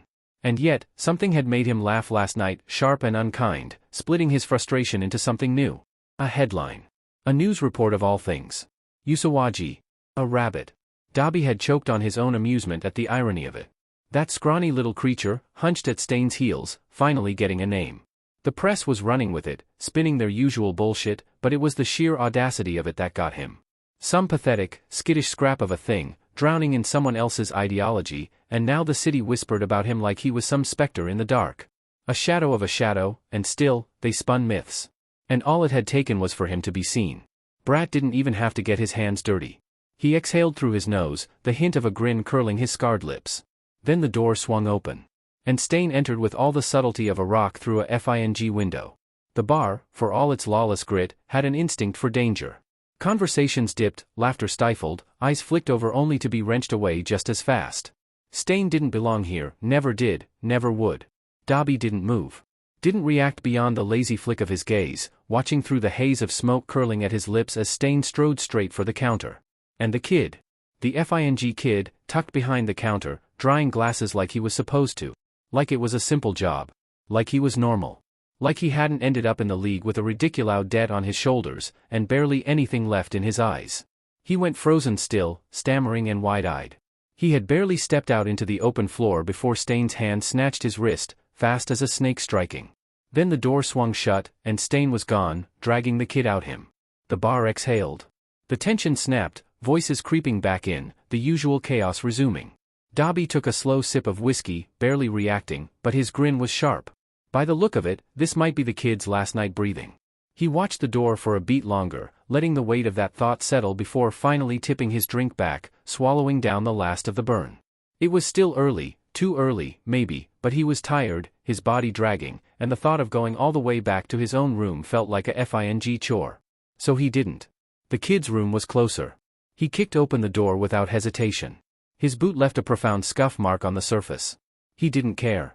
Couldn't care less actually. The inside was pathetic, really. Small. Sparse. Nothing any more interesting than the last time he had been in here. A barely lived-in little den, more of a storage closet than a bedroom. The bed was neatly made, the floor swept. No clutter. No evidence of a person who had made a place his own. Dabi slumped forward, shedding pieces of scorched fabric as he moved, shaking soot from his cuffs, smearing grime wherever he pleased. Let the kid clean it up later. That's what he was kept around here for, wasn't it? He almost collapsed onto the bed right then and there. Almost. But something stopped him. Curiosity was a nasty little thing, a slow-burning ember caught in dry grass, creeping in before you even realized it had set the whole field alight. And Dabi had always been one for making a mess. He prowled through the room with lazy, careless fingers, raking them through drawers and cabinets with no real expectation of finding anything worth his time. The closet? Empty. Or near enough. Nothing but scraps of fabric, shredded remnants of what might have been clothes, long since torn into blood-soaked ruin. The bathroom? Boring. The bare minimum. A toothbrush. Toothpaste. Soap. It was all so FING dull. A huff. Dabi ran a hand through his hair, scratching idly at the roots. Boring. More than tired, he was bored. Then, on impulse, he flipped up the mattress. And there it was. A laptop. And a notebook. His lips curled, slow and sharp, something amused and wicked tugging at the edges. The laptop could wait, too much effort to crack it open now. But the notebook? Personal diary? That was interesting. That was NTMT. That was the kind of thing that told you exactly what kind of freak someone was when they thought no one was looking. Dabi flopped onto the bed, boots smearing filth along the sheets without a second thought, flipping the notebook open with a lazy flick of his fingers. He expected something pathetic. Some miserable, self-pitying drivel. Some half-butted sob story about how unfair life is, how everyone is so mean to him, how he wants to go back his old life. Maybe even a few tear-stained pages about missing his mommy. Dabi was ready to laugh. But instead, his smirk wavered. His fingers pressed against a completely ink-covered page. It was full. Dense. Packed with words, squeezed together in small, meticulous, almost feverish handwriting. No wasted space. No random jotted thoughts or ideas. Just notes. Detailed. Horrifyingly thought out. He flipped the page. Then another. Then another. It wasn't just notes. It was research. A dissection. A careful, surgical breakdown of quirks, of people. Dabi recognized a few of the names. Hero Stain had dismantled in a darkened corner, some regulars at the bar. And then, at the top of the next page, underlined with heavy strokes. Toga. Oh? His thumb pressed into the crease of the page, dragging down as his eyes flicked over the words. If transformation is triggered solely by the ingestion of DNA, could it be altered at a cellular level? The human genome contains approximately 3 billion base pairs of DNA, stored within each of the trillions of cells that make up a body. If Toga's quirk functioned by assimilating this genetic data, then the question becomes, how much information did she actually process? If she only requires a fraction of a person's genetic material to transform, then her quirk is working with a minimal extraction principle, essentially reverse engineering the body's existing blueprint from an incredibly small data set. This would explain why she doesn't need an entire liter of blood for a full transformation. But if volume determines duration, then perhaps more DNA a more stable, accurate transformation. Could the extra genetic material function as reserve data, reinforcing the transformation structure over time? What if she mixed two people's blood? If Toga's quirk works by reconstructing an individual's body based on DNA, what would happen if she combined two separate sources of genetic material? Would she become a composite hybrid, taking traits from both individuals? Or would the transformation default to the most genetically dominant sample? Would she shift between two forms, glitching as her quirk tried to reconcile the conflicting data? If she combined, say, Spinner's blood with Twice, would she have a fusion of their physical attributes? Would she inherit a mixture of quirks? Could her body even sustain that? Or would she become a completely new product, someone who had never biologically existed before? Potential genetic manipulation. If quirks are biological in nature, then combining DNA might allow dual quirk expression. Like if Toga ingests blood from both a fire user and a water user, could she wield both elements simultaneously? Or would the dominant quirk suppress the recessive one? Like heterozygous gene expression? If DNA dictates quirk potency, would higher quality blood yield stronger abilities? Could she selectively ingest only from the strongest quirkers to maximize her effectiveness? If she took blood from multiple people, could she rotate through disguises at will, shifting identities based on necessity or taking parts of their physical expressions? What if she used the quirk for utility purposes rather than deception? A healer's blood could let her take on their rapid regeneration. A speed quirk user's blood could give her enhanced musculature for high-velocity movement. Could she stack these enhancements? Long-term genetic instability. If Toga's body constantly shifts genetic markers, could that lead to mutation risks over time? Would excessive transformations cause cellular degradation, like telomere shortening from excessive replication? Could prolonged use result in a permanent amalgamation, where her original DNA erodes under the constant influx of foreign genetic material? What if, with enough exposure, enough repetition, she could permanently integrate parts of someone else? What if she could alter her own base DNA, absorbing the best features of her targets like some kind of biological patchwork? Would she even remain Toga Himiko at that point? Would she be a collection of borrowed identities, a walking amalgamation of everyone she had ever been? Dabi exhaled. That wasn't even all of it. He turned the page, then the next. The ember of irritation in his ribs had been smothered out. In its place, something else had settled, hotter and far more exciting. He skipped forward. There were pages on Shigaraki. Comparisons to decay in data corruption, theories on neural degradation, relations to his physical condition, as if his body wasn't made for the output of his quirk. They weren't filled out, just barebone questions, with space left blank for further speculation. But, there was a page on Dabi. More than a page, even. Again, less applied than Toga's, just ramblings of facts and wonderances. Dabi. Blue flames typically range from 2,500 degrees Celsius to 3,000 degrees Celsius. That's beyond metal melting levels, beyond what most structures can endure. At its highest potential, his fire can vaporize flesh, char bones, and warp steel within seconds. There wouldn't even be the luxury of third-degree burns. Dabi's flames can strip a person to carbon in the blink of an eye. Minus 700 degrees Celsius melts human skin. That is less than a third of Dabi's highest potential temperature. Meaning even if he holds back, if he intentionally weakens his flames, he would still be burning at temperatures that reduced flesh to liquid. Minus 160 degrees Celsius is enough to cause fatal lung damage. Dabi's presence in a confined space is potentially lethal. His body heat alone could raise the surrounding temperature to unsafe levels, but if he exhaled sharply after a blast, his breath likely carrying residual heat, it's possible he could unintentionally burn the inside of his own throat. Worse, anyone nearby would be breathing in superheated air, leading to suffocation and internal burns before flames even touched them. If he burned all the oxygen in an enclosed area, he could asphyxiate enemies without even touching them. Fire feeds on oxygen, and at the temperatures Dabi operated at, he could consume breathable air in seconds. Superheated air doesn't just damage lungs, it expands violently, creating shockwaves. If Dabi could superheat the air in a closed space and then rapidly extinguish his flames, the pressure drop alone could rupture eardrums and knock people unconscious. His body doesn't seem to be designed to handle his flames or the continuous output of them. Every prolonged use of his quirk results in burning himself. He needs his skin grafts replaced often after returning from a job or errand of some sort, signifying that his body cannot sustain his quirk's temperature. His lungs sound at risk. Breathing in superheated air long-term would scar his respiratory system, leading to chronic damage or eventual failure. Most flames produce soot and particulate matter due to incomplete combustion. But blue flames aren't supposed to. That means Dabi's fire might not just be hotter, but cleaner. Residual ash seems to be from outer sources, bodies, clothing, etc. Casualties. We'll need confirmation on that carrot. Flame color and temperature also seem to be dictated by energy output. The more oxygen available, the higher the energy level, the bluer the flame. If Dabi is weakened or deliberately suppressing his fire, the temperature might drop, and the color might shift to white, yellow, or even red. Dabi's weakness is visible in this sense. When his flames start reddening, it signifies he's struggling, overheating, or running out of energy. Confirmed essentially carrot. Dabi's pulse slowed. Not out of fear, no, he wasn't someone who got scared. But there was something about reading about yourself in someone else's words. Something about being picked apart like a specimen. He didn't even notice his flames did that. And he didn't realize the kid picked up on it, had observed it, had deducted it. Dabi cackled. Low and rough and rattling through his chest, the sound grating through his ruined throat like gravel. "Oh no," he murmured, still grinning as he ran his thumb over the ink-stained page.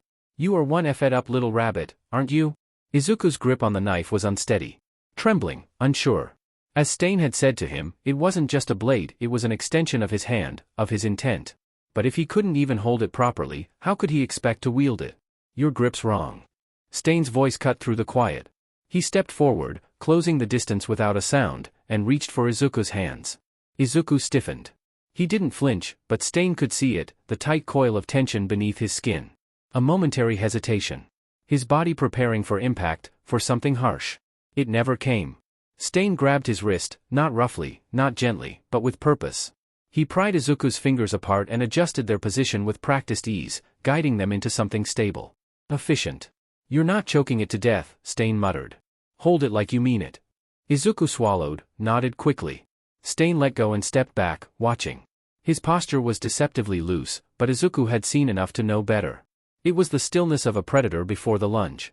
"Show me," Stain said simply. Izuku steadied himself. His ribs still throbbed from Jumpstart's attack, deep bruises layered over older, half-healed wounds. The ache was a constant phantom of failure. He had gotten in the way. But Stain hadn't abandoned him for it. Hadn't dismissed him as weak, as useless. Instead, he had brought him here. Izuku inhaled, readjusting his stance. Then Stain moved. It was quicker than Izuku was prepared for. A sweep of a foot, a shift in weight, and then the dull edge of a blade was pressed just beneath his ribs. Izuku froze, barely processing what had happened before Stain pulled away, stepping back into his usual predatory ease. "Dead," he murmured. Izuku clenched his jaw, gripping the knife tighter. Again. He didn't complain. He didn't make excuses. He just moved. They went again, and again, and again. Again. Izuku's breath hitched. His back was already against the warehouse floor, the cold seeping through his clothes, red bruises blooming across his skin like particularly muddled watercolor. But he scrambled up anyway, legs unsteady beneath him, fingers sore around the hilt of the knife in his grip. Stain was watching. Not with anger. Not with disappointment. With something worse. Expectation. Izuku gritted his teeth, forcing himself to steady his grip. The blade in his hand felt wrong. Heavy. Too permanent. Stain moved. Izuku barely had time to react before the man was there, a blur of tattered cloth and muscle, lunging forward without hesitation, the glint of his own blade catching in the dim light. Izuku ducked, twisted in reflex. But instincts could only take him so far. Because dodging wasn't winning. Avoidance wasn't victory. And Stain made sure he knew it. A sharp pain cracked through his ribs as a boot connected, knocking the air clean from his lungs. Izuku hit the ground hard, his knife skidding across the concrete, his body folding in on itself like a wounded animal. Stain loomed over him. Not even a drop of sweat. Again. Izuku dragged himself up. It hurt. His lungs burned, his limbs shook, but none of that mattered. He snatched the knife off the ground, adjusted his stance, forced himself to meet Stain's gaze head-on. This time, he didn't wait. He ran forward. Stain parried effortlessly. Izuku barely dodged the counterstrike, twisting and slipping out of the way at the last second. He was good. At that much, at least.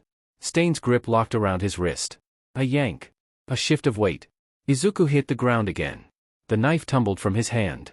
Cold steel kissed his throat before he could move, the edge of Stain's blade resting just above his pulse. He stilled. For a long, waited moment, neither of them moved. Stain exhaled through his nose, slow, measured. Not out of frustration.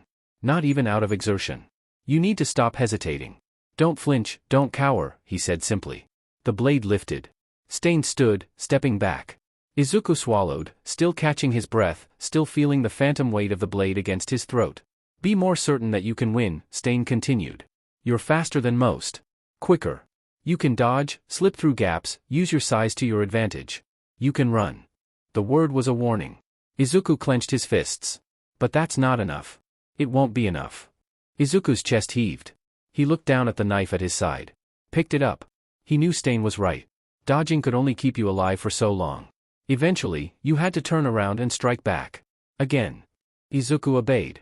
His legs ached, breath ragged, but he lunged forward without hesitation. This time, he didn't duck. Stain moved fast, lethal, but Izuku met him. Blade to blade, arm to arm, as much as he could manage. His bones screamed. His wrists burned from the force of the impact. Izuku clenched his teeth. The knife in his grip was foreign, heavy in the wrong way. It wasn't something he had ever thought to hurt someone with, to personally use.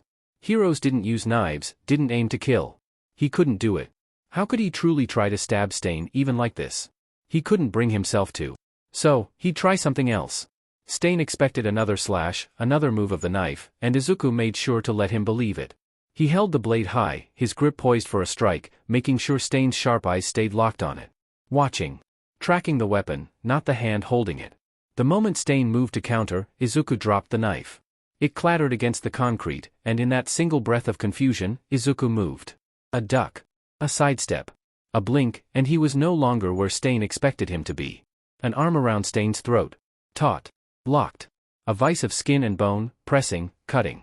Izuku felt the way Stain's muscles tensed, shifting to retaliate, to break free, but he had already accounted for that. His grip tightened, body curling close, using his smaller size to latch on like a leech, like something that would not let go until it had drawn blood. Stain's breath left him in a sharp, pleased exhale. Ha! Izuku waited. Expected retaliation. A throw. A counter. A cut into him. Something. Instead, Stain chuckled. A low, quiet thing, but unmistakably approving. That's more like it. Izuku's breath shuddered. He could feel his own heartbeat, pounding, wild. That was good, Stain said, the whisper of a whetstone against a blade with Izuku's forearm still pressed to his throat. Unexpected. Precise. You saw an opening and you followed through. Izuku swallowed. Good? He did good? The knife still lay on the ground beside them. Unused. You are not bound by your weapon, Stain mused. Good. His hands moved then, quick, breaking Izuku's hold with ease. In a second, the world twisted, flipped. Izuku hit the ground with a harsh thud, but he barely felt it. His mind was still racing, whirling, playing back the moment again and again. He did, good. He looked up, and Stain was looking down at him, calculating, appraising, as though he had found something worth sharpening, worth honing into something deadly. Again, Stain said. And Izuku stood. The first whispers of dawn began to filter in.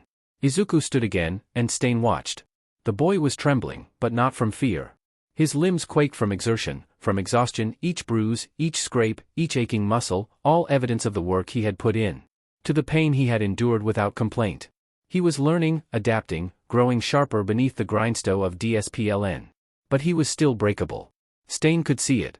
Izuku had become more stringent with his movements. Favoring his ribs when he turned, shoulders set stiffly, the way his breath hitched and shuddered like a candle guttering in the wind. The boy was hurting. Some of it was from tonight, from the bruises blooming beneath his skin in shadowy violets and muted reds. But not all of it. Some of it was older. And Stain did not trust where it had come from. Izuku exhaled, swaying faintly on his feet, and Stain knew that if he didn't step in, the boy would let himself collapse. He would push and push until his body finally caved beneath the weight of his own, and what he thought were Stain's expectations. Foolish. Sit, Stain ordered. Izuku blinked at him, as if only just realizing that there was an option other than again. Sit, Stain repeated, sharper this time. Izuku obeyed. Not because he wanted to, but because his body immediately betrayed him, his knees buckling as he all but folded to the ground, arms bracing against the cold warehouse floor. Stain crouched before him, impassive, already retrieving what little he had for first aid. He had no patience for wasted words. No room for useless coddling. But this was necessary. You can't fight if you're falling apart, Stain muttered, reaching for Izuku's arm. The boy flinched, so minuscule it might have been missed, but Stain saw it. He scowled, grip tightening. Hold still. Izuku did. Not relaxed, not trusting, but still. Stain worked methodically, with the same efficiency he applied to all things. Cleaning, wrapping, pressing gauze to shallow slices and sealing over the worst of the bruising with tight, firm bindings. It was crude, but effective. Izuku was unnervingly quiet throughout. Not a whimper. Not a sound. Only the occasional shuddered breath, barely restrained. The kind of silence Stain recognized. The kind that came from habit. He did not ask. He did not voice the thought aloud. But as his hands brushed over half-healed wounds, over bruises he hadn't earned under Stain's watch, his expression darkened. The League was overextending him. He had known that from the start. They saw his mind, his potential, and latched on. But now, Stain was beginning to suspect they saw something else, too. Something inconsequentially expendable. Anger curled in his gut. If they thought this boy was nothing but a tool to break, to use and discard, they were mistaken. That is not what Stain saved him for. Stain's hands stilled over a fresh gash along Izuku's bicep, the wound deep but short. Too purposeful to be an accident. His jaw tightened. He pulled away. Without a word, he reached into his coat, rummaging for a moment before pulling something free. Small. Unassuming. A pocket blade. He held it out. Izuku stared at it, uncomprehending. Take it, Stain ordered. Hesitation flickered behind those wide, green eyes. Stain, I dash. Take it, he repeated, voice edged with something sharper than steel. Izuku swallowed. Then, slowly, he reached out. His fingers curled around the handle, unsure, unfamiliar, but solid. Don't hesitate to use it, Stain murmured, his gaze boring into Izuku's own, as if daring him to look away. You hesitate, you die. You wait, and someone takes advantage of it. If you need to fight, fight. If you need to run, run. But if someone puts you in a place where you can't dash. His hand closed over Izuku's, pressing the knife firmly into his grip. You cut your way out. The words settled between them, heavy. Final. Izuku stared at the blade in his hand. At the way it gleamed dully in the dim light. At the weight and meaning of it, more than the knife he had held earlier, because this one was his. His fingers flexed. He nodded. Stain exhaled, slow. That was enough. He stood, turning away. Every time he left the boy in that med bar, it felt like leaving a dying ember to a cold wind. A flame, guttering. Flickering. He was going to get snuffed out. And Stain wasn't sure he could stomach watching it happen. Dr. Garaki sat before the tall row of the monitors, his gloved fingers tapping against the polished steel of his workstation. The laboratory was hushed, punctuated only by the quiet hum of machinery, the slow drip of fluids coursing through tubes, and the faint, wheezing rasp of a restrained specimen in the corner. Garaki. I trust everything is proceeding smoothly. All for One's voice crackled through the speakers. The doctor did not keep him waiting. The most recent crop of specimens have been successfully processed, he began, his voice smooth and devoid of hesitation. The viability of harvested organs remains the same, 93% of extracted materials were deemed usable, with 7% presenting damage beyond acceptable thresholds. A minor loss. Given the increased intake of fresh samples, I anticipate the next batch will yield even stronger results. A slow exhale. Approval. Garaki continued. Our work refining quirk amalgamation has shown promising returns. The latest generation of Nomu possesses improved cognitive response times, averaging a 31% increase in command recognition when compared to prior iterations. Additionally, stability has increased in select specimens. The new adjustments to brain matter preservation are yielding notable results. He turned slightly, adjusting his glasses as he brought up a visual display for his own reference, a series of charts, anatomical cross-sections, a silent recording of a thrashing, shrieking Nomu in the throes of experimentation. Once the neural decay issue is fully addressed, we can begin further enhancements. Full memory erasure remains imperfect, but I have devised a new method of suppressing prior recognition patterns. With continued testing, we will achieve complete obedience without the need for recurring reinforcement. All for One regarded the information in silence, the depths and works of his mind unknowable. Then, at last, a single, deliberate question. And the boy? Garaki paused. A moment of recalibration. The variables changed. His fingers flicked over the control panel, pulling up a different set of data. Midoriya Izuku's recent excursion to the lower chambers had an unexpected result, he admitted. His reaction to the environment was largely predictable. Fear response, heightened stress indicators, physiological distress. However, he tapped the screen, magnifying a frozen frame of the encounter, a grainy still of the moment the Nomu had lunged, wrapping its malformed limbs around the boy's trembling form. The Nomu's response was anomalous. He adjusted his gloves again, the smooth LTX snapping into place. Would you believe, Sensei, that one of our Nomu recognized him? Correctly identified him as non-hostile. A beat of silence. Explain. Garaki's lips curled at the edges, intrigued even now, even after decades of carving, stitching, refining, breaking. Fascinating, truly, he went on, a deeper recognition. Basal. Beyond command structures, beyond conscious function. The subject displayed a lingering, primitive attachment to the boy, an identification not of an enemy, nor of a stand derby, but of something familiar. The screen flickered, shifting to neural scans, an erratic jumble of firing synapses, a storm of activity buried beneath the mutilated flesh of the Nomu's skull. The specimen in question was derived from a predominant source. My grandchild, once. Tsubasa, a boy with a wing quirk. He was acquainted with Midoriya Izuku during his early developmental years. He tapped the image once, the grainy footage shifting back to the Nomu's twitching frame, its tremulous grip on the boy, the vacant, pleading look in its grotesque, too human eyes. Despite extensive modification, erasure, and reprogramming, something has obviously remained. Garaki exhaled slowly, savoring the thought. It is a useful result. Memory dissolution has proven inconsistent in select cases. Now, we have an opportunity to test more precise methods of suppression. If we can isolate the strands of recognition that persist, we may perfect the process of total cognitive reconstruction. A pause. Then a quiet chuckle. Even a Nomu possesses more sentimentality than you do, Doctor. The doctor grinned at that, his fingers drummed idly against the armrest of his chair, a slow, measured rhythm, the sound barely perceptible beneath the labored, wheezing breath of the Nomu across the room. I assume the boy is intact? Garaki waved a hand dismissively. Minor injuries. Superficial lacerations from the specimen's claws. Electrocution resulted in brief neural disruption, but no permanent damage. His pulse was erratic when we retrieved him, but nothing irreparable. Silence. All for One's head tilted.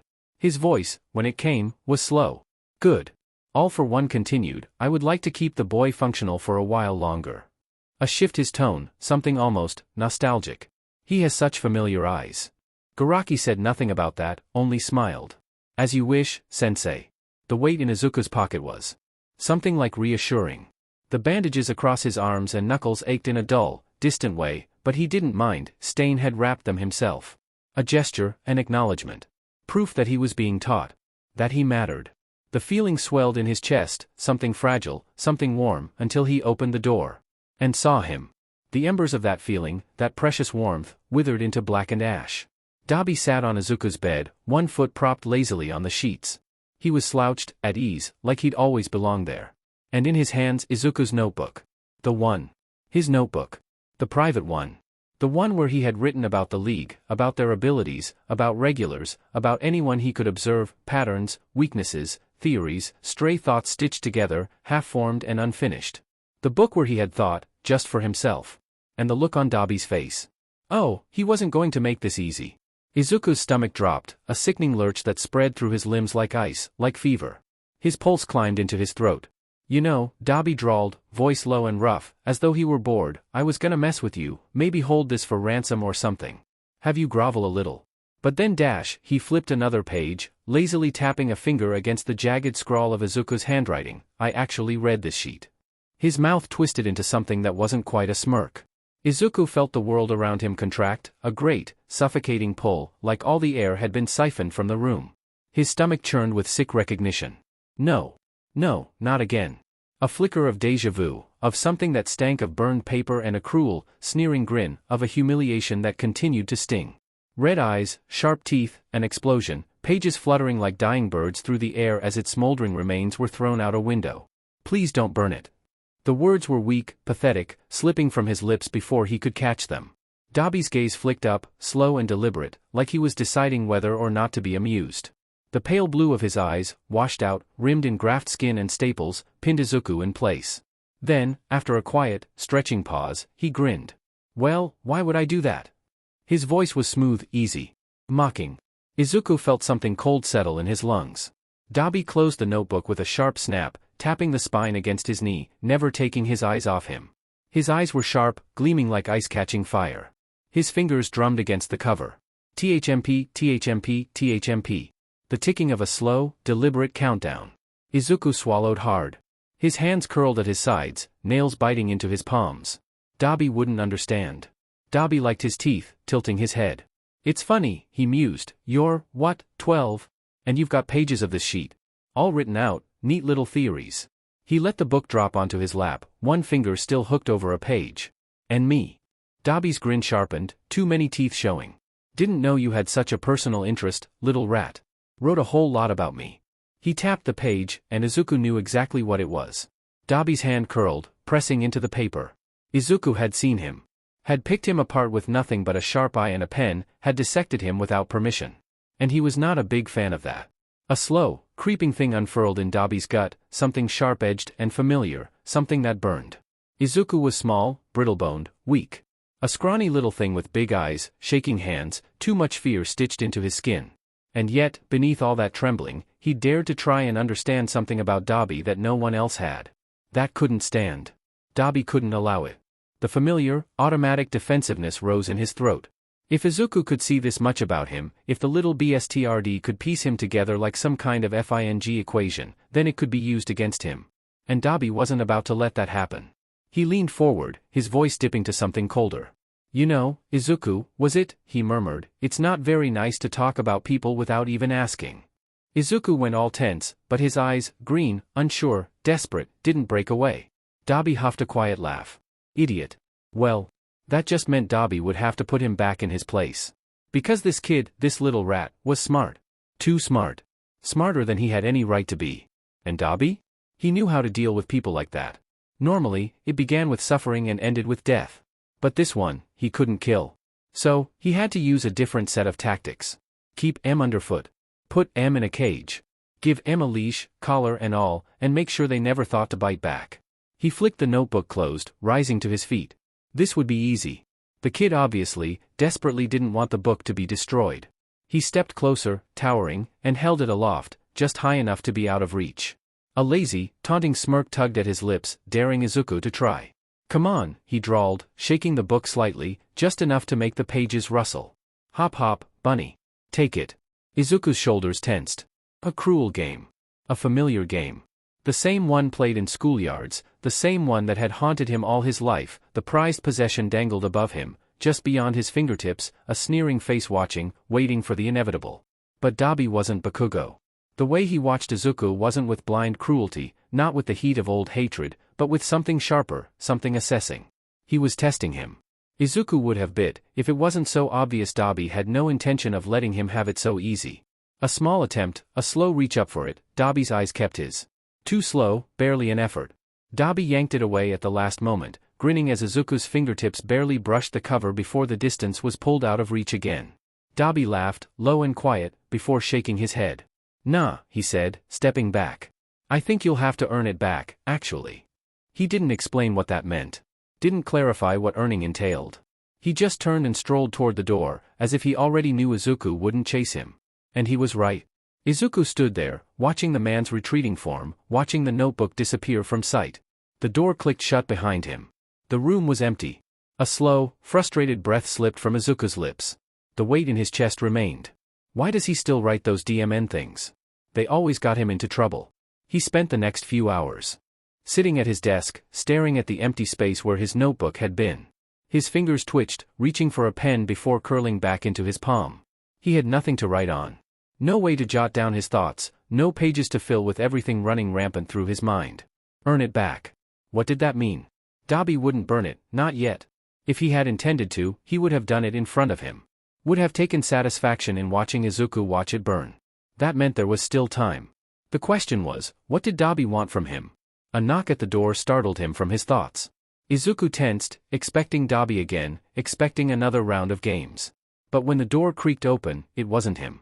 It was Toga. She peeked her head inside, golden eyes bright and curious. "Hey, Izuku." He swallowed, pushing down the frustration still simmering in his chest. Hi. She stepped inside, bare feet making no noise against the floor. In her hands, she held something small, something folded. A piece of paper. "You always look so sad," she said, plopping herself onto the bed. "So I thought I'd give you something fun to do." She unfolded the paper, revealing an old playing card, scribbled over with crude doodles, a red smile, wide and sharp. Izuku blinked. Toga giggled. "Wanna play a game?" The door had barely shut behind Toga before it flew open again. "Unbelievable." Twice stormed in, throwing his arms in the air, a dramatic sweep of black and white. His voice bounced off the walls, shifting in pitch as he ranted. "You were gonna play without me? After all we've been through? So cruel, so heartless." He clutched at his chest, staggering as if physically struck. Then, without missing a beat, his other voice cut in, flat and matter-of-fact, "I wouldn't have played anyway." Toga giggled.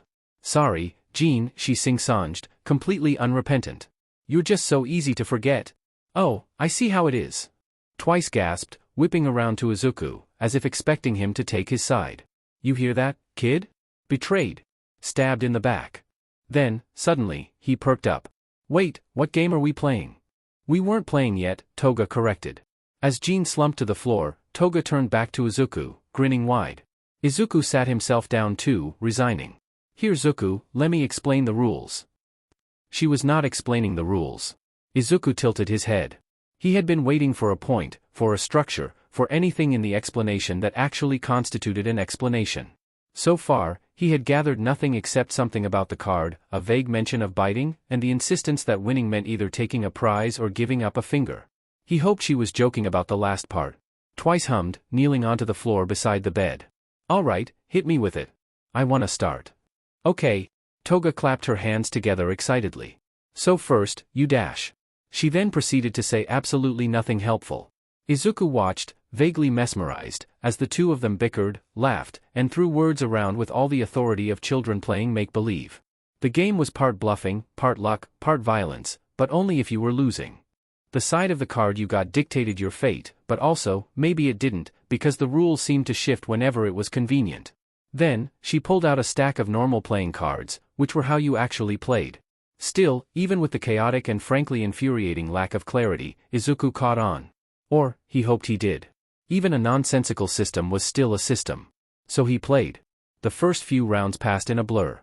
Izuku barely noticed himself keeping up, or noticed the way his hands moved over the cards, the way his brow furrowed as he tried to note the patterns beneath the nonsense. Because his mind was elsewhere.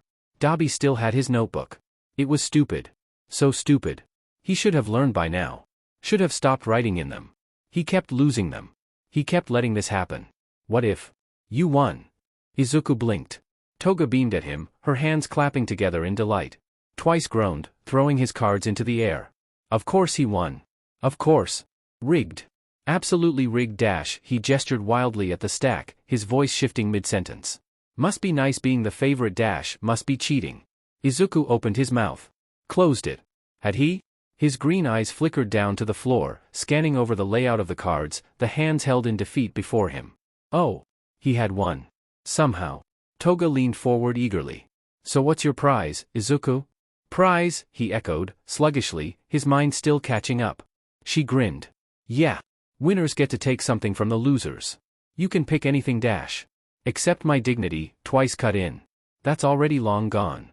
Izuku hesitated. A prize. He could ask for anything from them. He could take something, claim something, demand something. He didn't even know. His fingers twitched. His throat felt tight. There was so much he wanted. But none of it was possible, not from them, anyway. He shook his head. I don't want anything. Toga pouted. Ah, no fun. Twice huffed. Kid just likes to suffer. MSCST. Tragic. So sad. Toga propped her elbows on her knees, tilting her head, eyes glittering like a cat with a trapped mouse. Well, she purred, drawing the word out. Since you don't want to take anything, how about we give you something instead? Izuku blinked. His fingers were still hovering over his remaining cards. Something in her smile made his stomach feel uneasy. Before he could protest, before he could say no thanks, no more trouble, I don't need anything, she leaned in, her voice dropping into something light, teasing. But beneath it, there was something else, something pointed. Did ya hear, she whispered, like she was letting him in on a secret. Yue's entrance exam is in a few days. Izuku's expression didn't change. He gave a slow, hesitant nod. That wasn't surprising. The timing lined up. He had known it had to be soon. But Toga's smile widened, her next words slithering into his ears. And guess what else? Her voice curled around the words, playful, almost sing-song, as if this were nothing more than another round of their stupid game, a riddle for him to solve. But Twice was watching her now, gaze flickering, uncertain. All Might's gonna be there. Something inside him twisted. Toga giggled.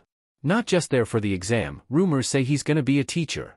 There was a moment, a brief, thin moment, where the world went silent.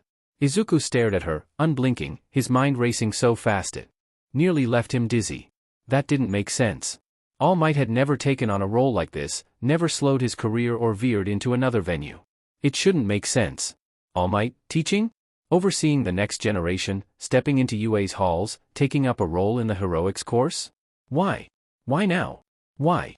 His brain snapped to the only conclusion that fit, the only one that made sense, the only one that hurt. His time must be running out, if it hadn't been depleted already. He remembered that day, coughing blood, grotesque scars. All Might couldn't be that symbol of unwavering strength for more than a few hours. So if he was teaching, if he was choosing now to step into a school, it meant he was looking for a successor. The next All Might. Someone in the hero course. Twice clicked his tongue. Toga, come on, we weren't supposed to say anything. We're not even doing anything about it yet. She waved him off. What, it's interesting. She giggled, kicking her feet against the floor. Don't you think so, Izu? Izuku didn't respond. His fingers dug into his palm, his pulse hammering against the inside of his skull. Yue's entrance exam. It was going to happen soon. And somewhere in the crowd of applicants, in the swarming mass of aspiring heroes, All Might was going to choose. Somewhere in that crowd, some lucky, promising hopeful was going to walk away as All Might's personal student. Toga was still watching him, her expression bright, eager, but in her eyes, something gleamed. Curiosity, interest, maybe even expectation. Izuku inhaled, slow, steady, forcing his hands to relax, forcing the tremor in his fingers to settle. He swallowed it down. All of it. He forced himself to nod. Yeah, that is interesting. His voice came out even. Toga pouted, disappointed at his lack of dramatics. Twice exhaled. Well, whatever. Cat's out of the bag now. Not like it matters. He waved a hand vaguely. We're not getting involved yet. No point worrying about some stupid school tests. Izuku hummed in agreement. Izuku hadn't seen his notebook in days now. Dabi gave no indication he had it. No teasing smirk, no threats, no hints. No careless, dangling provocation. But he was watching. More than usual. He wasn't just staring, he was observing. Watching where Izuku's attention lingered, what details his eyes caught. Like he was trying to see inside his head. Izuku didn't know what he was supposed to do to earn the notebook back. Didn't know what that even meant. He had nothing to bargain with. Everything he might have had was in that DMN notebook. Still, he didn't have time to waste brooding over it. He had work to do. Tonight's targets, their patterns, their weaknesses, he had to memorize it all, lock it in tight, since he couldn't write it down and rip out the pages for stain later. So he focused, let the noise of the bar become a dull, throbbing hum in the background as he ran over every scrap of information in his head. The usual crowd loitered, but there were newcomers. A few extra bodies hunched over drinks, voices low, watchful. Jiren was back, sprawled in a booth with Shigaraki and Kurogiri. And this time, he wasn't alone. A man sat beside him, a mountain of a man. A wall of tissue and muscle, lounging lazily with a slow, amused grin. His short blonde hair stuck up in jagged, uneven tufts, and where his left eye should have been, there was only a dark, empty socket. Izuku caught fragments of conversation as he passed by, tray in hand. Broken out. Just got out of prison. Needs a place to lay low. That was all he needed to know. Izuku forced himself to focus on the task at hand, wove through the tables, kept his head down, avoided drawing attention. But of course, that wouldn't last. Izuku. Kurogiri's smooth voice cut through the noise. He stopped in his tracks, glancing over. Shigaraki barely looked at him, tapping one finger against the table, his posture loose, careless. Take Muscular to one of the spare rooms, he ordered. Muscular. Izuku's stomach curled at the name. He felt it, then. He's seen this man on the news before. Muscular's one good eye locked onto him, and the look that passed across his face made Izuku's skin prickle, his breath thin. A slow grin. A flash of teeth. Izuku swallowed, nodded, and turned away. He set his tray on the counter as he passed, heading toward the hallway. Heavy footsteps followed behind him. Something hissed. The sound barely had time to register before something slammed into him, thick, roiling, crushing. Izuku barely had the air to gasp before he was crushed against the wall, ribs grinding, lungs squeezed thin. The impact rattled his bones, sent a flare of panic racing up his spine. Laughter. Low, pleased laughter. Izuku gasped, struggled, but the pressure only tightened, sinewy muscle tendrils coiling like living ropes, constricting. Muscular loomed over him, grinning wide, teeth gleaming. "They can't be serious," he drawled. His voice was lazy, amused, curling with anticipation. "A little mouse like this?" Izuku tried to breathe, but the weight against his chest made it near impossible. Muscular leaned in, his breath hot against Izuku's face. "Kinda ridiculous, don't you think? Puttin' something so breakable in front of me?" His grip tightened, and Izuku saw stars.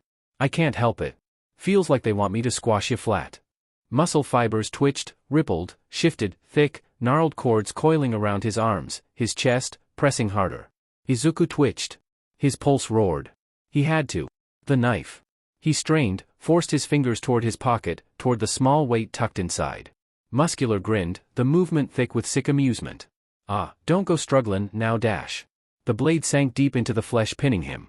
Muscular hissed. Izuku wrenched the knife free, twisting it as he did.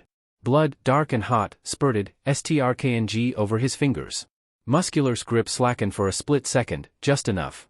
Izuku kicked back, heel connecting hard against his shin. A grunt, a stumble. Izuku turned, and drove the knife straight into Muscular's eye socket. The scream that tore from the man's throat was so loud it made his ears ring. Muscle fibers writhed, convulsing like open wounds. The tendrils clenched, and Izuku felt it, heard it. A snap. A bolt of pain ricocheted through his ribs, white-hot, blinding. He choked, mouth opening in a gasping, strangled sound. Pain and instinct blurred together, sharpened into something primal. Izuku's ribs ached, his breath thin and ragged, but his mind was panicking. He could see through the pain, he could still move, he could see what he needed to do. His eye. If he could just get to the other one. A snarl ripped through the air. Before he could move, muscle slammed into him, throwing him down. The floor cracked beneath his weight, a jagged explosion of pain blooming through his spine. His vision swam. A heavy, gnarled wall of flesh pressed, crushing his arms, pinning his ribs in a suffocating vice. He kicked, frantic, heels hammering into the solid mass of Muscular's quirk, but it was like kicking into stone. It did nothing. A wet chuckle dripped down over him. Blood from Muscular's ruined eye socket, it fell in slow, thick droplets, splattering hot across Izuku's cheek. A shudder ran down his spine. Muscular leaned in, his breath thick with sweat and copper, breathless with glee. His mouth stretched wide, something giddy and angry twisting at the edges of his grin. But Izuku didn't think. Didn't hesitate. His teeth sank deep. Right beneath the jaw. Right where the external carotid artery pulsed beneath the skin. Muscular's body went taut, Izuku clamped his jaw and ripped. Then Muscular roared. The sound, a raw, agonized snarl. His grip loosened just enough for Izuku to tear back, blood gushing against his tongue, hot and thick and pouring. It spurted in pulses, a red bloom bursting with every frantic beat of Muscular's heart. Izuku barely had a moment to breathe before the fibers twitched, clamped over the wound as Muscular's quirk surged to seal it. But Izuku wasn't done. His fingers scrambled, slick with blood, snatching the knife he'd dropped. He gripped it tight. But before he could move, Muscular collapsed, eyes wide open. Limp. A heap of muscle and blood, crashing hard to the ground. Izuku blinked. Panting. His knife trembled in his grasp, his breath coming in weak, broken gasps. "Kid!" A voice cut through the fog. A shape moved. Stain.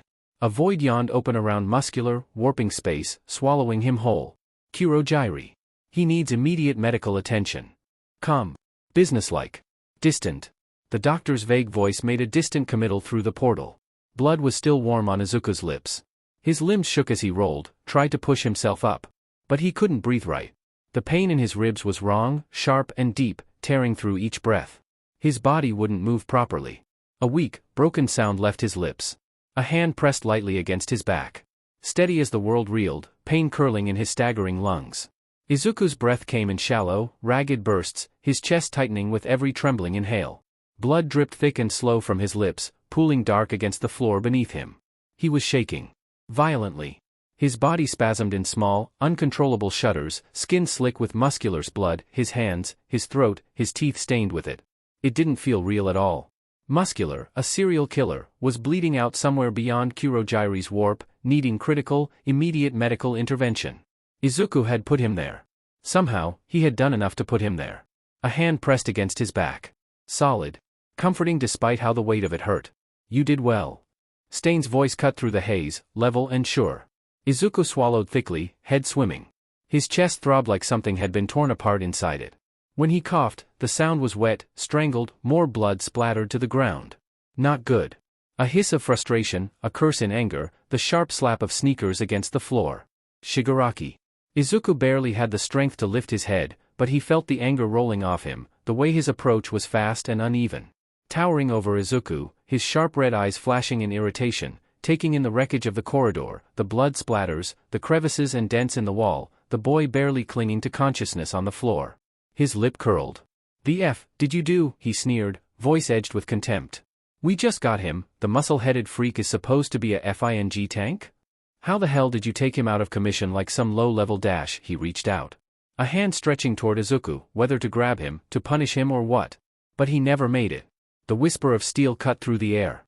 Before Shigaraki could even blink, the back of a knife pressed against his throat. Stain had moved quicker. Shigaraki snarled immediately. His arm jerked, fingers twitching, ready to retaliate. But he was cut off. The air ripped apart. Dark void split the space between them, Kurogiri's warp flared, swallowing both of their limbs, pulling them apart before either could make contact. Shigaraki's fingers clenched, inches from his own warped limb, teeth grinding in irritation. Kurogiri's voice hummed through the corridor, calm and unreadable. "Stain, please refrain from escalating unnecessary violence within the base." The portal fizzled, releasing both their limbs at once. Shigaraki immediately jerked back, scratching at his throat where the knife had been, expression dark with irritation. Stain didn't so much as move. Then, finally, Shigaraki exhaled sharply, a frustrated, almost petulant sound, and turned. His red eyes flicked back to Izuku. Still crumpled on the floor, blood thick in his mouth. He growled, swore at him again, then stalked off. And Izuku's world was slipping away. Adrenaline and energy was draining from his veins, and too quickly. The pain wasn't just sharp anymore. It was total, burying itself into every breath, every twitch of his muscles. His ribs felt like shattered glass inside him, shifting wrong when he tried to move. Something was wet beneath his shirt, bleeding. He pressed his hand against the ground, muscles trembling, forcing himself upright and collapsing almost immediately. A grip on his shoulder stopped him from fully hitting the ground. Stain. Izuku sagged against him, barely upright, breath rasping in his throat. He had to say something. That he was okay. He could be okay. He just needed a second, just a minute to catch his breath, just. He tried to speak, but nothing came. His mouth tasted like metal. Above him, voices blurred, flickering in and out like weak radio signals. Worsening his condition. He needs treatment. Stain's voice, sharp, cutting. Now. You negligent piece of dash. A hand pressed against his arm. A sudden sting. His body stopped moving. Izuku's muscles locked. His breath hitched. Stain had paralyzed him. He couldn't even gasp in protest. Couldn't shake his head, couldn't struggle. His ribs screamed, locked in the exact wrong position, frozen where they had been shifting painfully out of place. No. No, he needed to move, he needed. Darkness cracked open beneath him. A deep, swallowing cold. The ground dropped.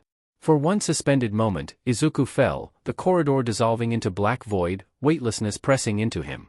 And then he landed. Hard, against something solid.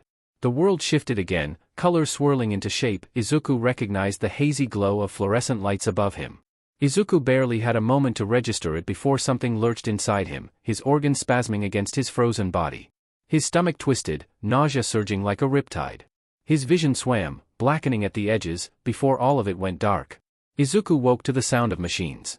It felt horribly, mockingly familiar. The soft, rhythmic beeping of a monitor. The low mechanical hum.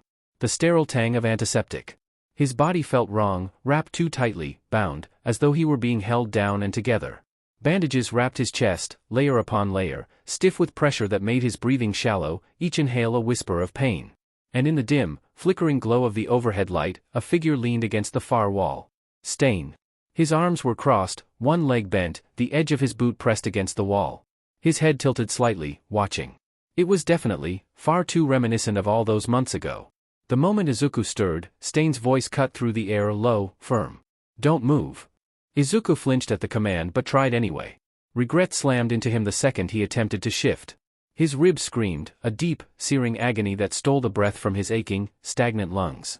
His body locked up, breath hitching in a painful, stuttering gasp. Stain's gaze sharpened. I said don't move.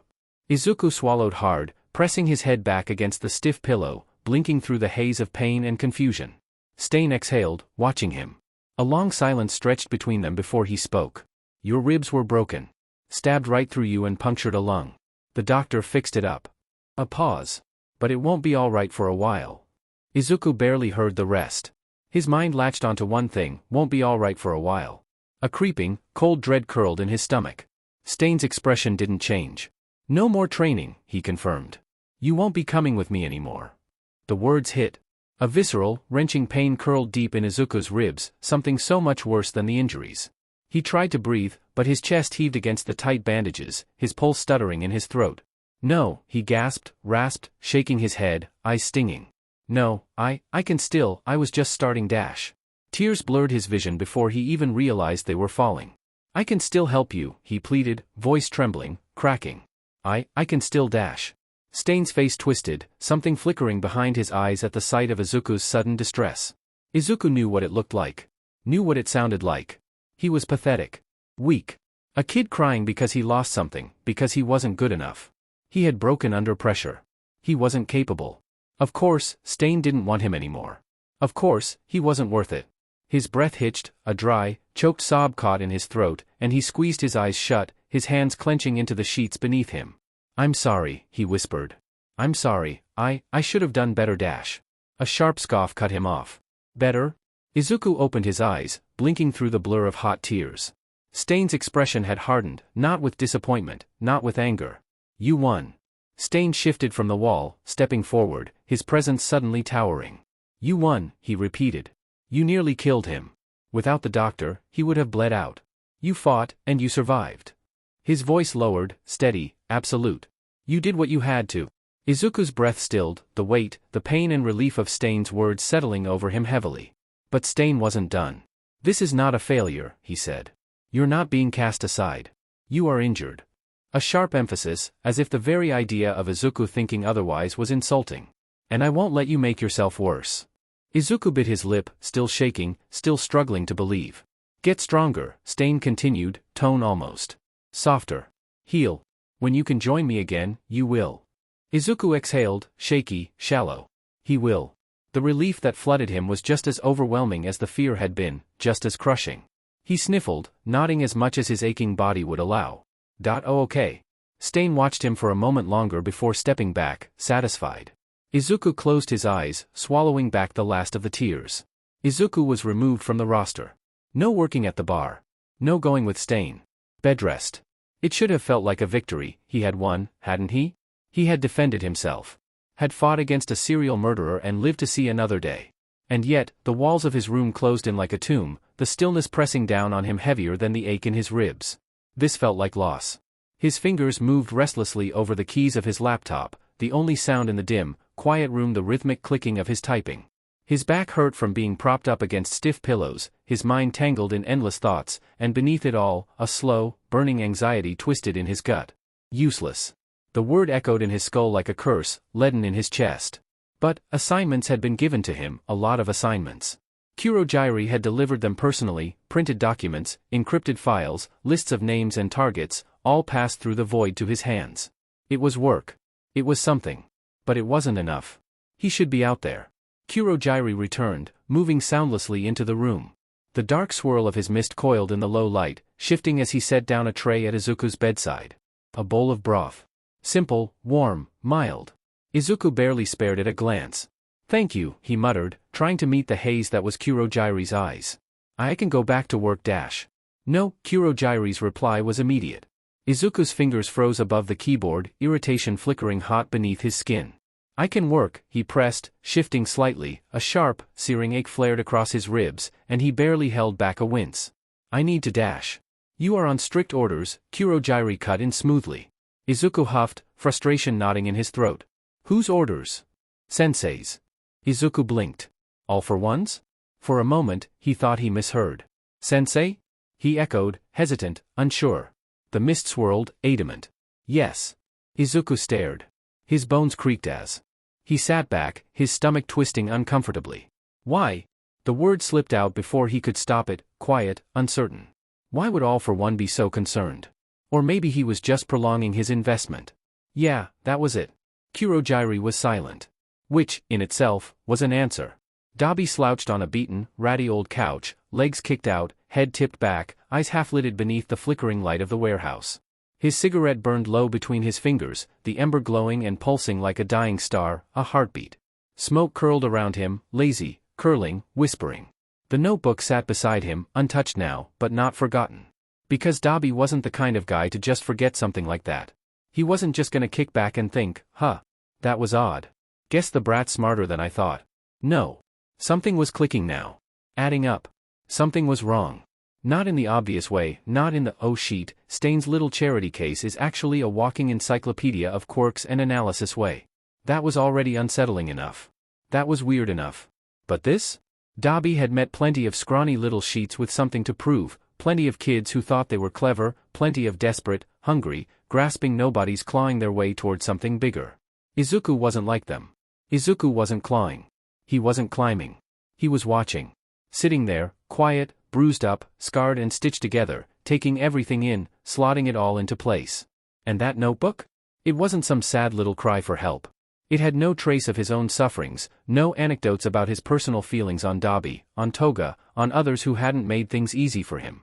Things were becoming a lot more obvious to Dabi. Izuku wasn't just alive for the sake of owing the league. Dabi overheard as much. He'd just been walking through the hall when he saw Kurogiri enter Izuku's room. Curiosity piqued, he paused, already knowing he was gonna hear something interesting. And DMN, did he? Is your report ready to be taken to Sensei? Sensei. It wasn't just Stain the little rat was giving information to. It wasn't just some little pet project for the hero killer. A bar made for the league, the big boss was keeping tabs on the kid. Sensei was keeping tabs on the kid. And now, with that little nugget rolling around in his skull, he couldn't stop thinking. Because this whole time, he'd been looking at the notebook and seeing what was right in front of him, pages and pages of quirk analysis, brutal assessments that tore people down to their bones and dissected their potential like specimens in a jar. That was already unsettling. Already impressive. But this? Now he knew for certain that this had never really been about debt. If all they wanted was to squeeze some money out of him before he rotted, they would have thrown him into organ farming, turned him into an instant Nomu, sold his parts for a nice fat profit, easy cash. If that was the goal, Izuku would already be pieced apart and stuffed into an icebox for the doc to make use of. But that hadn't happened. So why was he here? Why had Sensei put a leash on his more enthusiastic pets when it came to this wide-eyed little thing? Why was this scrawny, freckled, bruised-up nobody being kept alive and Dabi's grin stretched? Cultivated? Federal kept alive. Given time, given resources. Given all the pieces he needed to build whatever the hell was locked up inside that skull of his. He exhaled slow, smoke slipping through his teeth, watching the ember smolder, waiting to be snuffed out, waiting to ignite. A chuckle rumbled low in his throat. The little creature was bedridden, wasn't he? Smashed up, still breathing but barely, stuck in that shitty room with nothing but his thoughts and his plans. Dabi figured he might as well stick close, tear off a few pieces of Sensei and Stain's main course for himself. He did say Izuku would have to earn his notebook back. He'd make him really work for it. Izuku stared at the date glowing on the corner of his screen, digital numbers ticking forward. Today. The UA entrance exam was today. His fingers hovered over the keys, motionless. He had applied. It had been the only high school he applied for. The only thing he had wanted, once. Once, this might have been something he'd counted down the minutes for. He would have woken up early, dressed in his unburnt uniform, clutched his application slip so tightly it crumpled at the middle. He would have stood in line with the others, stomach twisting, palms sweaty, vision blurring with anxiety, waiting to be let in, waiting for a future that wasn't his anymore. Not hero material. All Might had told him that. And it's not like he had a chance to even try to prove him wrong. Not anymore. He shouldn't care. It didn't matter. But he still wanted to see. UA was locked down tighter than most things he usually had to gain access to. Their security systems rivaled the Hero Commission itself, if not surpassed it. High-profile staff, high-profile students, and the highest-profile principal. Nizu was no fool. The firewalls were layered, deceptive, shifting constantly, a labyrinth of nested permissions and hidden triggers. Direct brute force attacks would trip every alert system in place. Pre-programmed worms would be detected instantly. But Izuku had learned. He had been practicing passively. The past months had stripped hesitation when it came to this kind of thing, made him sharper, more careful, better. A proxy first, anonymizing, bouncing his signal through multiple relays, layering it under false credentials, scrubbing it of any unique signatures. Then, he ran a slow sweep, scanning for unsecured access points. There was always at least one. A misconfigured subdomain. A forgotten external service. A minor staff login with slightly weaker encryption. There. A faculty member's interface. A live database sync running in the background, momentarily exposed, a vulnerability lasting seconds before the system auto-patched. Seconds were all he needed. He tunneled in, piggybacking off the live sync, embedding himself within the network permissions, slipping through silent, undetected. Data unfolded before him in raw, unfiltered streams. Live security footage. Audio feeds. Camera angles spanning every corridor, every arena, every room of UA. Izuku's heart pounded. It worked. The exam hadn't started yet. The arenas were empty, filled only with staff moving back and forth, adjusting settings, maneuvering large, powered-down machines into position, rolling them behind buildings. Tucking them into blind spots. Robots. So it was a combat exam. That much was obvious. And disappointingly, it definitely wasn't a fair test. It favored power. Strength. Quirks suited to breaking, crushing, destroying. Izuku would have been worthless here. He shifted to another camera feed, trying not to feel any more disheartened. Rows of desks. Students hunched over, scribbling furiously through the written portion of the exam. Some looked on the verge of tears, erasing frantically, hands in their hair. Others were stone-faced, confident, methodical. And a few had already finished. Their papers stacked neatly, pushed to the corner of their desk, waiting for the exam time to officially end. And one of them. Izuku's stomach dropped. Spiky blonde hair. Arms crossed. Paper to the side, already done. Bakugou. Of course. Of course he was here. Pursuing his dream, collecting his due future, walking the path laid out for him, owed to him. Unquestioned. Unchallenged. Izuku had known, of course he had known. There was never a reality where Bakugou wouldn't be here, where he wouldn't charge forward without looking back. It hit him like sickness, like something festering in his blood, twisting and knotting and curdling inside him. His throat burned. His face felt hot. His eyes stung. It was unfair. It was so unfair. Bakugou, with his perfect scores and perfect quirk and perfect place at the top, standing exactly where he was meant to be. Bakugou, with his future assured, encouraged, welcomed. Bakugou, who had left him bleeding in an alleyway, coughing through a scorched neck, shuddering through shock, shaking from an agonizing mass of blood and charred muscle. The scar stretched across his shoulder, up his neck, to his cheek, a permanent thing, a deep, ugly, twisted mark left in his skin, in his ligaments, in the very structure of his body. A reminder that even though Bakugou had nearly killed him, had left him gasping, broken, ruined, he still got to be here. Still got to sit in that exam hall, still got to pass, still got to have everything. Izuku wasn't the type to hate. But something inside him soured, curdled, spoiled. Something mean. Something heinous. Something that sat in the hollow of his chest, dripping black like ink, poisoning everything it touched. His heart squeezed, clenched so painfully he thought it might burst. Because he could have been there. He should have been there. He could see himself there, bent over a desk, pencil tapping against the paper, hands steady despite the trembling inside him. He would have taken the test with the same hope he had carried all his life, fragile but unyielding. But Izuku curled his fingers, swallowing down the burn in his throat. He wasn't there. Instead, he was here. Sitting in a dark room, covered in deep scars and bruises, bandaged, tired, alone. Watching from the outside. Watching from his place. Invisible. He had always wanted to be a hero. Even now, especially now, he could feel it gnawing at him, chewing at him, screaming at him. He still wanted that. He still wanted? It doesn't matter. His path is different now. He's living a different life than what he'd hoped for. And that was fine. It's fine. He should be happy. He's grateful. Grateful that Stain had taken him in. Grateful that he had been bandaged up after Muscular had tried to kill him. Grateful that he had a place at all. His breath came out slow, shaky. His fingers twitched over the keys. For a brief, reckless second, he thought about tripping the security alarms, just to see him panic. Just to ruin something. But he didn't. A flicker. A pop-up in the corner of the screen. A message. Hello there, dear intruder. Izuku's breath caught in his throat. His heart humped, tension crackling up his spine like a live wire. No way. His firewall bypass had been perfect. His intrusion had been silent, each step careful, precise, without a single misstep. There was no reason, no way anyone should have noticed him. And yet, a second message popped up beneath the first.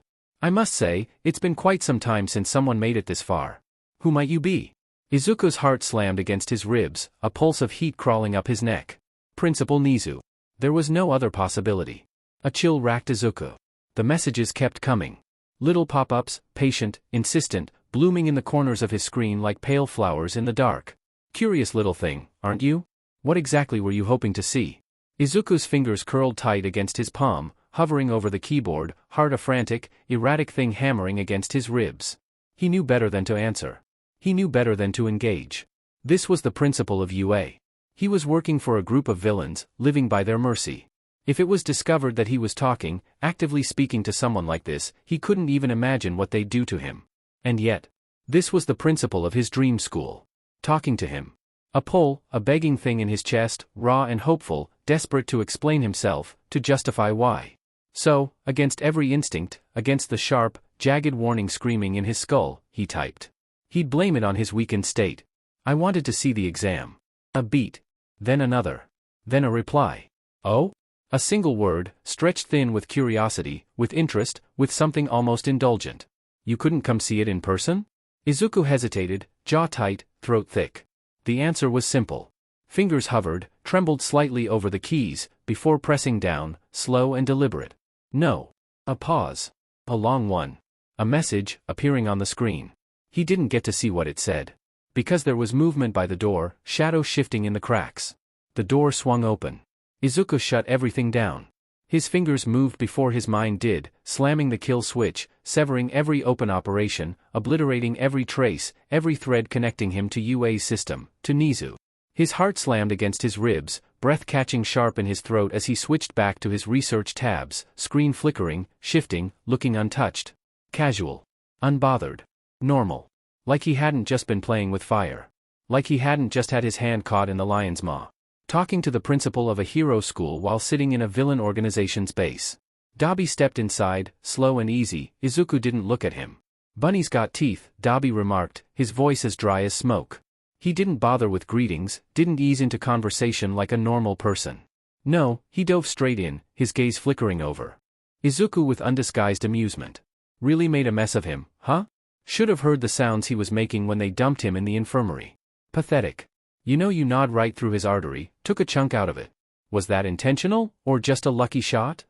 Izuku's stomach twisted. He didn't flinch, didn't react, just turned his face away, fixed on the edge of his untouched broth. Dabi's grin widened. He sauntered in, dragging the chair from Izuku's new desk. Kurogiri had teleported it in within the hour Izuku was placed back in his room. Why now, Izuku didn't know, but he wasn't about to question it, with a sharp screech. What's wrong? Not hungry. He tilted his head, mock concern lacing his voice. All that blood make you full? Izuku didn't answer. Didn't rise to it. He was still too focused on breathing, on forcing his pulse to slow, on making sure his fingers didn't twitch, didn't betray anything as they hovered near the keyboard, over the ghost of what had just been there. Nizu's messages, now erased in a frantic, desperate instant. Izuku swallowed. What do you want? His voice came out quieter than he intended, stretched thin by fatigue, raw and frayed. Dabi hummed, dropping onto the chair backward, arms folded over the backrest, tapping his fingers against it. What do I want? He repeated the words, rolling them around in his mouth. Haven't figured that out yet. But for now, his lips curled, slow and sharp. I probably want to know what sensei's got you doing. Izuku's thoughts faltered. What? Don't be dumb, Dabi said, grin never faltering. You're not just sitting here twiddling your thumbs until Stain wants you again. You got those little reports, don't you? It wasn't a question. Dabi knew. Izuku winced from a shallow attempt to sit up straighter. Dabi reached into his coat and pulled out something small, something tattered. He tossed it onto the bed, right in between them. Right where Izuku could grab it. Izuku's breath caught. His notebook. Dabi rested his chin on his arms, watching him, expression unreadable. You want it back, don't you? Izuku exhaled slowly. What do you want for it? Dabi's smirk stretched wider, something cruel and knowing. There he is. Izuku didn't bite. He simply stared, waiting. Dabi let the silence hang for a moment, then shrugged. Call it an exchange, he drawled. You give me something I can use, and I might just think about giving this back. Izuku inhaled slowly. There it was. He knew Dabi would drag this out for a long while, extort anything and everything he could before ever letting that notebook go. It wasn't fair. Nothing was ever fair. And what else did he have? Dabi was mean, cruel, snarky, terrifying. But at least he was here. At least this was something to do. All right. Dabi chuckled. That's a good little rabbit. The Southern Wharf, he said. Patrol timestamps. Heroes, police, shipments, docking schedules, the whole deal. His gaze sharpened like a blade catching light. And make it quick. Izuku held his stare for a moment. Dabi didn't blink. His eyes were too bright, too knowing, waiting for Izuku to resist, waiting to see if he'd even try. Izuku didn't.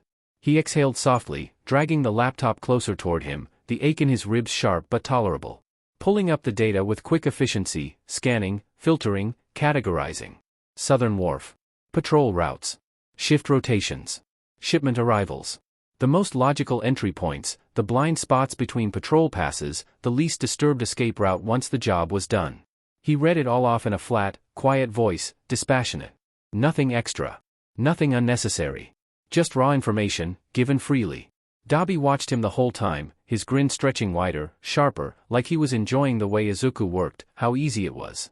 When Izuku finished, he sat back slightly, fingers still resting against the keys, his breath just a little uneven. Silence stretched. Dabi stood in one fluid motion, swiping the notebook back and up to tap it lazily against his own shoulder. Knew you'd be useful, bunny, real easy. He gave a sleepy, almost sing-song, thanks. And then he was gone, a slow, lazy stride carrying him out the door, disappearing down the corridor, the notebook still in his hand. Toga loved walking in Izuku's skin. It fit so nicely.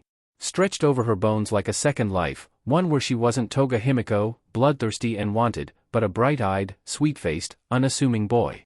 She just threw on a hoodie, and could leave the base without worry of being recognized. It was so easy like this. There was a simple joy in it, in every effortless step she took in his body. She wandered through the streets, shoulders relaxed, feet light against the pavement. No one looked twice at her. No wary glances, no cautious steps away, no instinctual shivers of discomfort. She could walk into a shop, pick up a drink, smile at the cashier. She could lean over the counter, chin on folded arms, and ask for extra sugar in his voice, canines flashing and everything. And they gave it to her. Just like that. It was so easy. To buy snacks from a corner store without stares, wondering if she had been the one they saw on the news. To sit on a park bench without mothers gathering their children closer. To slip between the crowds, just another hopeful kid in a city full of them. No one recognized her, recognized him. Not police nor heroes. No missing posters. No flashing news bulletins, no urgent reports of a boy lost, stolen, taken.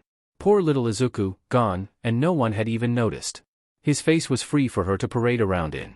And that was the saddest part, really. She sighed happily, sipping at her drink, weaving through the streets, her steps eventually pulling her toward a new curiosity. UA. The UA.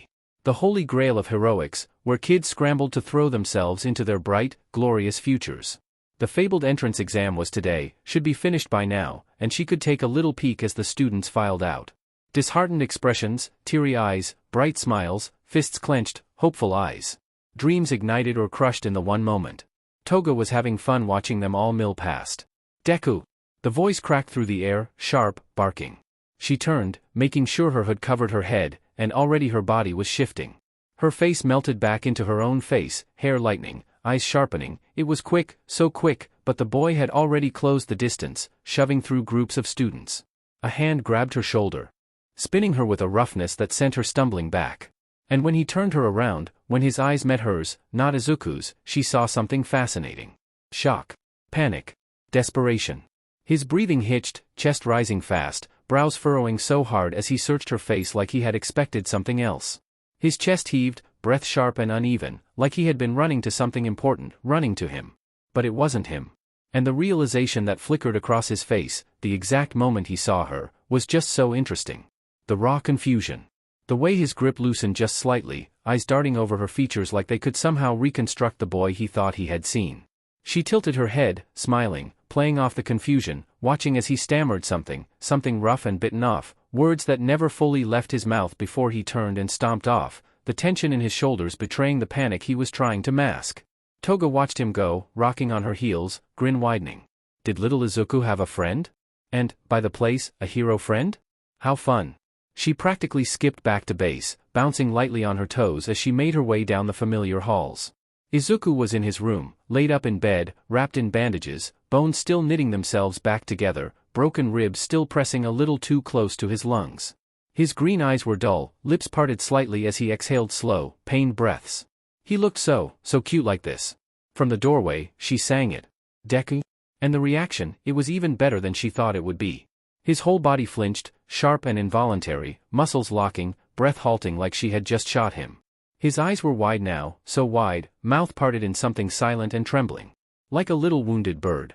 Toga laughed, canines glittering. HM? What was that, Zuku? She cooed, tilting her head. Did I catch you at a bad time? Are you hearing things? Izuku blinked, slowly, chest stuttering through the exhale he had been holding, eyes darting away. Toga pranced closer, her steps light, her grin wide.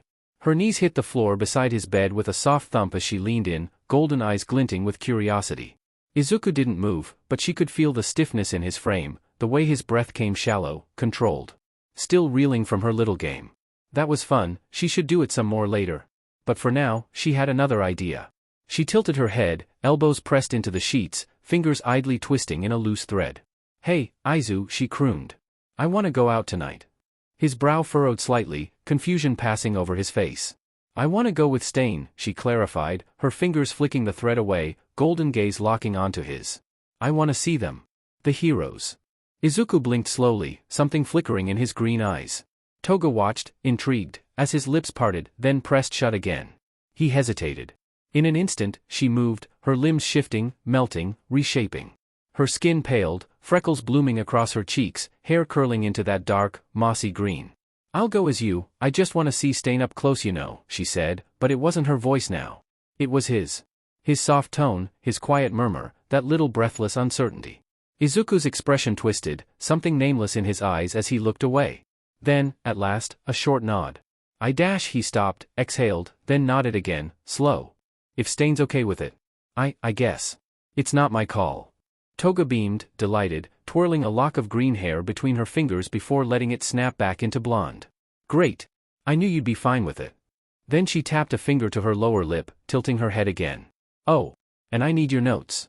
Izuku's brow furrowed further, as if she'd asked for something sacred. His mouth opened, lips parting in quiet protest, but she knew he had them. He always had something for Stain. Don't be stingy, she sing-songed, reaching out to poke at his arm, fingers light against bandages. I'm gonna bring them to Stain for you. Izuku exhaled through his nose, slow and resigned. I don't have my notebook, he muttered, shifting slightly, wincing when his ribs disagreed with the movement. He reached for his laptop, fingers clicking quietly over the keys before he turned the screen toward her. Just, points. Toga pouted but pulled out her phone, snapping a quick, casual picture of the glowing text, her grin returning as she tucked the device away. Izuku said nothing. Just pressed the laptop shut again, his expression distant, shadowed. Toga pouted. Was Izu sulking? Not even a little. Thank you, Toga, for delivering my precious notes? Izuku frowned, turning his face away, muttering, I appreciate it. Thank you, Toga.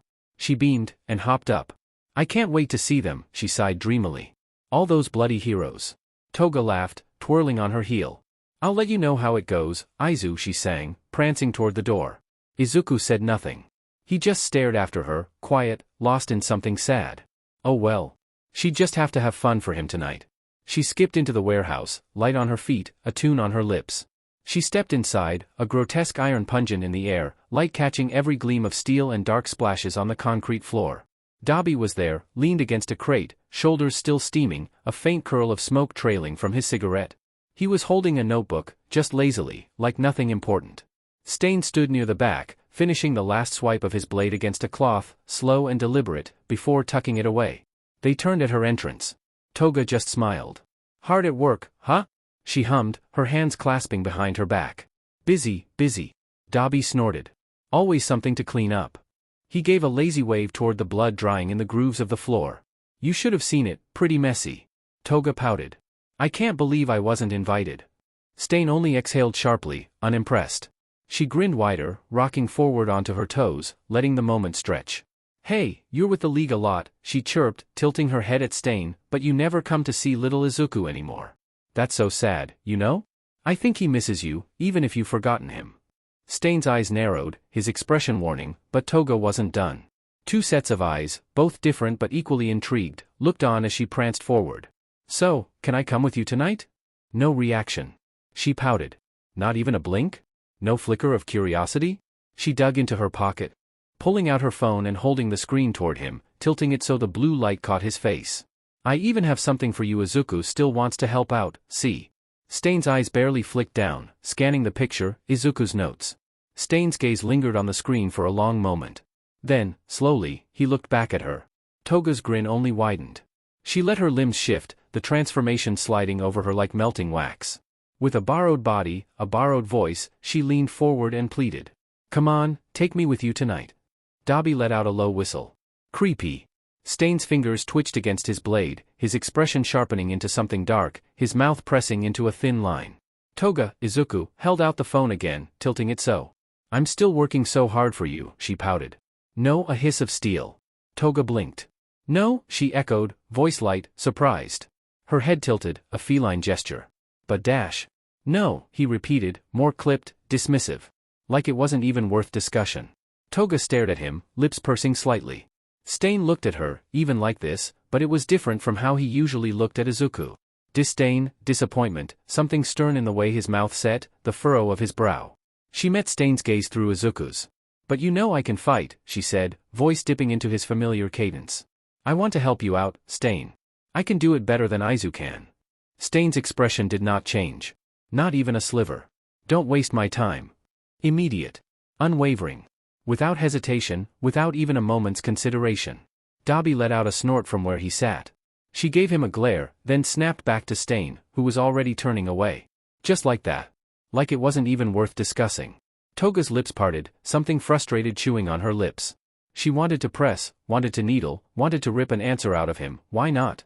What didn't she have? But she didn't. Instead, she dropped the transformation, her own face settling back into place. She huffed a breath, crossing her arms. You didn't even think about it. Stain glanced at her, uninterested. Toga clicked her tongue, letting out an exaggerated huff as Stain disappeared out of the warehouse, lower lip jutted in a pout. So rude, she grumbled. Behind her, Dabi barked out a laugh. That was pathetic, embarrassing really, he drawled, still lazily thumbing through his notebook. Toga whipped around, stomping over to him. Not pathetic, she huffed. Confusing. She jabbed a finger at him. I have Izuku's information, I fight better than him, I can look exactly like him, and I'm way more fun. But still, he won't take me along? That's not fair. Dabi smirked, cigarette dangling from his lips. Fair? Were you expecting Stain to give in just 'cause you asked nicely? He tilted his head. It is kind of funny though. Makes you wonder, huh? Toga flopped onto a nearby crate, resting her chin in her hands. Exactly. Why does Stain even keep Izuku around, then? If he doesn't want my help? She kicked her feet in the air. So annoying. Guess you're not special enough, huh? He drawled, exhaling a slow ribbon of smoke. She shot him a look. Humph. I'm plenty special. Dabi hummed, closing the notebook with a quiet snap. Toga eyed it. Oh, I did learn something fun today though, she sing-songed, swinging her legs. Dabi leaned back against the crates, exhaling smoke. Oh yeah? She nodded, eyes glinting. A hero student recognized me as Izuku. Dabi finally looked at her, interest sparking in those tired, half-lidded eyes. Recognized you? MMHM, she chirped. He saw me, called for me, well, called for Izuku, really. She tilted her head, voice lilting. He called out a name. Dabi arched a brow. She beamed, pleased with herself. Deku? Dabi snorted. The hell kind of name is that? Toga only grinned wider. I thought it was cute, but dash, she leaned in, voice dipping into something conspiratorial, when I got back and called Izuku that name? He got all scared, flinched and everything. Dabi tapped his cigarette, watching her closely. Oh, he knows that hero student, she giggled. Definitely knows him. And not in a normal way, either. She stretched her arms above her head, all satisfaction and ease. Dabi let the words settle for a moment before flicking the ash off his cigarette. Well, he muttered, that is interesting. You gonna tell me why you were prancing around as the brat in the first place? Toga twirled a lock of hair between her fingers. Because I can. Not an answer. Well, are you gonna tell me why you have his notebook? 'Cause I can. Plus, Izuku was going insane. That much was certain. Hearing things, old names, names that had been buried and used, unknown. Rotting somewhere behind these past months, somewhere that Izuku hadn't expected or prepared for. And from her, of all people. Someone who certainly shouldn't know. It wasn't real. It couldn't be real. He needed to move. Sitting still all day was making him crazy. Izuku gritted his teeth, pressing a hand to the frame of his bed as he forced himself up.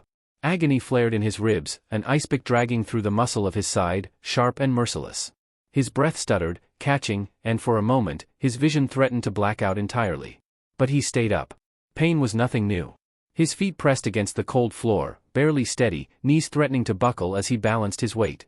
He clenched his fists, forcing them to hold, forcing his body to obey him. He stood. For a few minutes. A few very victorious minutes. Then, a step. The ache was instant. Another step. Then another. His body screamed, but he didn't stop. He crouched, to push his range of motion. And it was blinding, his nerves shredded under the pressure, his body protesting so violently he almost collapsed then and there. A sound left him, something ragged, but he bit it back, pressing his nails into his palm. He had to keep going. He would not sit and rot. He had spent too long lying in that bed, motionless, empty. He needed to test his limits. To push, to break if he had to. Pain was secondary. Irrelevant. The sound of a throat clearing. Izuku turned. There, in the open doorway, stood Kurogiri. They stared at each other, silent. You, Kurogiri finally said, voice smooth as ever, dark and composed, should not be standing. Izuku swallowed, his breath unsteady, but his stance unwavering. I can stand, see? I'm fine. He rasped. Kurogiri watched him for another long, suffocating moment. If you do not return to bed, I will be forced to strap you down. The words, calm and absolute, sent a ripple through Izuku's chest, half defiance, half something else. But he did not move. He would not go back to the bed. And Kurogiri sighed. Kurogiri didn't quite have to strap him down. Arguably, he did something much worse. Every time Izuku so much as shifted beyond what Kurogiri deemed acceptable, space twisted, and he found himself dumped unceremoniously back onto the mattress. The same, silent, inexorable response. At first, it was almost gentle. A mere flicker of shadow, a distortion in the air, and Izuku would find himself nestled back into the sheets, the movement so smooth and deliberate it could have been mistaken for care. Like a mother tucking in an unruly child. But he was not a child, and he was not unruly, he was just sick of being stuck in bed. He shuffled to the edge, swinging his legs over, only for darkness to yawn beneath him, and for him to drop like a stone through some unseen abyss, landing with an undignified flop back onto his pillow. So he tried again. And again. And bam. He hit the bed face first this time, a fresh jolt of pain ricocheting through his ribs. By the 6th or 7th attempt, his patience had been as beaten as his body. Izuku slumped against the pillows with a pointed huff. The ache in his bones pulsed with dull, petulant rage, but Kurogiri, the unflappable specter of absolute patience, did not waver. Instead, he simply stood there. Watching. For a full hour. Izuku glared. First out of irritation, then out of petty defiance, then, finally, out of a sheer, simmering need to be difficult. His glares evolved over time, starting with mild displeasure, blooming into surface-level resentment, and finally, settling into a stare so pointed and withering it could have peeled paint. Kurogiri, infuriatingly, did not react. Not once. Not even when Izuku sighed so dramatically it might have been theatrical. At some point, at some imperceptible cue, Kurogiri must have decided he had sufficiently cowed his unruly patient, because he finally, turned and disappeared, leaving Izuku to stew in his own helpless frustration. His ribs hurt, his pride hurt, and he had been tossed around like a sack of flour by a teleporting bartender. Izuku should have just gone to sleep. That would have been the reasonable thing to do. But he wasn't feeling particularly reasonable right now. So, naturally, with nothing else but the embers of rebellion burning low in his chest, he cracked open his laptop, fingers flying over the keys with a newfound sense of petulant determination. If he was to be trapped here like a rat, then he would start biting. And so, with dark amusement curling in his gut, he did what any bedridden, thoroughly agitated individual would do. He dug into things he shouldn't. UA's systems. Again. Just to spite the League. It was, of course, like the universe had a sense of humor. Or maybe Dabi was just psychic. Because not a full minute later, the door to his room slammed open, and in he strolled, ready to bother Izuku once again. Yo! Maybe bother wasn't the right word. Taunt, that was closer. Extort, closer still. He leaned against the frame, all sharp edges and loose, ignorant posture, wearing his smile like it was also stapled into his face. Oh good. Already got the laptop out. His voice was low, rough, half amused, half drawled out mocking. You're so well trained.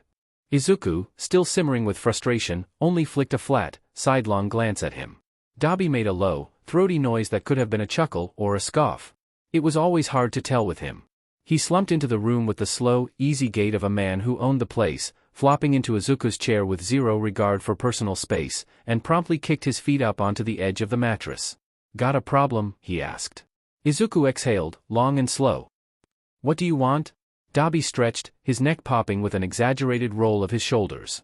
Fighting rings, he said, voice slow and easy, as if he were talking about weekend plans, not brutal, bloody affairs where lives were lost as carelessly as pocket change. Underground. South side. Heard they've been picking up lately. Izuku blinked, brows furrowing, then pivoted, minimized the portal he had opened into UA, and rerouted. Fighting rings. The first traces came in the form of advertisements, flashing banners riddled with malware, tempting the viewer with promises of real, raw, visceral violence. Grainy, low-quality recordings, advertisements scrawled in crude, fluorescent fonts, half-baked promotional videos edited together by amateurs. Because quality didn't matter, just the content, just the attention it would gather. A camera shoved between chain link, inside were two men. The footage was shaky, the type filmed on burner phones with shaking hands. One of the men was already bloody, nose shattered, staggered stance betraying a concussion.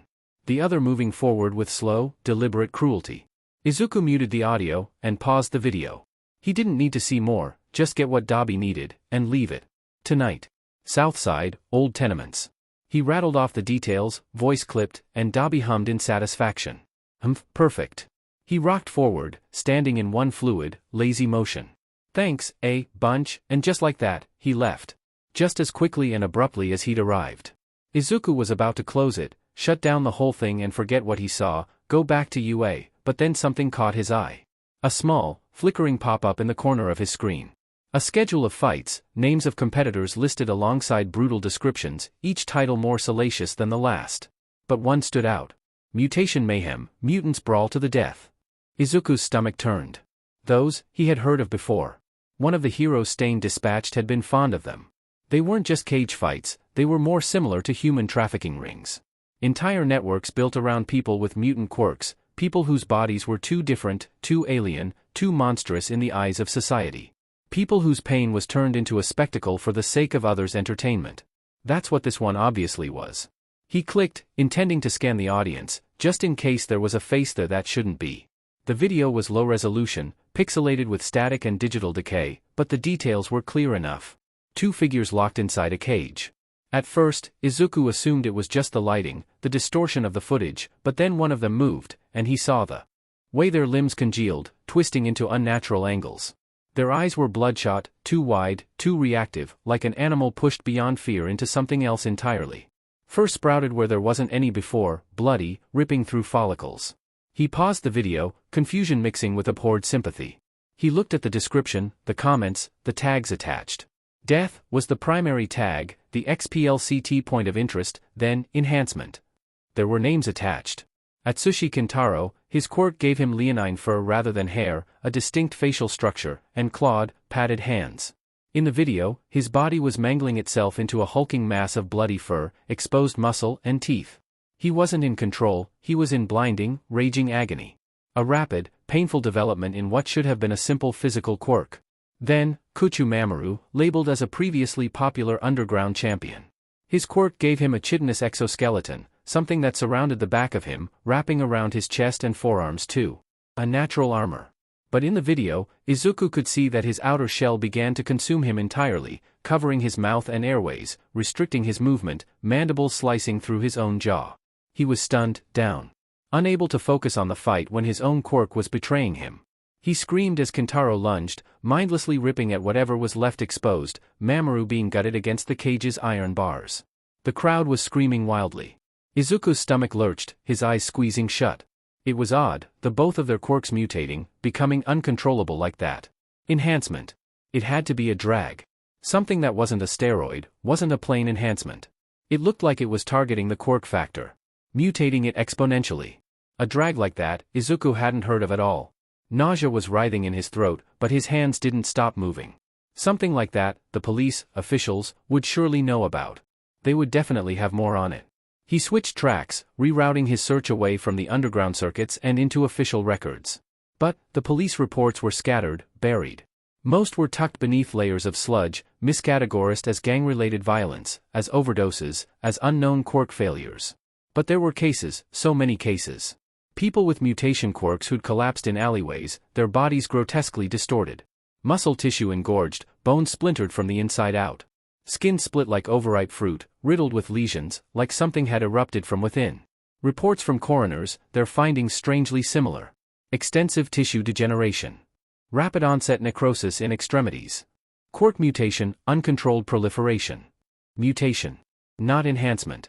Not augmentation. A quirk pushed past its natural limitations, devouring everything in the host's body to fuel its own grotesque evolution. Why hadn't he heard of this before? Of something capable of this? Interrogation transcripts open, he scanned through witness reports. Until finally, someone mentioned a name. Trigger. It has to be Trigger, her limbs bent backwards, feathers sprouting all over. That's not natural. That was all. So far, the only name for it. Izuku collated the sources. The distribution was fragmented, scattered, small, localized gangs peddling the substance, each seemingly independent of the others. No syndicate. No true organizational link. Which meant no clear supplier. Where they got it from, that was the real question.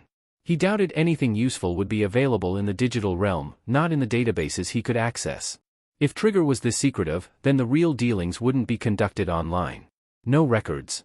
No shipments. No paper trail. And then there was the strangest part. The police knew. They had to. The reports were there, dozens of them.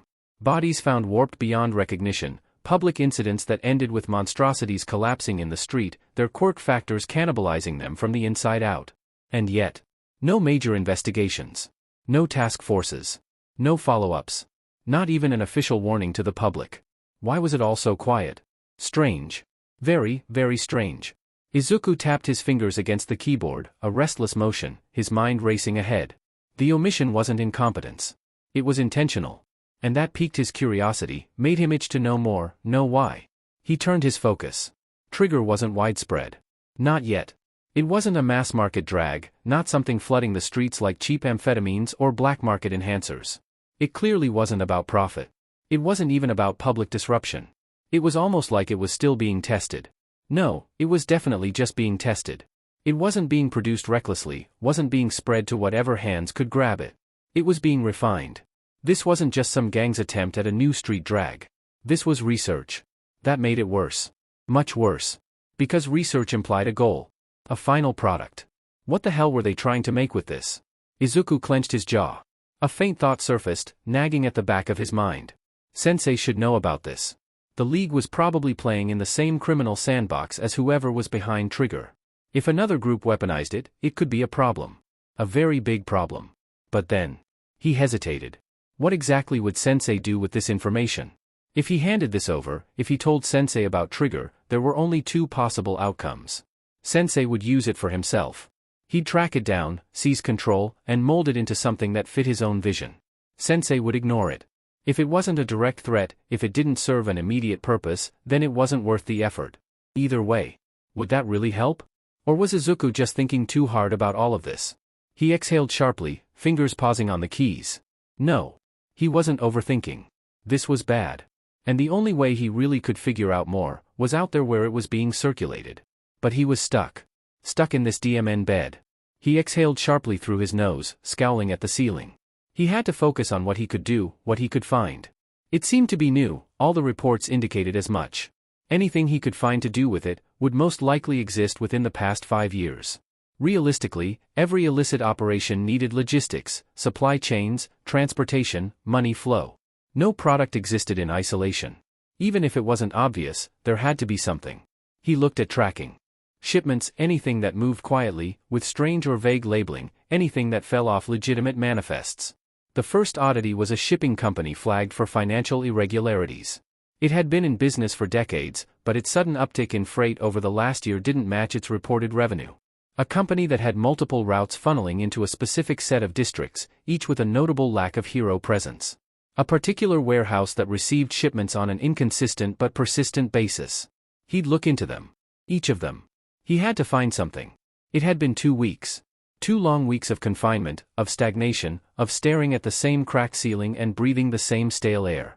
2 weeks of healing, of aching, of feeling his body mend itself in sluggish defiance of his own impatience.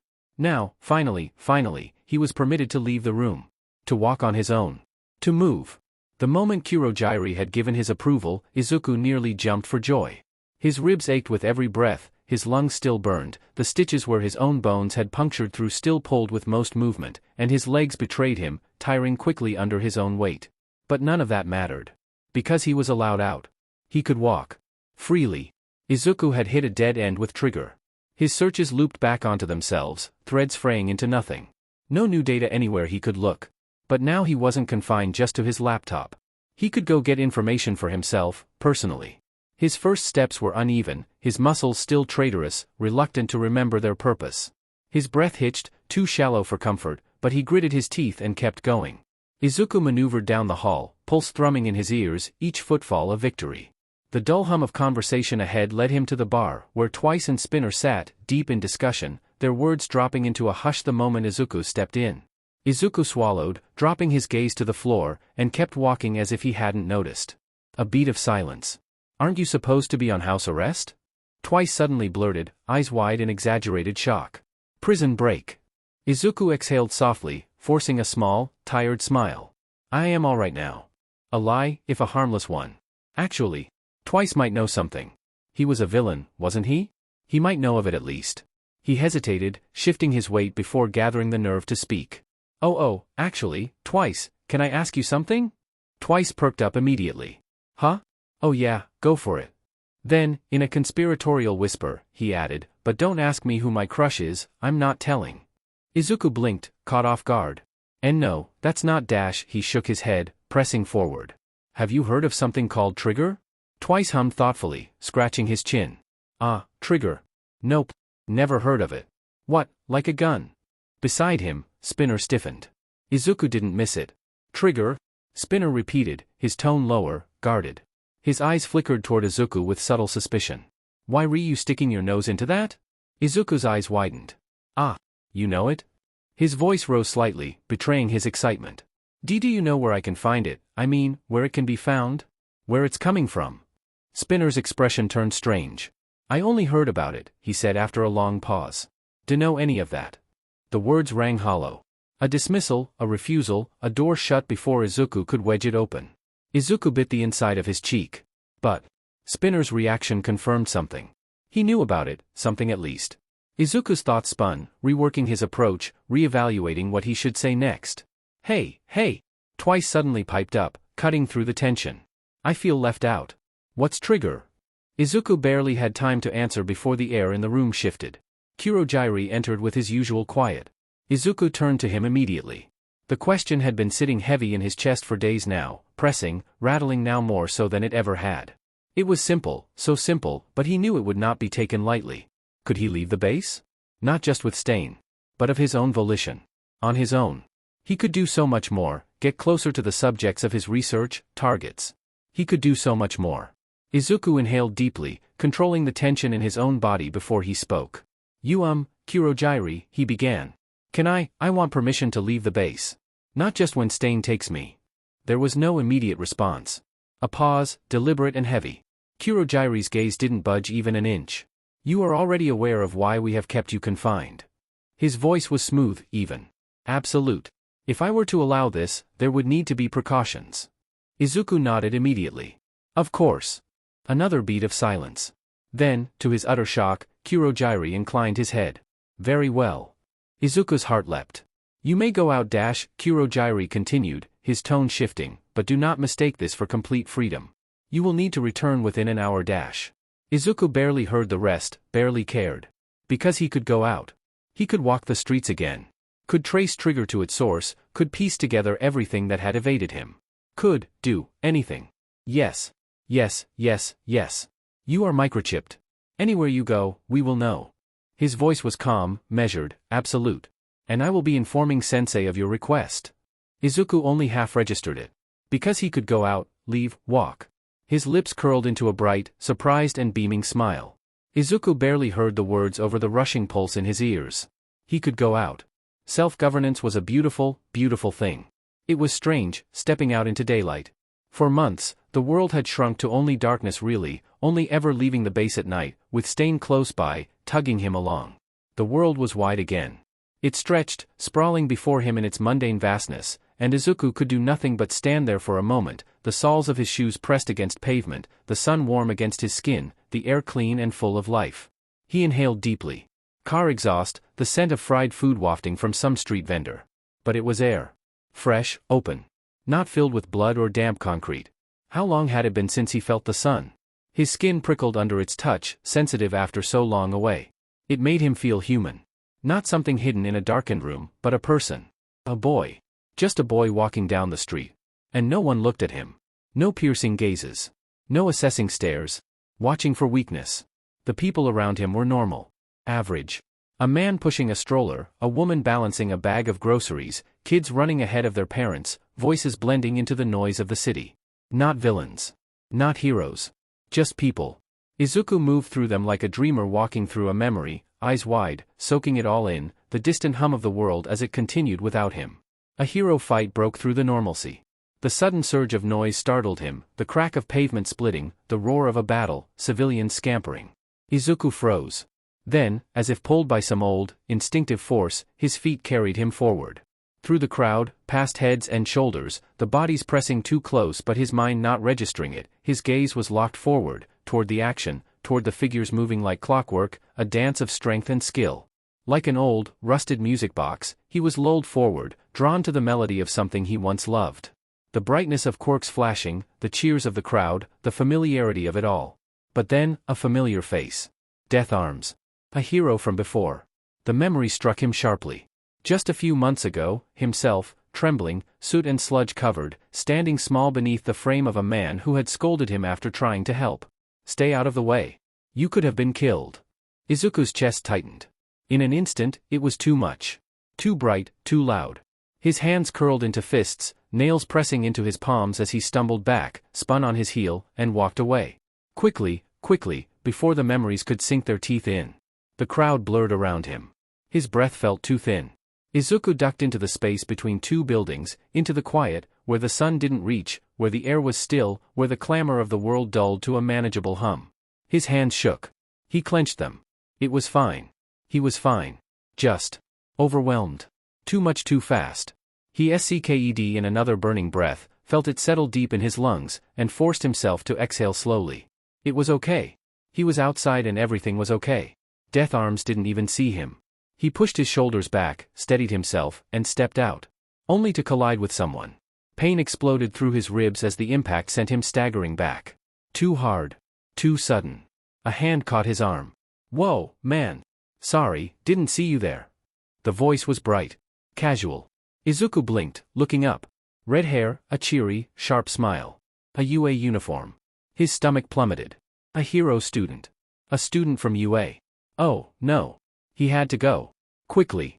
No, sorry, that was my fault he murmured, stepping back, his voice too quiet, too uncertain. The hand on his arm released him, but the student was still looking. Too closely. Izuku could see it happening. The way the redhead's gaze flicked over him, assessing. The bursting scar on his cheek, the dark circles beneath his wide, hollow eyes. The way his fingers trembled despite himself. You sure you're alright? Izuku swallowed. Why yes The hero student's eyes flicked past him, into the alley. His brows furrowed. Do you thank you, Izuku cut in, voice rushed, unsteady. I better get going, sorry He turned, quickly, heart pounding too fast, too hard. He had to get out of here. If the league knew he had been speaking with a UA student, if he gave anything away to this hero student. Hang on, bro. Your side is bleeding. Izuku froze. Oh, no. His breath caught in his throat as he pressed a shaking hand to his side, feeling the telltale warmth of blood seeping through his clothes. The stitches must have torn. Not good. Not good at all. A hand landed on his shoulder. His scarred shoulder. Izuku jerked back instinctively, violently, his heart hammering like a caged bird. The hero student's hand hovered for a moment, then lowered again, slow and deliberate. He didn't move forward this time. Didn't press. But his voice was gentle. Listen, if you're hurt dash. I am not dash. You are dash. Izuku pressed his hand over the wound tighter, fingers slick with blood. The redhead's expression twisted with concern. It's okay, I just want to help. Izuku met his gaze for only a moment. And that was a mistake. Because he saw it. The genuine worry, the kindness. Like a hero. Like someone who would want to help. Izuku sked in a sharp breath. I'm really okay. Please don't worry, please just, don't worry, thank you dash. The words tumbled out, frantic, uneven. He had to go. He had to leave now. He ducked, slipping free from the loose hold, turning, walking quickly. Steps followed. Hey, hang on dash. Izuku ran.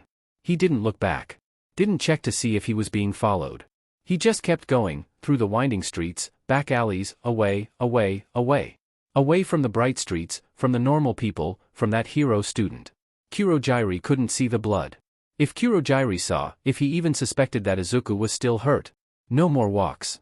No more fresh air.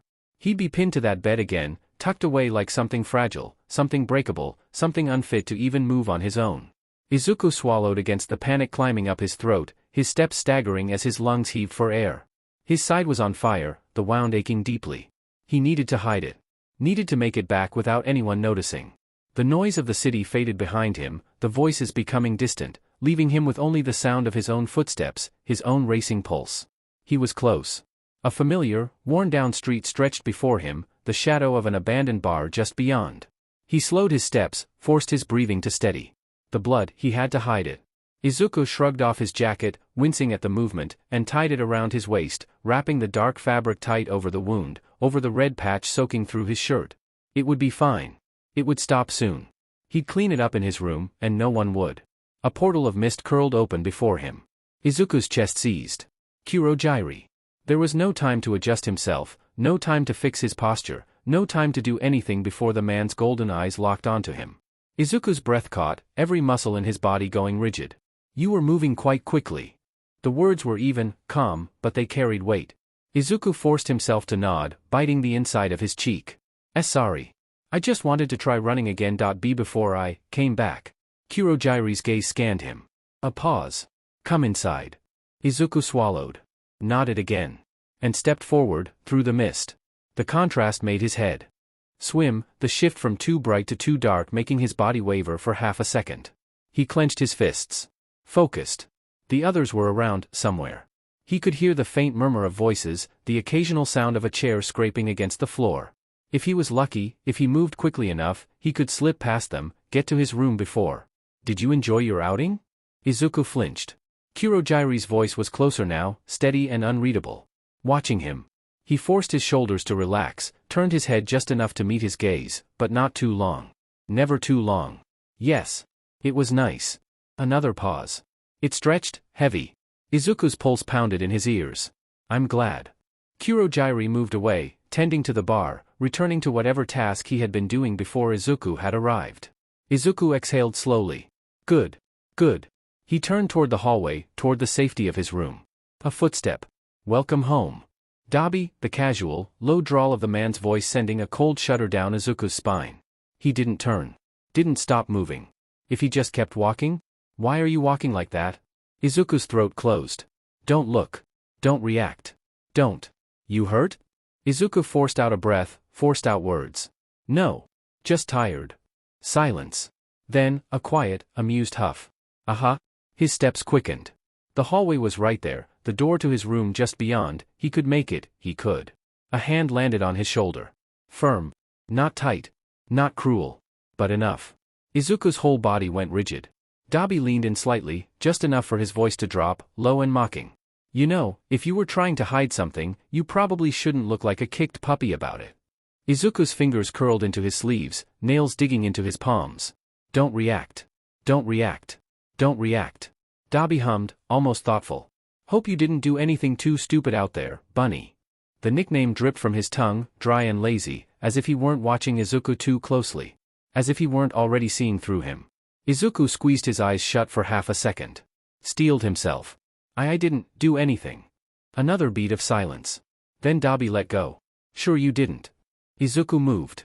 Quick. Steady. Not too fast, not enough to show just how badly he wanted to run. His room. His door. His hands fumbled with the handle for half a second, then he was inside, pressing the door shut behind him, exhaling a breath so shaky it barely even counted. Dark. Quiet. Izuku stood there, back against the door, breathing too shallow, too fast. Then, his legs gave out. He caught himself on the bed, barely managing to keep from collapsing onto the floor. His side throbbed, a sick pulse of pain beneath his ribs, hot and sharp, sticky warmth seeping through his shirt. Stupid. Stupid, stupid, stupid. He pressed a hand over the wound, curled his fingers into the fabric, let out a trembling exhale.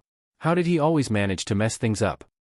Okay, sadly the chapter is over. And if you enjoyed the video, just leave a like and subscribe with post notification, so when the next chapter is ready, you will be notified. Okay, see you in the next video. Bye.